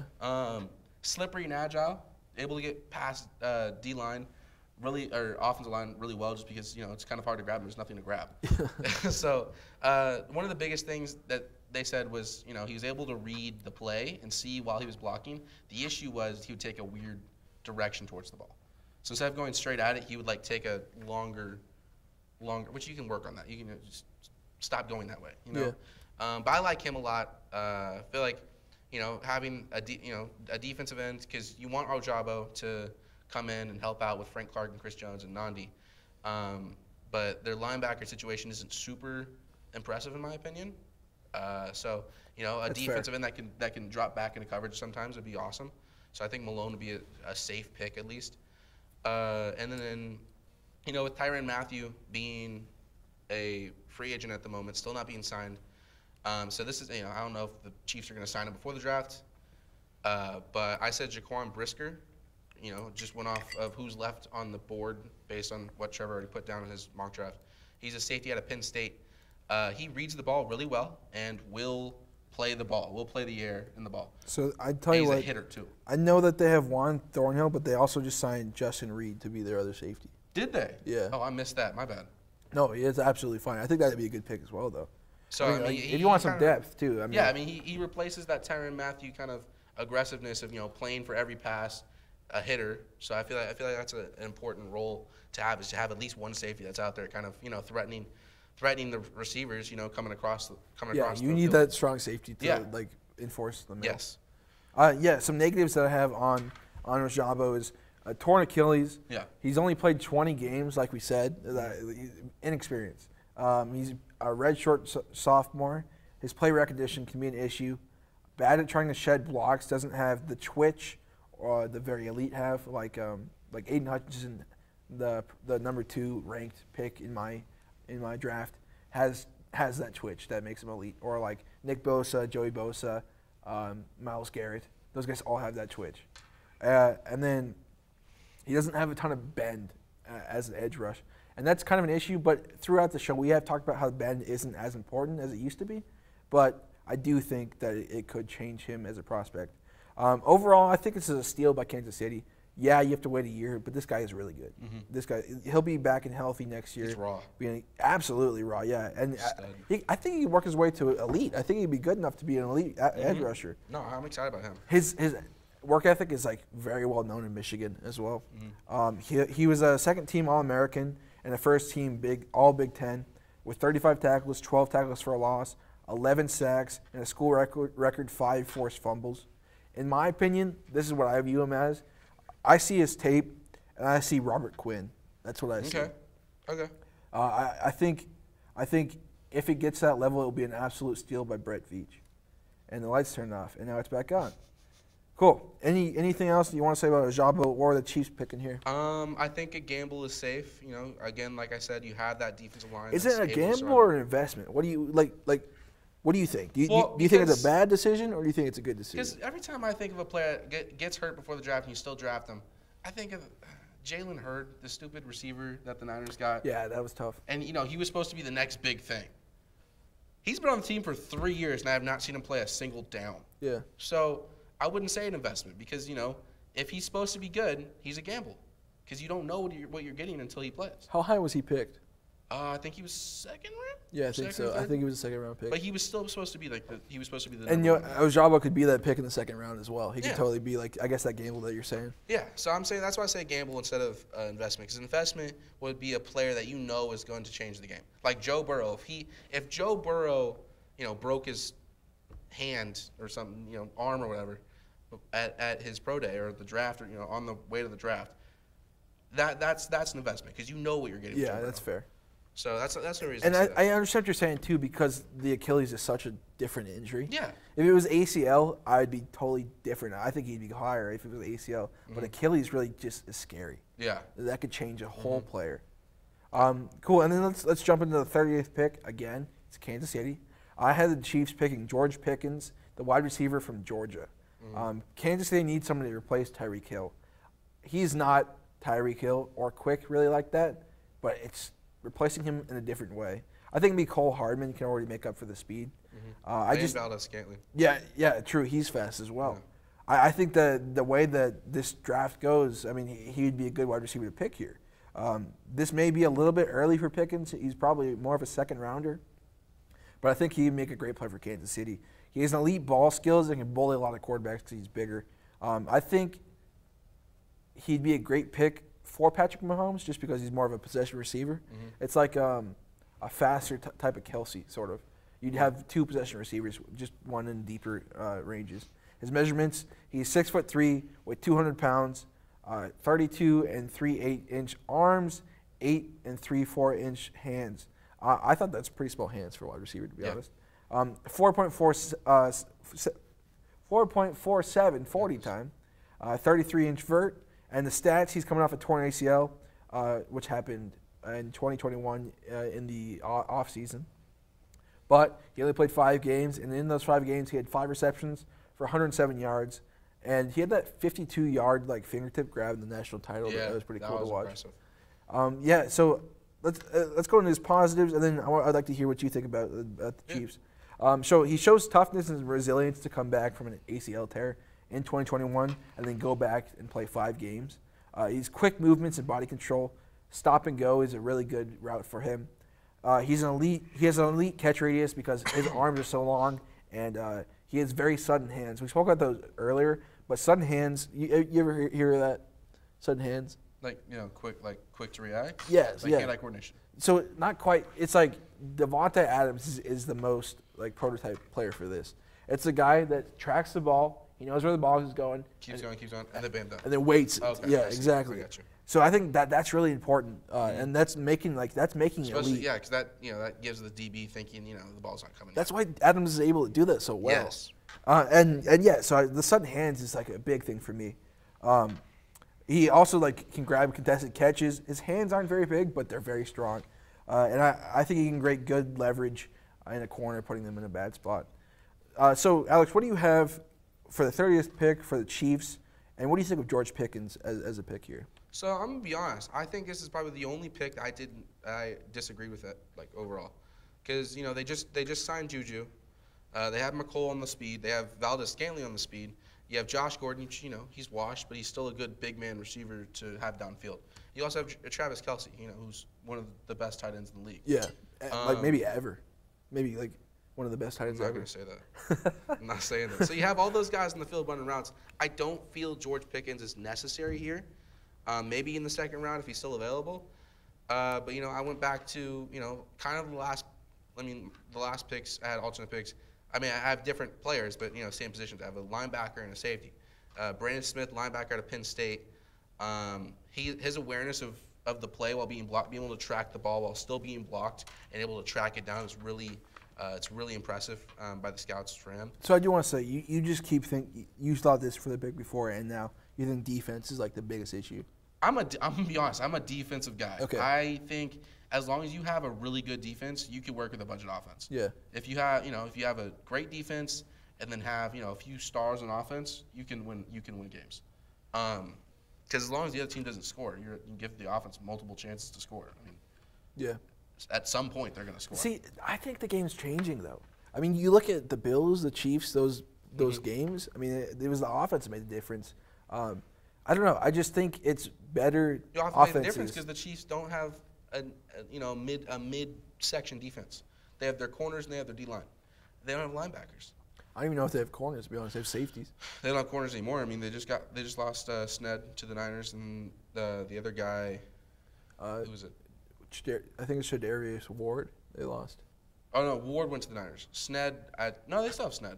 Snead? Well, yeah, Snead. Whatever. There you go. But they still. I mean, I just feel like across the middle is where they struggle. Okay. So yeah, I had Brandon Smith from Penn State. His biggest flaw is he needs to work on tackling. He missed a lot of tackles in this last season at Penn State. And then, like I said earlier, I think for the Lions? Who was the first pick? Bills?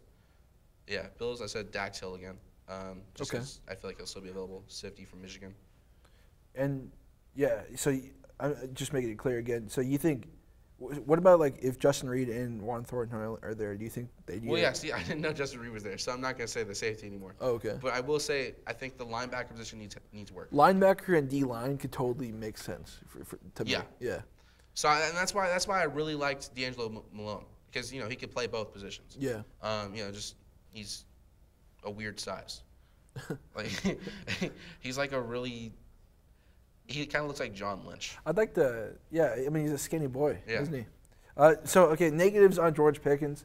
He needs to gain weight, to be honest. He gets pushed around by big corners and press coverage. This is a big deal in his route running and his releases. He needs to get better at 50-50 balls. You think with his frame and his strength, there's no way he would be losing those, but he loses those kind of often. Mm-hmm. The ACL tear is obviously scary. Yeah. But Kansas City is probably, I think, will probably go wide receiver here. I understand the linebacker. That makes a lot of sense. Yeah. But it just depends on which one to me. I think George Pickens is the best one available, but I keep mentioning this guy from North Dakota State, Christian Watson. He's known as like a freak athlete. Like GMs are saying, "Oh, this guy's a freak. This guy's a freak." You know, It's just the FCS scares people instead of it's FBS. not like Yeah. not full level yet. And it would make sense. Yes, they're kind of both a little bit of a stretch here. They really should go in the second round. But as we said earlier, I think the Chiefs address some positional problems, which I think need to be addressed at wide receiver. And as long as they have Patrick Mahomes, to be honest, like he's going to hit a wide receiver. So I guess what you're saying makes sense as well. And then anything else you'd like to say about Pickens or the linebacker that you mentioned? Or Kansas City? I mean, I think if they go with Ojabo, then do that. But I think Malone is a guy you seriously look at. Okay. Because he could play both positions. I feel like he'll help a lot in Kansas City. That's my final I statement. think that would make a lot of sense as well. And then 31st overall is the Cincinnati Bengals. I have them taking Kenyon Green, the guard from Texas A&M. This really just kind of addresses, again, positional issues. Kenyon Green is a very versatile player. He actually started at 4 different positions this season, 2 games at right tackle, 1 at left tackle, 2 at right guard, and 7 at left guard. He got first-team All-American and All-Conference. He was a finalist for the Lombardi Award, which is the nation's top lineman. He has quick feet and is great in the running game, but struggles in passing sometimes. His measurements, he's 6'4", he's 325 pounds, 34-inch and 1/8 inch arms, 10 and 3/8 inch hands, 5'2", 40 time, only 20 reps on the bench, which surprised me, to be honest, and a 26-inch vert. Some positives, he's well coached and his hand placement and punches. He runs over people on plays and plays right through the whistle. Good balance to the second level. He can go take over a linebacker or a safety and just take him out of the play. Great base with incredible power. Good recovery moves and great. I thought upper body strength. That's what I saw on film, but the reps, on bench don't really speak for that. What do you think Cincinnati does here, and what do you think happens at the 31st pick? And also, what do you think about Kenyon Green? So I'll tell you right now, I am a huge fan of this pick. Really? I love Kenyon Green. It's more of a personal. Oh yeah, you're a Texas A&M kind of guy, right? No, I'm not. You're I not. never care for Texas. Oh, A&M. I don't know what I was thinking. No. This is a weird personal connection. So in Madden, when you there's guys that have no no responsibilities in their life, so they just create the next draft class Oh, okay. on a downloadable version. So I'll download that, and I built an offensive line around Kenyon Green, and he stayed on my franchise for like 12 years. It was awesome. He was fantastic. So I love this guy. He's fantastic. That's awesome. But yes, no, the Bengals need an offensive guard. They just did get Kappa from the Buccaneers. So that fills in one of the guards, but you have two on the offensive line. So I think Kenyon Green here would be awesome. I think the Bengals have, an overall pretty good team. I mean, I have some alternate picks, but I'll get into that in a second. I think what they need is their offensive line. That's really what's driving. I mean, they lost the Super Bowl because of the offensive line. Yeah. I'm totally going to blame on the offensive line. If that last play that Burrow had, if he had just a second more, if someone could block that wrecking ball of a man, Aaron Donald, or slow him down or something. Is your mic on? Yeah, it's okay. on. Sorry. Someone could slow him down. He would have been able to see that play. So I think Kenyon Green would be a huge pickup here. I think the Bengals desperately need to build off the line around Burrow. This would be the last piece. This would be the last infinity. Speaking of Donald, yeah, nice. I think like the tackles are good, the center's good, but the center could get better. But that guard spot. That guard spot is that's where Aaron Donald will attack. Terrible. Yeah. Terrible. Yeah, I agree. No, so I think and this is it. I mean, they have the receiving core. They have the tight ends. I mean, Usama's out, but they brought in Hayden Hurst, which, that's decent. Usama wasn't, a huge star, but, Hayden Hurst could be a serviceable tight end. Yeah, no, That's he's a good tight end. You fill the spot. And they have Joe Mixon, running back. I feel like, they have an overall great offense, but that guard position is so important, and that affects your run game, on lead blocks, on traps. Yeah. Which I think the trap is probably the most. Poles. Yeah, the running back trap is the greatest run play in football, in my opinion. That's what Lombardi talked about. No, I think the trap play is the greatest run play in all football. Okay. You love guards. Yeah. Nice. No, and I wasn't even a guard. I think the guard is so important just to blow that gap up, because halfback dies right at the middle. It's not just the center. The tackle's not doing anything. They're just out being there. The guard is important. Yeah. It's an important position, and you saw it in the Super Bowl. I mean, that wasn't a run play, but that was a pass play, and he just got blown up. Yeah. So I think this is a great pick here for the Bengals. I would love this pick. I appreciate hearing that. Of course. Before we go into your alternate picks, so some negatives here. He holds when he's beat. That can't happen in the NFL because you're going to get beat a lot. Yes. Needs to be better in pass protection. Doesn't mirror the defender well with his feet or his hands. And slow on lateral movements. Stunts and twists give him a little bit of trouble. Seems like all guards that we've talked about kind of struggle with the stunts and the twists. Yeah. But that just might be because stunts and twists are made to mess up guards. Yeah, they're hard. And he needs to learn a little bit more about blocking schemes. But otherwise, yeah, I think it's a great pick. I'd like to hear about your alternate picks. So let's look at a roster again, team builder. Looked at their linebacker positions. The only notable guy was it Luke Wilson? Is that his name? Luke Wilson? Is it Luke? I don't know. I don't know. This is the white guy. Okay. Yeah, he's an outside linebacker. They don't really have a middle linebacker in Cincinnati, so I went with Christian Harris, linebacker out of Alabama. Not many flaws. He was actually, Sky Report basically said he did say overall a really good linebacker choice. The only flaws he had was like the pop in his hit isn't super strong. Yeah. So he doesn't really have a strong. I don't think hit stick. that's like. It doesn't really matter. Yeah. And his pass rush doesn't have it. As a middle linebacker, you don't need to worry about pass rush. So I feel like having a good, solid middle linebacker on that defense would help out a lot. And then the cornerback position in Cincinnati is here and there. Eli Apple. Listen, I don't think he did that bad. I don't think he didn't do that bad. The Super Bowl he just let up two not. touchdowns. The Super Bowl was not great. Yeah, but I don't didn't do that good in the Super Bowl. But I don't think it was a bad playoffs for him. No, he did. I think he's good. a solid cornerback. No, so I put Khair Elam. He's the nephew of Matt Elam. He was drafted in 2013. Really? Yeah. That's cool. And then his dad played in the 90s. I can't remember what his name was, but he played in the NFL for 7 years. But Khair Elam, cornerback out of Florida, kind of struggles with deeper routes, really good zone coverage, kind of struggles in jump ball situations because he is smaller. So that's kind of not ideal. Yeah. But he reads the quarterback eyes really well, and kind of keeps the flats covered very well. Not a great mid or deep passing corner. So having that down here in the flats would be good. Okay. But I think the Christian Harris guy from Alabama, I think that's that'd be a better alternate pick. But, I'm not with that at all because Kenyon Green is a pick. I like Kenyon Green. He's a good pick, but I agree in linebackers, like they didn't get better there. Yeah, they don't. Yeah, I didn't recognize anybody in the linebackers position. Cincinnati really needs help on the offensive line, as we spoke about, most of the guards and even the center spot. And like we said, Kenyon Green is good. And I think he's the best available interior lineman here. Yes. It'd make a whole lot of sense for them to grab him. He's NFL ready right now, just needs to work a little bit on the pass blocking, which is important in Cincinnati, but it can be coached. Yeah. And he's elite in run blocking. His strength and size will help him get quicker off the ball.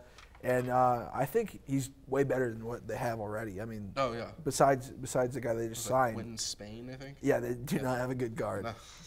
And then, okay, let's get to the final pick of the draft. The 32nd pick by the Detroit Lions, Andrew Booth Jr., the cornerback from Clemson. The Lions. What don't they need? Andrew Booth Jr. is a versatile quarterback with good size and a long wingspan. He's strong in press coverage, disrupting the release. He's also good in zone coverage and knows how to read routes and make a play on the ball. He can play in the slot or outside. He's a ball hawk and will grab the ball, but he won't get burned as much as Trevon Diggs. He will grab that ball but won't get burned. Measurements, he's 6 foot, 200 pounds, 31 and 1.5 inch arms, 9 and 3/8 inch hands, and positives, twitchy hips and feet. Man, he's fast. Slows the release with a good press. Back pedal is low and smooth. Absolute ball hawk, and his hands are on the ball often. He is burst to attack the ball carrier, and ball tracking is some of the best in the draft. Also, we said it doesn't matter that much, but he does hit pretty hard. I do see other players going here. The Lions could just. Lions. You should pull a. Hey, what year did the Raiders draft Sebastian Janikowski? Oh my goodness. Just pull it. 2001, I think. Take a kicker. Just take a kicker. Draft all punters and kickers. Just draft them. Just bring them in. Build a team off that. I want to see that. Missed on Rodrigo Blankenship, man. Goodness. The negatives on Andrew Booth Jr. He can't press this heavy as he did in college and the NFL because he'll get beat off the line. Mm-hmm. They would literally just juke him out or shove him. Yeah. Bad false steps and bites on some coverage. Overreact to pump throws at times. Needs to read the quarterback better in zone coverage and needs to get better in zone coverage. Mm-hmm. And tackling can be an issue because he's pretty high up in tackling. Just needs to get lower and wrap up better. What do you think about? I mean, like, I think with the Lions here, man, is they truly can't pick anybody. Yeah, they can draft anybody. I just thought, okay, who's the best available? And I thought Andrew Booth Jr. Yeah, I thought he's a good pick here. Is it Andrew or Andre? Andrew. Oh, Andrew? Yeah, Andrew. I have Andre. What? Wait, what did you put? Andrew. Why do I have Andre? I don't know. Oh, I forgot the W, that's why. All right, Andrew. But, okay, so what do you think about the Lions? What do you think they're going to do with the 32nd pick? And what do you think about Andrew Booth Jr.? All right, this one, I mean, it's a team their pick doesn't matter, so I'm just going to go into Madden. My goodness. I'm going to go into Madden. This year, I tried to turn around the Lions. It took 6 seasons. And then we made a playoff appearance, and we lost the first game. Can I ask who your quarterback was? Oh, I got rid of Goff. So that's what's going to go in here. So get rid of Goff, clears up cap space. Get a quarterback in this draft that you could work with. So I went with Matt Corral. That actually would not be a bad pick at all. I know. So I went with Matt Corral from Ole Miss. His pocket awareness is, I mean, from what I've read, I kind of just made an assumption of what kind of like his play style is. I've seen him play. His pocket awareness, I think, is kind of like Mahomes. Very aware of what's going on around him and is able to move quickly out of trouble. He's mobile too. He has an NFL level arm. Honestly, he's the best quarterback in the draft if he wasn't injured, in my opinion. Yeah, I think so as well. Yeah, no, has NFL level arm, able to make quick passes across the field. I think he's the best quarterback available, in my opinion. It's just the injury, I think, spooks a lot of teams from taking him. So that's why I think, take Matt Corral for the Lions. Get rid of Goff, trade him, get some picks, or get a better anything. See, I actually love that pick. The cap space. I think it'd make a lot of sense. My only issue is, do I want to draft somebody this year who could be solid, or do I know it sounds terrible. Do I want to lose next year? Dude, do I want to lose next year? 60 years. And then, yeah. Do I want to lose next year and then take Bryce Young or CJ Stroud? Like, what do I want? A good quarterback or do I want an elite quarterback? In my opinion, if I'm the Lions, I'm staying back. I'm picking the best player available. I think don't reach for a quarterback. That would be drafted too high. Like, I think Corral could be drafted. Actually, this would be a good spot for Corral. But he'll be drafted a little bit later. Putting Booth on the other side of Jeff Okudah, who's getting off an Achilles injury, would be a start of a good DB core. He's tough. He's a grinder. He works out in the weight room pretty often, and he's exactly what Dan Campbell's looking for. He's going to bite those kneecaps. You know? But see, I think the Lions should do what the Bengals did a couple years ago. I mean, when they drafted Burrow, and just kind of the Bengals weren't anything. They just drafted Burrow and a couple other guys. Okay, but Burrow was the first overall pick. I get that. That's what I'm saying. They drafted a quarterback and then some other guys, and then over that season they didn't do anything. So in the offseason they built a team around them and they went to the Super Bowl. So why don't you build a team right now and then draft a great quarterback next year? Because Goff isn't the answer. No. Get rid of Goff. I know. You build a good team, and then you just get rid of Goff, and then you draft Bryce Young or Cedar Street. You get the first or second pick or third pick. I said Matt Corral and George Pickens. Start building your offense. Yeah, okay. Build a duo that can start working together, and then you just add on in the offseason or the regular season, just free agency in general. Add on over time, and then start building that defense. And I feel like Matt Corral and George Pickens, put them together, I feel like it would be a really good quarterback receiver duo. Because the Lions receiving core, back to Madden, I literally kept, I think, 3 people on that whole roster. I think all they have for their receiving career is Amon-Ra St. Brown. Yeah, and he's not super reliable. Yeah, but he's a good. He's kind of like Deebo Samuel. Okay. More like Ayuk. That's an Ayuk. No, this is what I'll say. He is Walmart version Deebo Samuel. Great value. He can. He's great value Deebo Samuel because he can work in the running game too. He's Deborah Samuel. Yeah. Anything else you want to say about the Lions or the 32nd pick? I feel like this is that. What's that pick? It's the Mr. Insignificant at the end of the draft. That's what. Oh shoot! I can't think of the name. Mr. Insignificant. They give the last pick of the draft a jersey and it says Mr. Insignificant, which I feel like is like super mean. Mr. Irrelevant. Mr. Irrelevant. Yeah, That's like super mean. They win a big they win a big trip, and then they get like some sponsorship or something. Yeah, no, it's cool, but I don't know. I wouldn't want to have a jersey that says Mr. Irrelevant. That's funny. So I feel like every Lions pick is an irrelevant pick. No, they're building a team. They've been building since 1965. Okay, this is a different coaching staff and a different GM. I don't care. Barry Sanders wasted his whole career in Detroit. Calvin Johnson. Oh, you saw what happened to Matt Stafford? He left and won. And he won. I'm just saying, Detroit is, you know what? I'm sorry to whoever lives in Detroit.